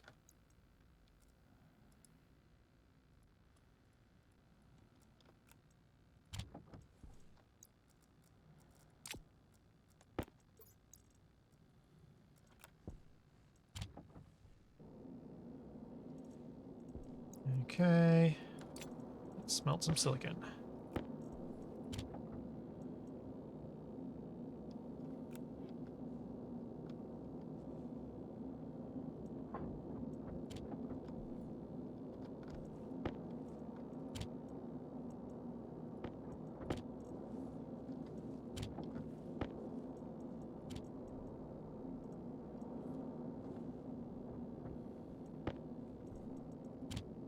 And make some more steel.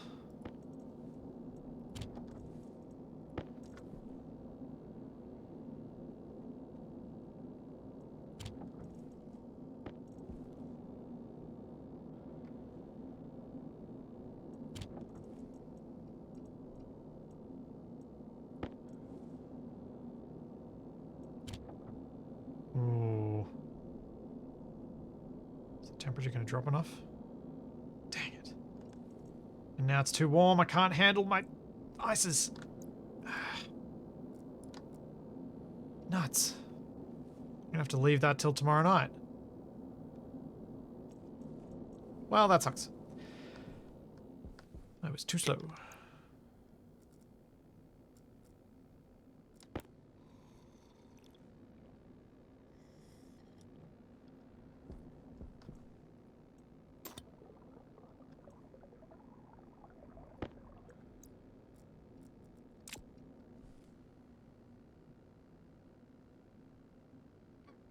Yeah, exactly, Demonworks. Like the really high performance stuff that uses lots of something to achieve that high performance has to be efficient at lower levels because otherwise it couldn't reach that level in the first place.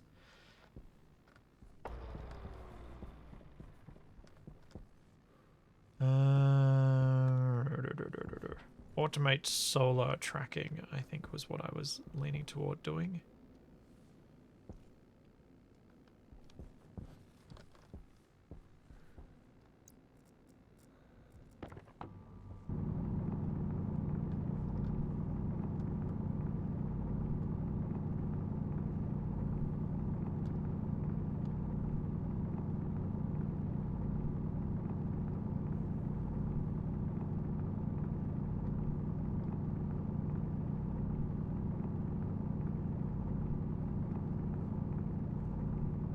I mean, what I should really do is just make some ice crushers set up with like so that I've got volatiles gas storage and oxide storage as in gas form rather than in chunks. But I've just been doing other stuff instead. Because then I wouldn't have to make an airlock or anything for storing them. Okay. Jetpack on. I don't need this area power control here anymore. So let's pull it up.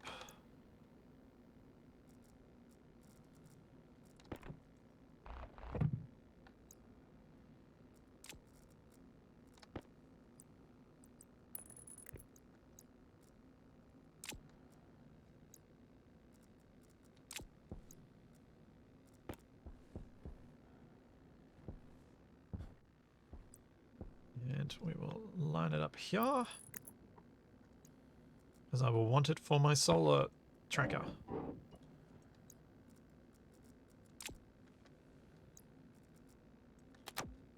Jetpack on.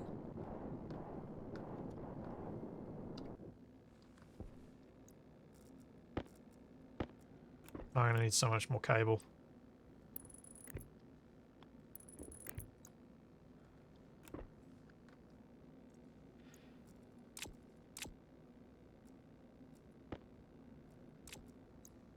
Why didn't that go back in there?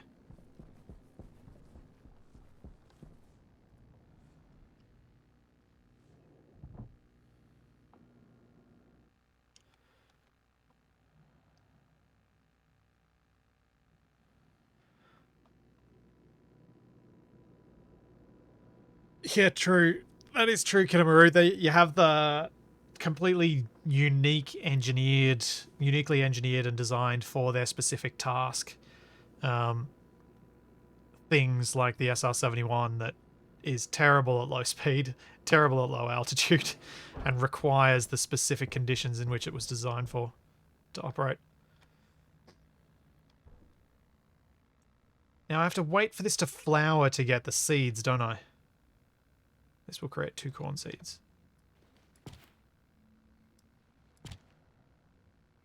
Because I let that go. Oh, the corn does grow quicker. Okay, cool. I got more corn seeds.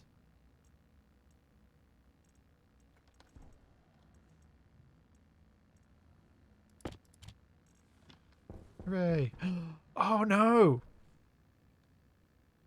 Wait.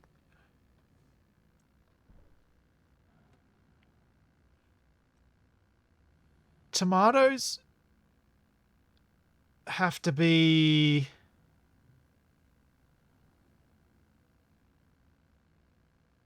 Do I have to harvest them before they get to fruit to get the seeds?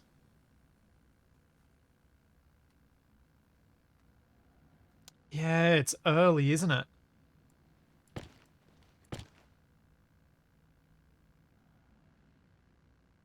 Oh, wait, no. I can just plant the tomato. Huh. I thought that was a special... What am I remembering?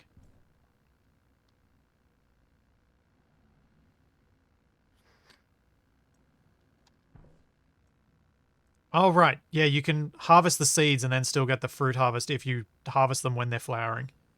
That's it. That's it. I intended to clear the corn because I wanted to fill this with tomatoes. But I probably could have left the corn so I could get some corn. Oh. Yeah, well.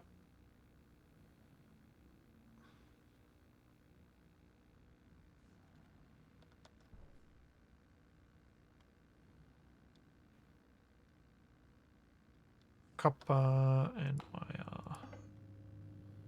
Cables, cables, cables. All of the cables.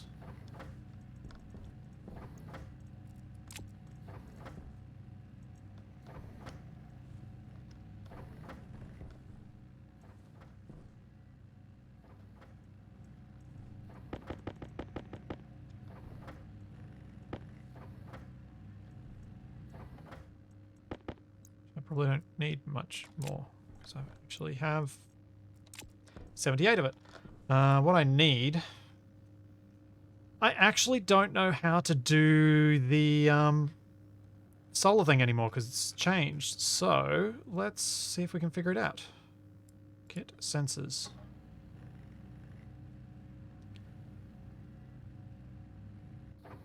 Without going to the wiki, can I make a solar tracking array?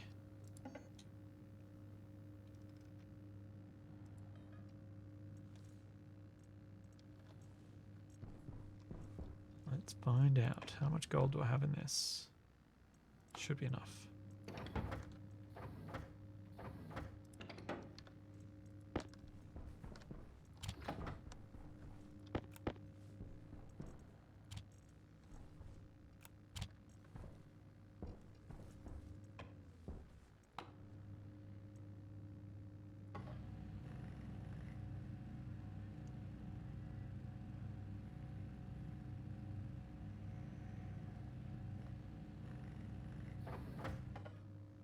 No, I want to figure this out for myself. I want to see if I can now.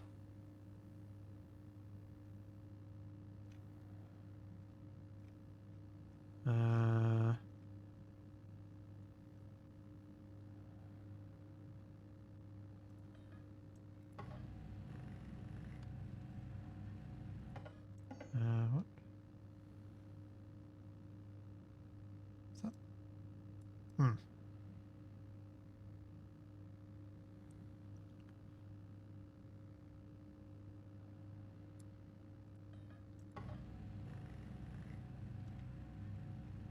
That's when Splitsy died. Yeah, I kind of want to muddle through. I want to try and see if I can figure out the logic behind what I gotta do.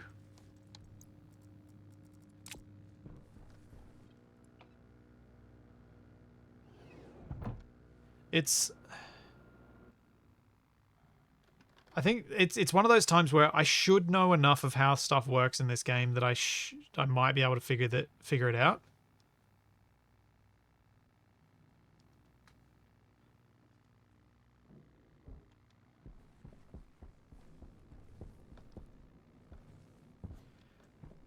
Alright, so let's start with our sensor.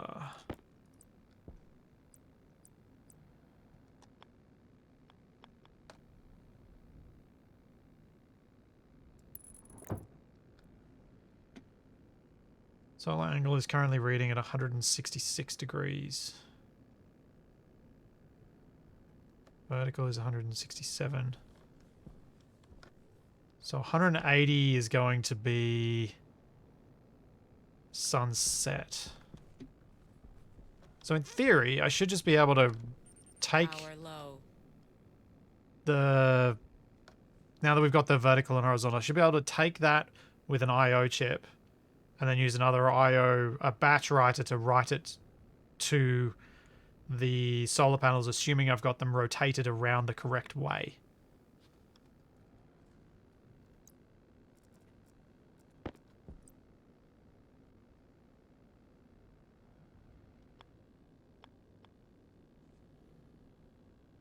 We need a logic reader.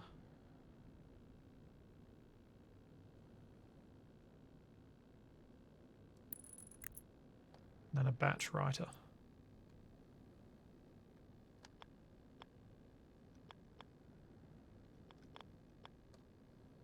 As long as I just link all of these things up on all sides, it should be fine.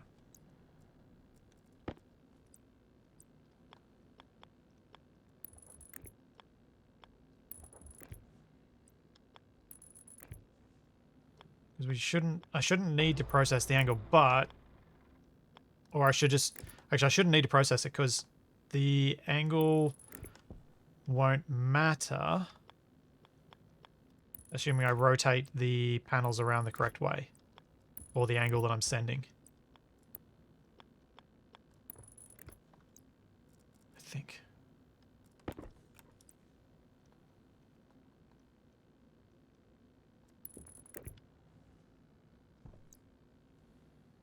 Okay, I've got to connect this up to the panels, which is going to take a whole lot of wire.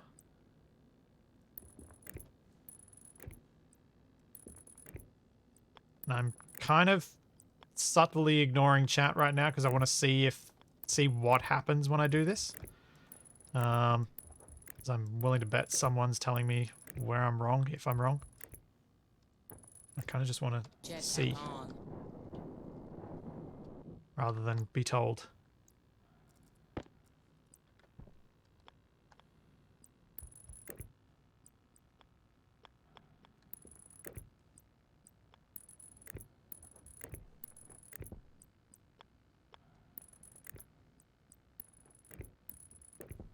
Let's see.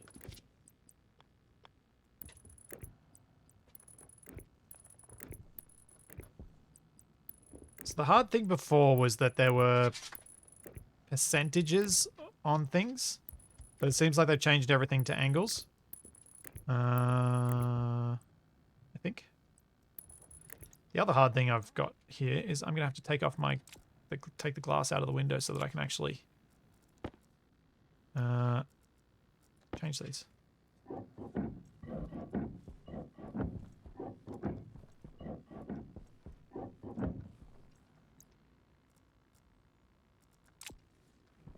Oh, I think Charlie wants out. One sec. There you go. I know you've been drinking lots.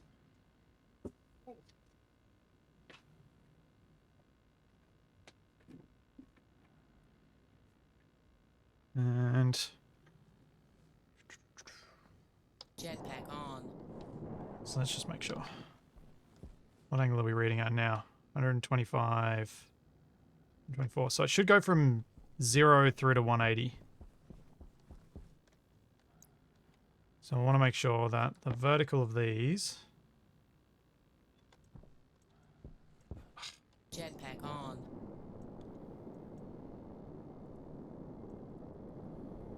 is to go the other way.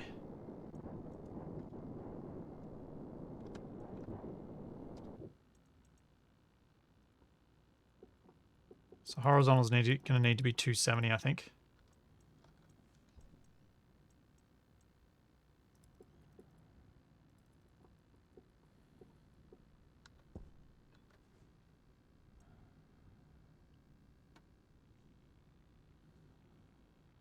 Yeah, that looks good.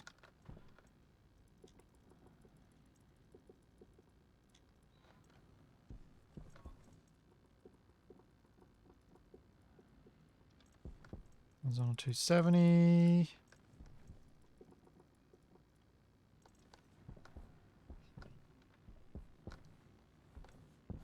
And then screwdriver. So we got in from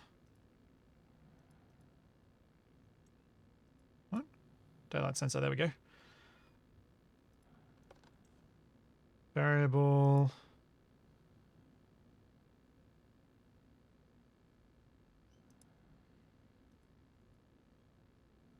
Vertical.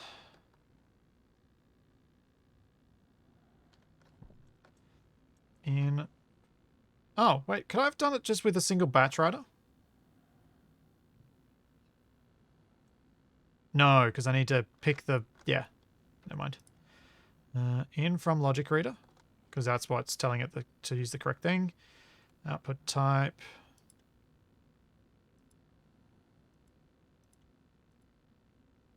Solar panel. Output variable, vertical. Okay. Click that on. Turn you on. Let's see what happens. Whoops, fell in a hole. Jetpack on. Okay, all the panels are slowly tilting down towards sunrise. Cool. Okay, so I think this works, but there are a few issues with it. What would probably be a better system would be something that whenever the solar angle is between... In fact, what is this saying it is? Maybe I can't do that. Yeah, because it doesn't go into negative degrees. I was thinking what you could do if the degrees were negative would be whenever it goes into negative, then it just turns the panels to face dawn without using any power from the APC to get there.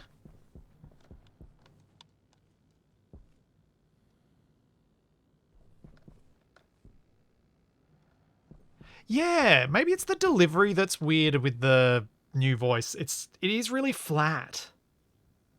Jetpack on. Jetpack on. Jetpack on. Jetpack on. Jetpack on. Like,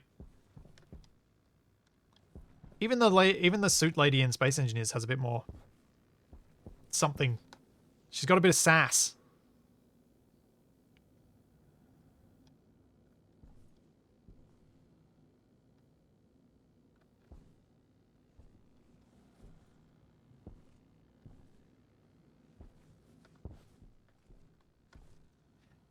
See ya, Hollow. Cool. Solar tracking. My power will have dramatically increased.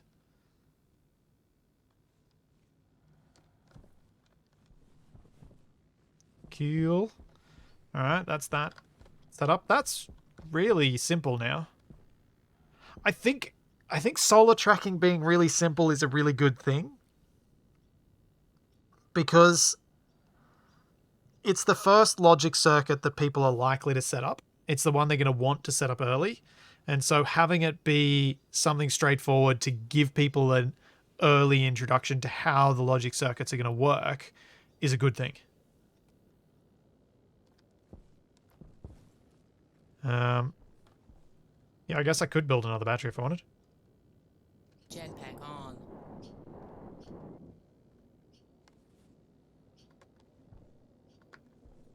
Because I think it kind of, like, I'm thinking of this from writing a tutorial for how, like, making a video tutorial on how to do this.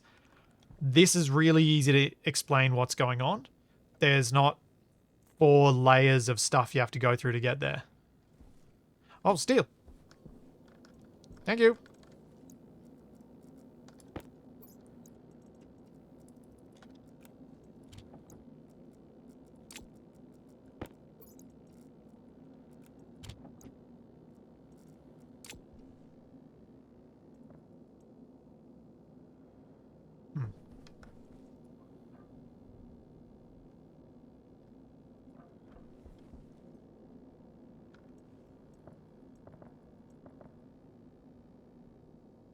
Is that too high pressure and it didn't?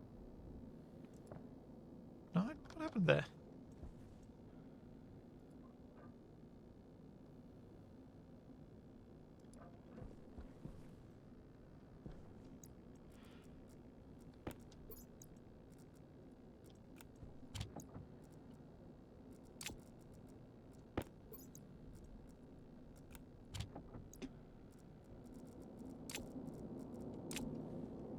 There we go.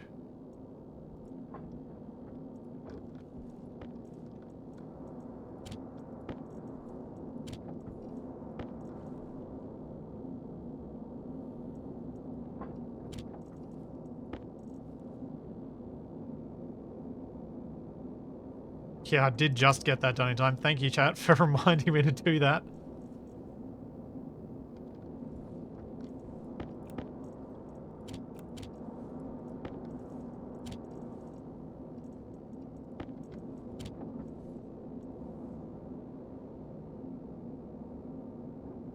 Have you done an AC to heat exchanger setup? No, I have not.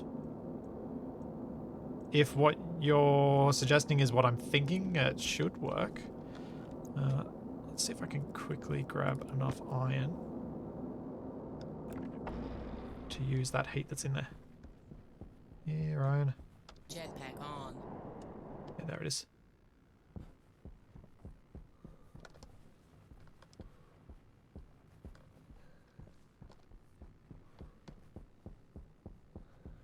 My solar tracker seems to be working. Oops, wrong mode.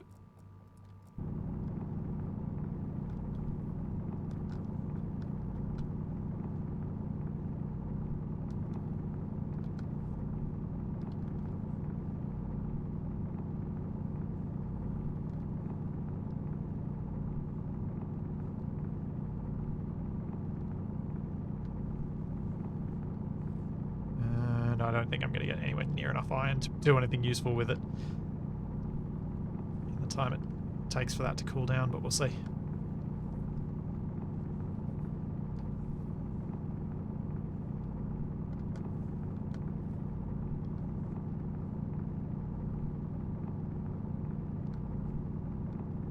Oh, I should be out here harvesting, finding some volatiles while it's daylight. As well. Come on. Give me more iron.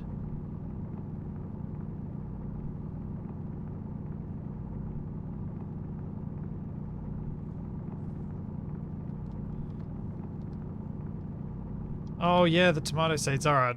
Let's... Jetpack on. The gases in the furnace aren't the most important thing. Tomatoes are more important. Now that it's getting sunny.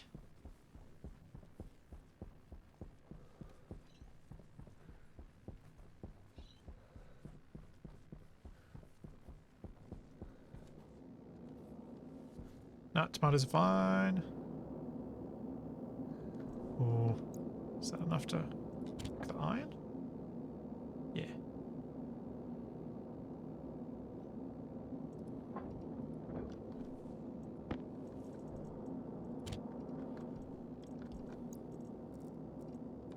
Alright, let's find some volatiles. There's some.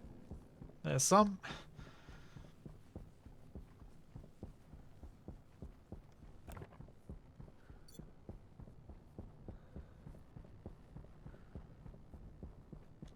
Yeah, I do need a capac to do all my mining for me. But apparently this patch is still not ready for multiplayer.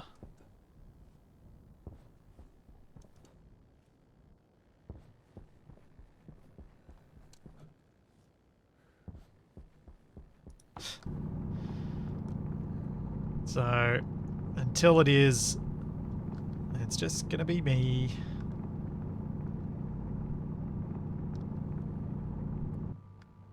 No one to make to do the work for me.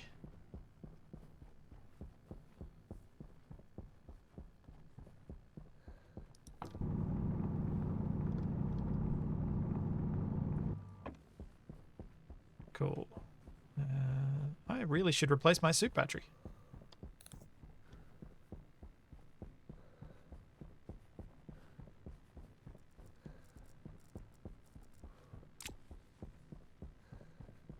And hopefully the tomatoes will be at the right stage when I get back. They look like they're still a bit small.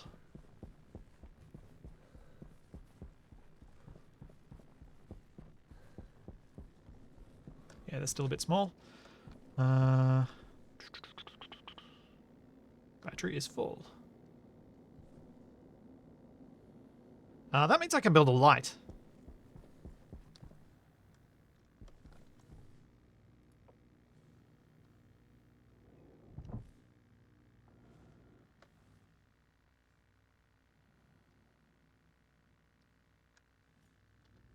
Put an external light on and make the base a little easier to spot at a distance.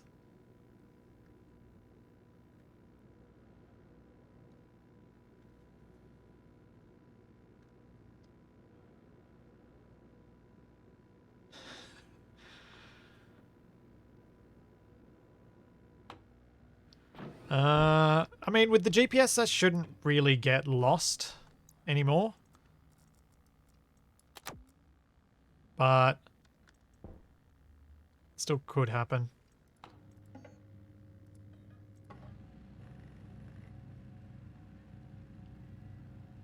But I think it's also just nice to have light around your base a bit.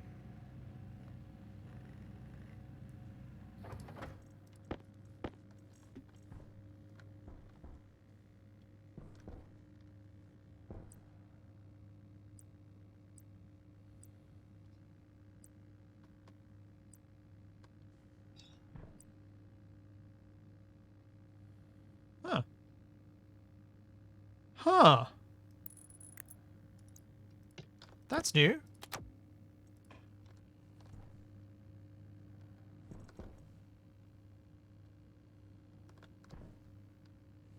That's... yeah, I like that. Having a battery-powered light. I don't remember that before.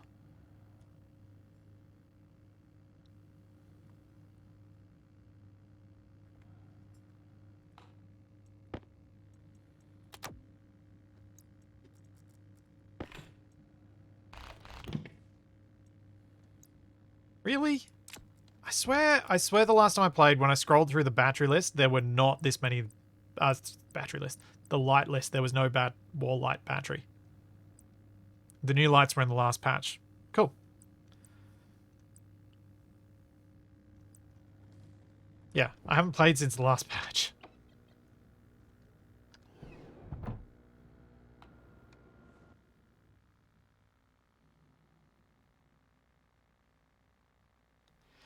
Yeah, I was thinking about that, Gordon. If I can work out the logic to have the lights turn on at just during the night.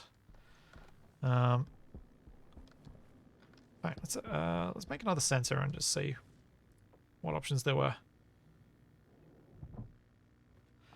Oh, was it in the one where they added the extra tables and chairs and stuff?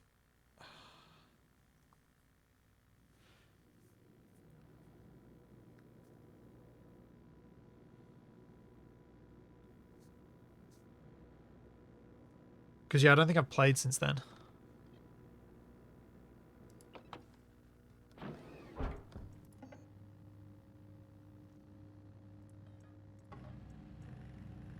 I'm gonna make a...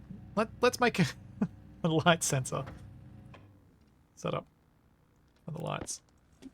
Or try. Oh, no. No. No. Whoops. I just led some atmosphere. Dang it! Yeah, it was a data plug for the light.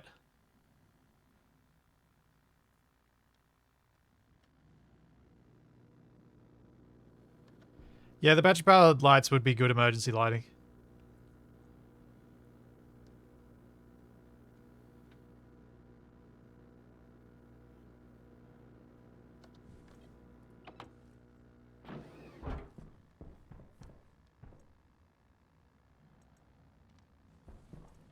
They're not quite ready for seeds.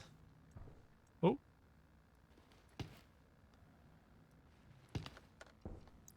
I'm so glad I came back in.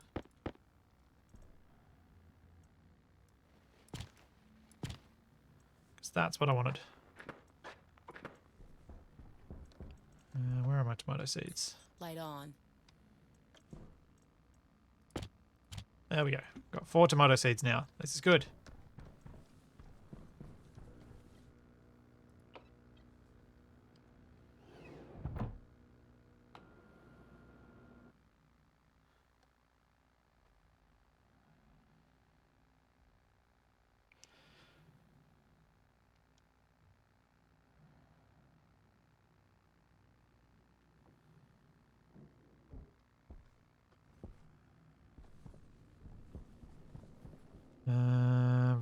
So, I was going to look at the sensor. That's what I was going to do.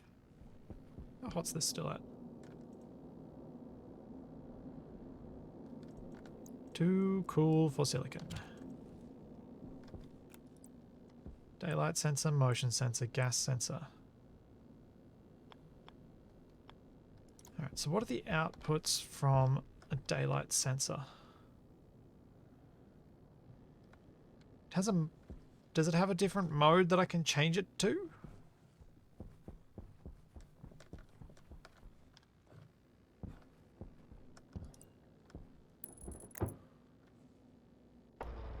Ah, wait, no. Is it... Are the angles going to be... So this is reading 166 as the solar angle. And this is reading 105.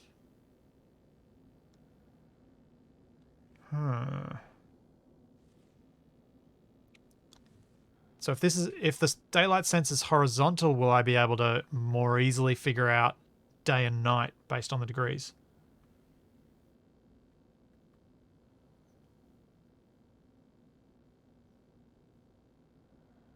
That's what I'm wondering.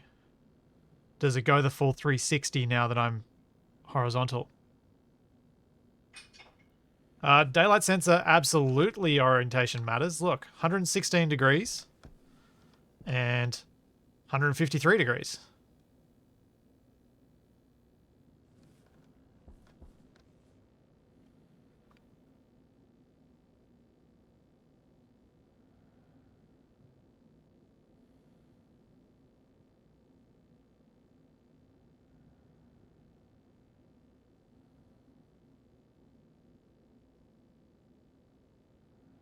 Oh, it's still yes or no if it's grid sunlight. No. Of course. Burp. Didn't even read that bit. Jetpack on. So, if I stick this up the top, which I can't do without a wall. And that means going inside to get a wall. If I stick that on top and it's daylight, yes. I'll need 2 I/O chips and then I can use that to control some daylight sensitive lights.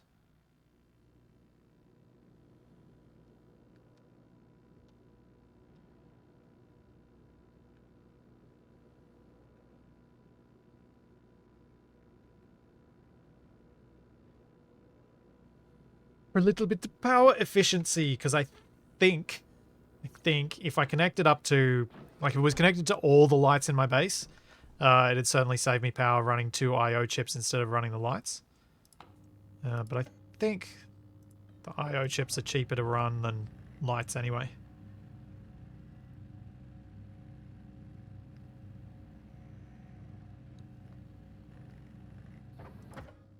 Oops, need 2 on.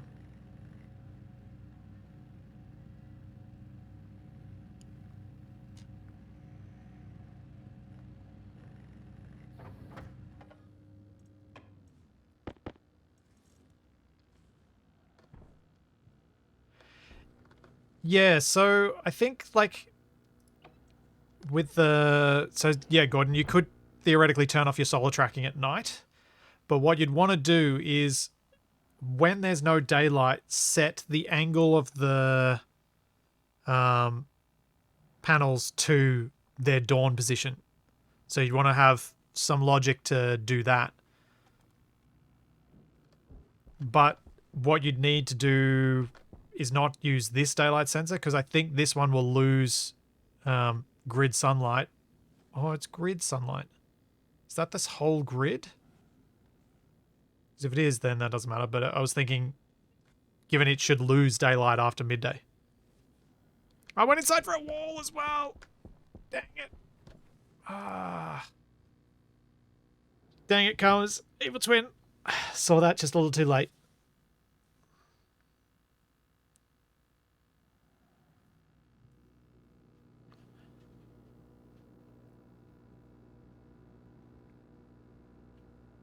So I'm thinking what you could do is... I'm trying to decide whether you really want to turn off all the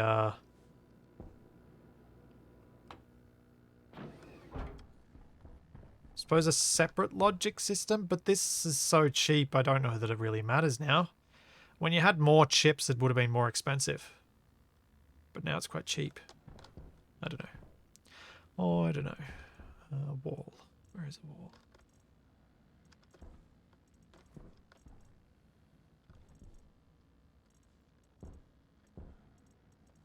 Huh. Did I use up all the... There's a wall.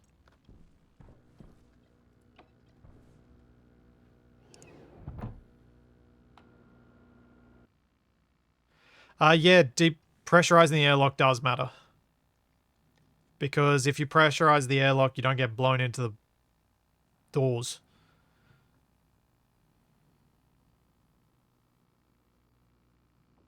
Yeah, I figured a math compare and all that stuff would add expense to the Jetpack on. setup.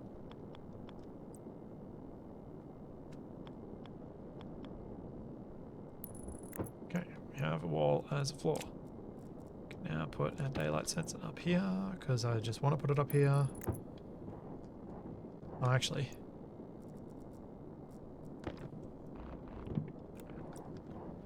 Let's put it about there. And then I go...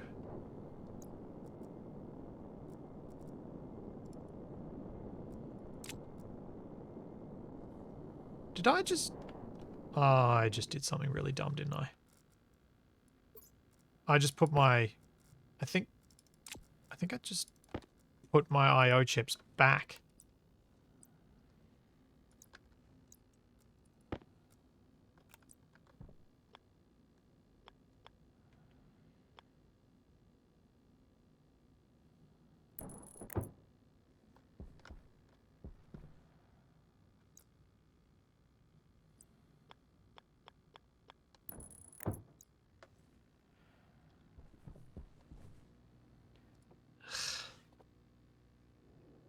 If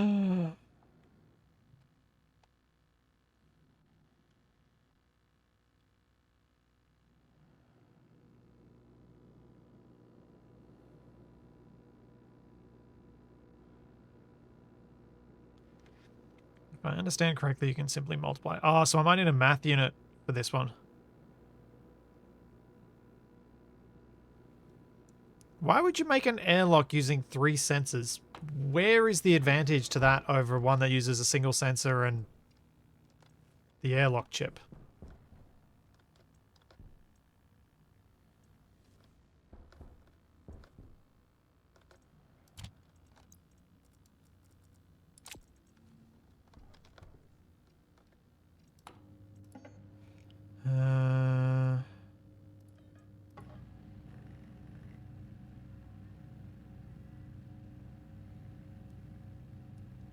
Oh, you're playing on Venus with the pressure changes. Yeah. I didn't think there was any advantage here.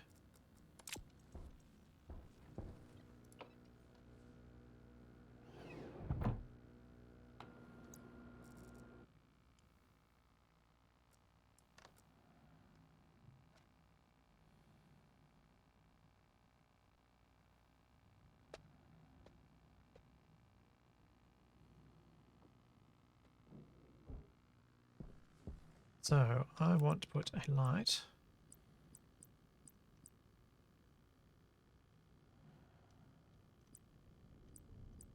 What sort of light do I want to use? I might use a round light on this side.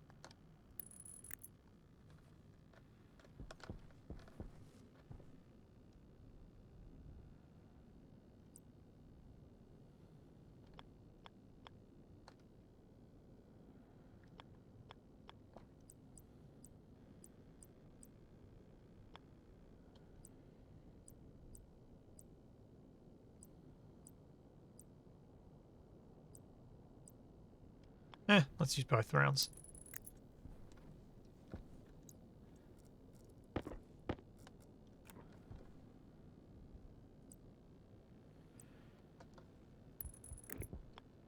Now, this could be problematic in the future. Actually, it's better I do use both rounds because I need to batch right to them.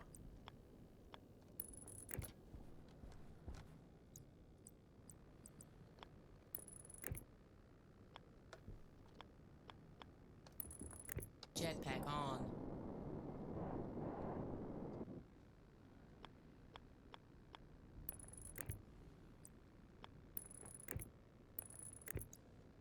Okie dokie. So, to start with, I need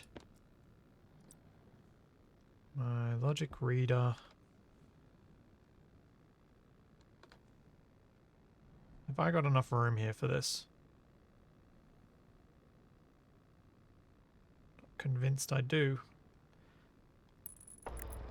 So that's going to read the daylight sensor, then we'll need a batch writer. Jetpack on.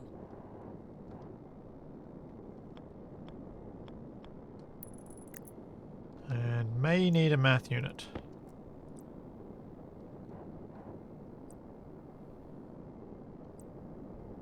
What's a math unary?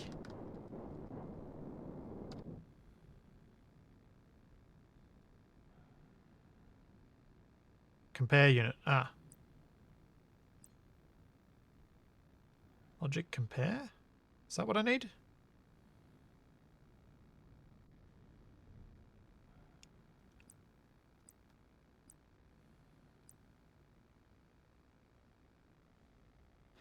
It depends what the lights are taking as a as their input.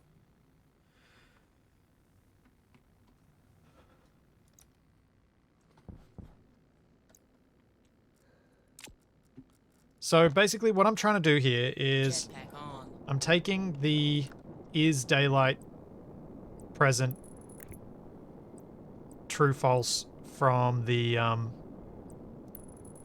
daylight sensor, and then I need to convert that into a signal that's understood by the lights as a if yes, turn off, if no, turn on.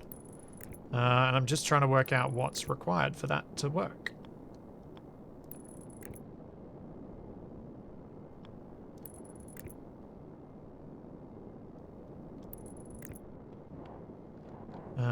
More cable, for starters.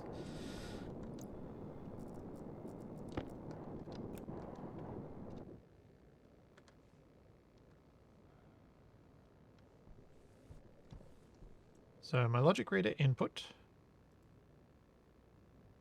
No other readable device. Oh, because that needs to be connected.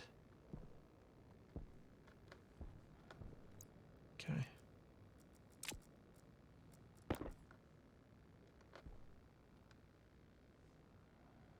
And the wall means I can't do it.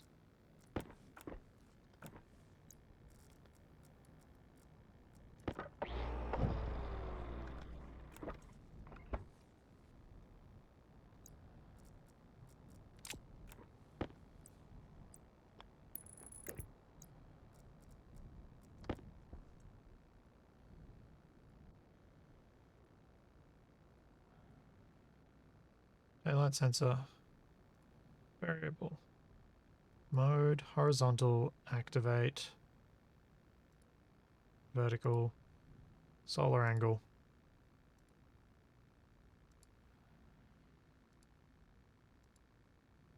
Guessing it's activate?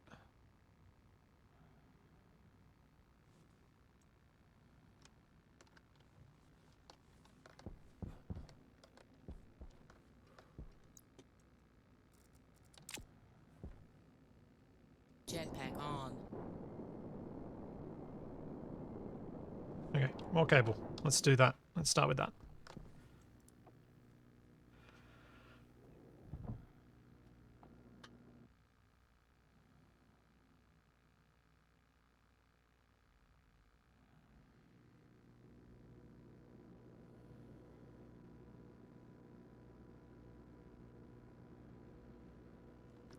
Yeah, exactly, Osego. I want to invert it from a 1 to a 0.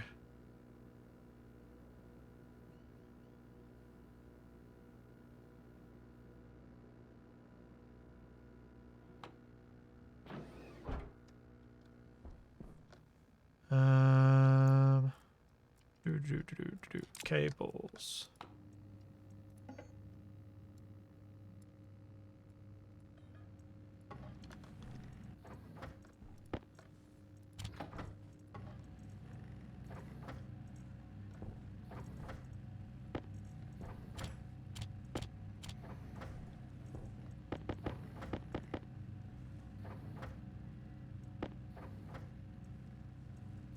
Alright, I'm going to do this in a weird way because I think it's going to help me remember how this works. And I think remembering how this works is going to be important for when I drag Capac back into this.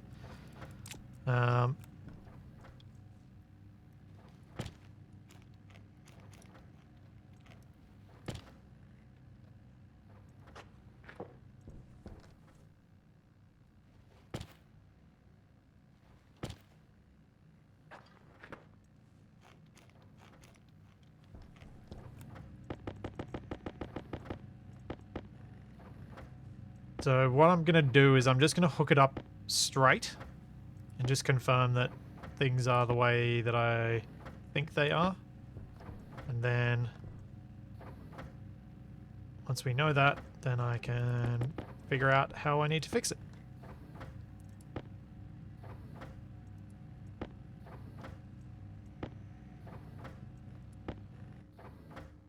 And there's a whole bunch of people in chat are talking about NAND gates and NOR gates and stuff I don't understand, so I'm just going to keep fiddling.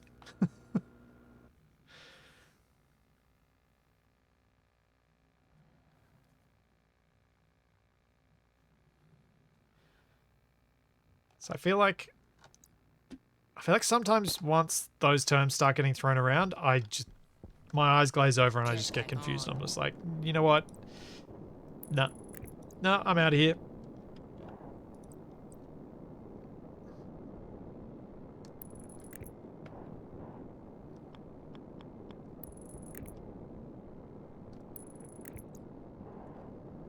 Okay. We've got this set up, so it's pulling the right thing. What I need now is in from the logic reader. Output type is to light round. Variable is on. Okay, so as expected, we have daylight, so the lights have turned on. That's what I expected to happen, and it is in fact what's happening. So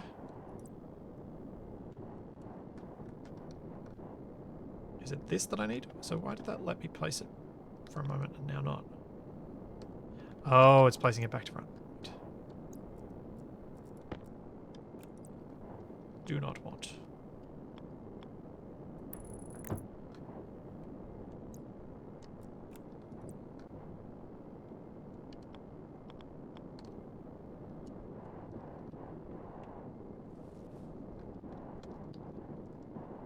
Why is it not letting me place this now? Huh?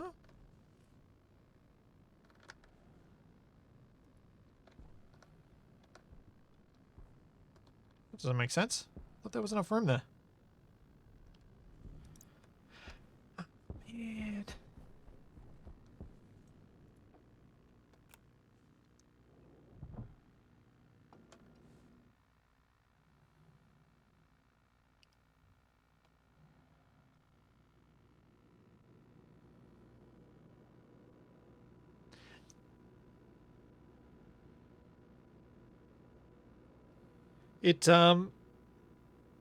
It was upside down originally, and I need to be able to access the controls on it without having to go into the furnace room, so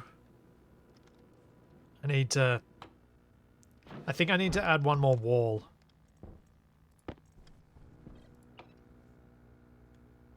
To be able to do it.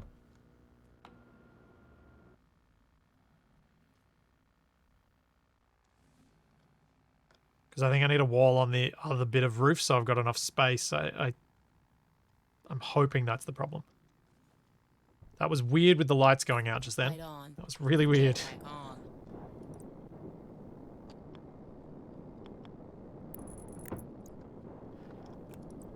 There we go.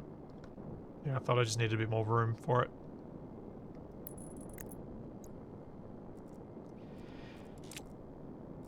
I'm hoping that I don't need a memory unit for setting values on this.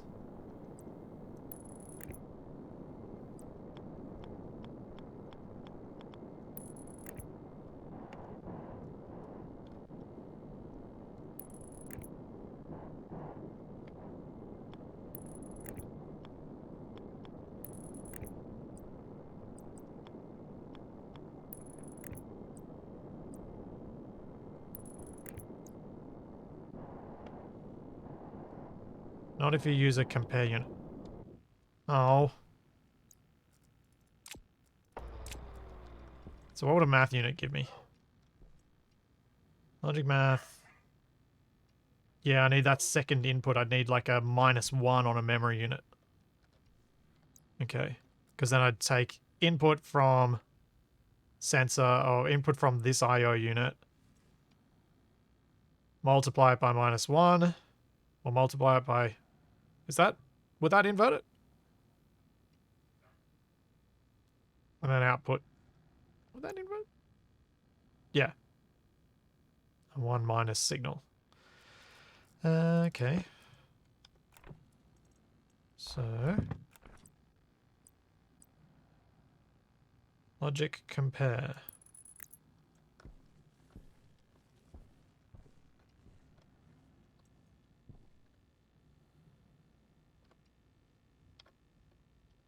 Wait, how does a compare unit work then?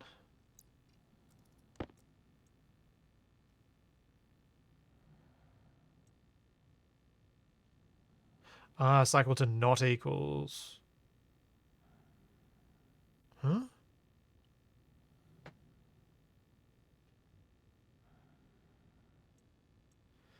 Okay. Logic reader. Output.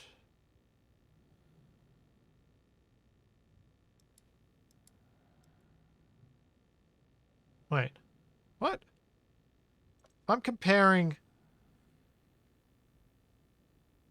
How does this work? I don't understand.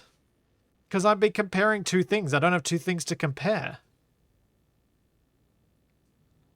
Yeah, I thought so. Needed memory regardless.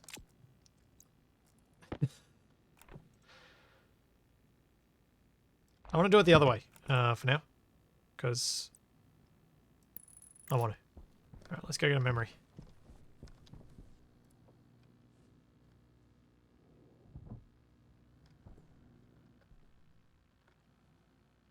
It's all good, Ostiga.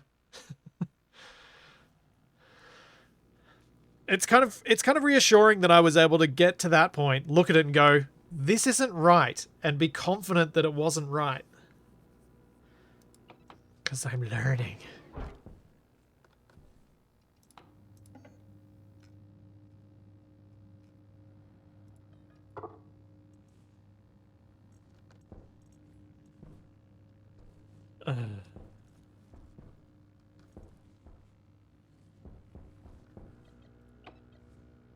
Need more copper.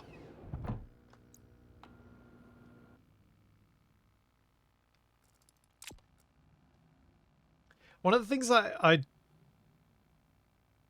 so this stuff takes a lot of mental energy for me, like for me to figure it out, and a lot of my like brain time to figure out what's actually going on. And it means that I find it hard to try and explain what's going through my head because I'm not sure I understand what's going through my own head.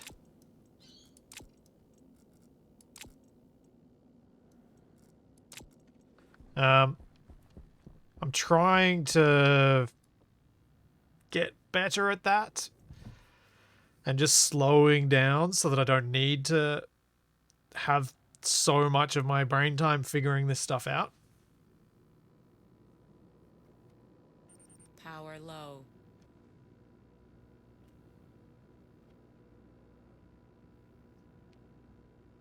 But if I understand it, I can either do a math operation to convert the 0 to a 1 and so what I've got is the sunlight sensor giving me a 0 when there's nighttime and a 1 when there's daytime. The system that's currently set up is sending that 0 and 1 to the lights so that when it's daylight, the lights go on because that's a 1. That it's getting sunlight. When it's nighttime, it's a 0, so it turns it off. I need to invert that.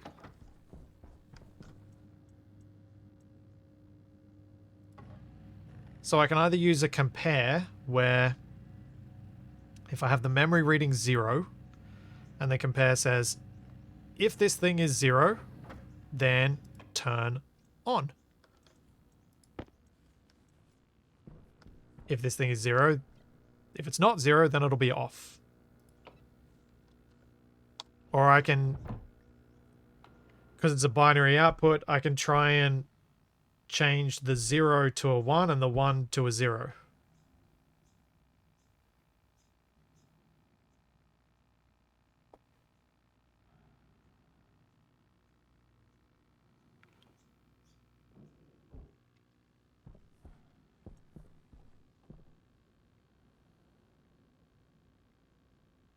Jetpack on.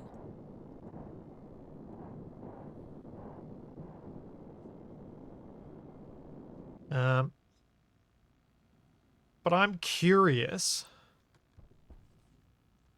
just for my own understanding, how you would use a math unit to do this. Because I just want to know how to do that. Not for any specific application here, I just kind of want to know.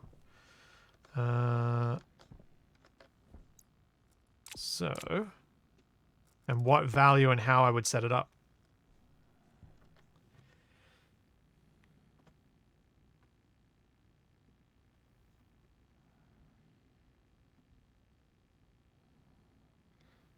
So the lights will take an input of 0 or 1. So when it's 0, I want that to get 1, and when it's 1, I want it to get probably anything else, because if it's not a 1, the lights should turn off. So if I take the first value, which will be the logic reader, and we set our memory to 1. So we pull in from the logic memory. Then the output would be add. Yeah. So now the signal getting sent from the math unit to the batch writer, because the input is going to come from the math unit, will be either 1 or 2. Jetpack on.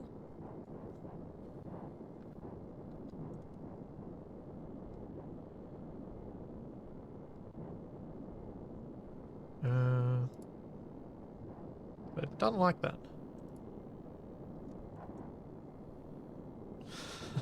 Okay. I was wondering if that'd work or not. Currently flashing an error. Logic reader. Logic math. Wonder what the error is. No device.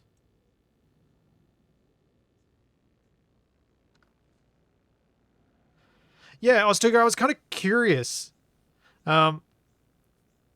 how it would react to this as a signal. Do I need to turn you off? Why are you flashing an error? All sides of it are connected to everything.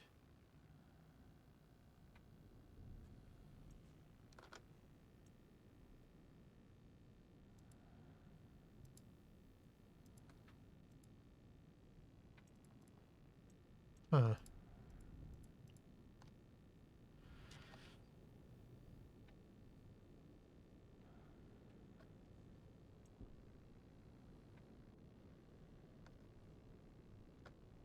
Well, try it. All right, let's try it the proper way. I don't know what error it's giving me. Your input is your input the batch writer? No, input is input 1. Oh, hang on, yeah. The input was wrong. Now it's the logic reader. Let's try this again. Add logic math. Logic reader, logic memory. Lights are on. This is still reading... now it's reading daylight, yes. Oh! Well, rats. Jetpack. Apparently a signal of... There has to be less than 1 for this to work.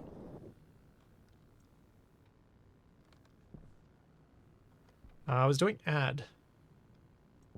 Because I was curious if the lights would turn off if they got a signal of 2. I know what the way it is supposed to be. I was trying something. I was curious if this would work. I was testing it. Alright, so the way it should be is logic memory minus logic reader.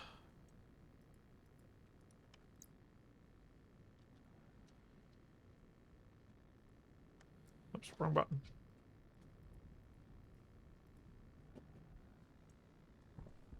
And the lights are off. Jetpack on. Yeah, I did make the batch right to see the math unit.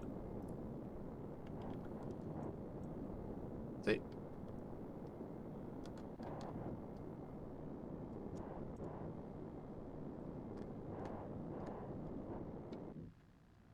Oh, that was interesting.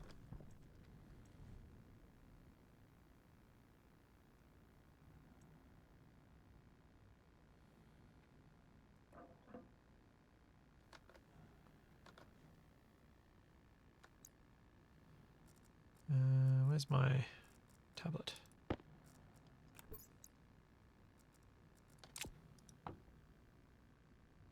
Minus 13 degrees. It's probably not too bad.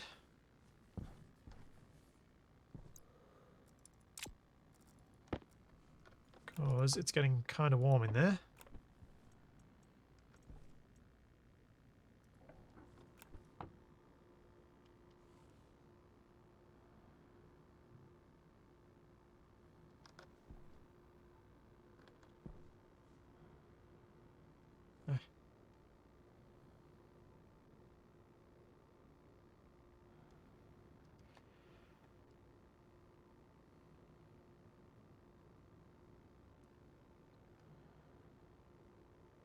And that seems to be where it's stopping.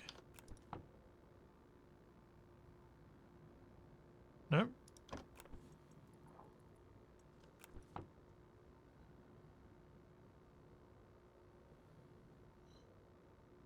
Yes, my atmosphere is 100% pollutant.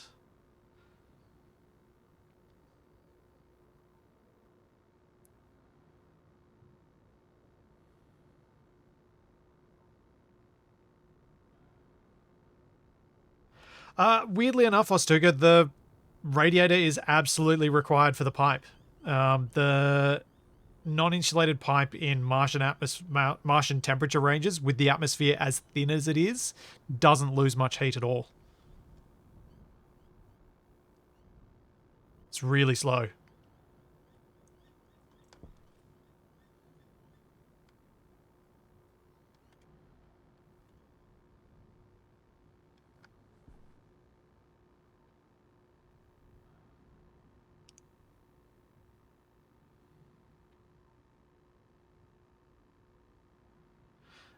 Oh, yeah, that makes sense, Mutant Bob. If the atmospherics thing can grab 100 kilopascals at a point in time and my pipe was less than 100 kilopascals, then it'll do the entire lot in a single tick. That does make sense. As to why I was able to clear the pollutants so quickly. Right. In theory, those lights should turn on tonight.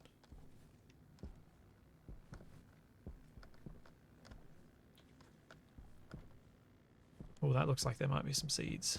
Let's go grab those seeds.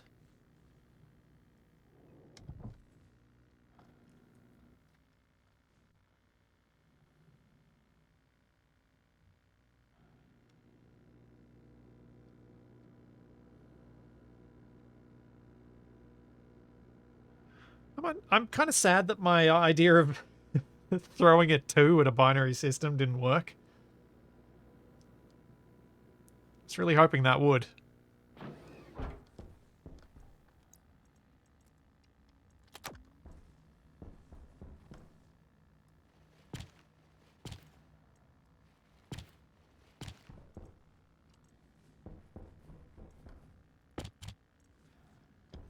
I got 8 seeds, that's good.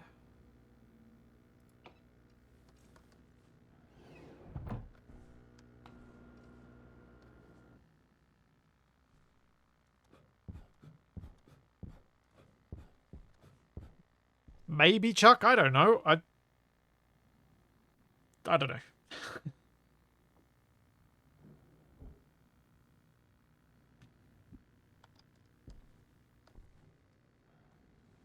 What the?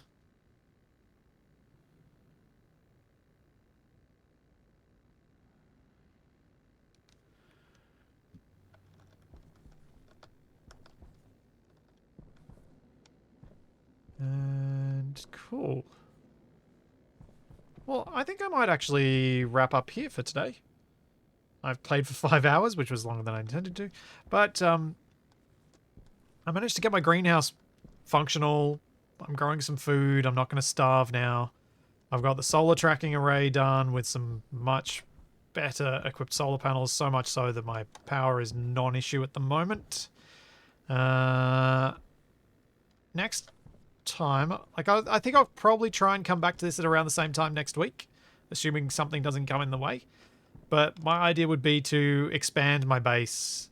Perhaps instead of expanding what's here, build a new section that's purpose-built for the stuff I want to do, and then kind of siphon off the atmosphere from here to it.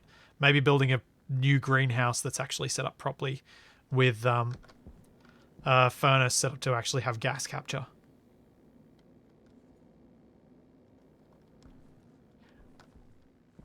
Because I think I'm going to need more gas capture as time goes on. And better gas capture than just throwing coal in a furnace and making the room to vacuum. As I said earlier during this stream, I will be back in about 7 hours over on the Flipsy YouTube channel for some more Icarus with Pav, and Capac joining us shortly after we start. And then we'll be back for some more Wrong Way Up on Monday. So there's all that, and plenty more to come. And I will see you then. Thanks for coming, everybody.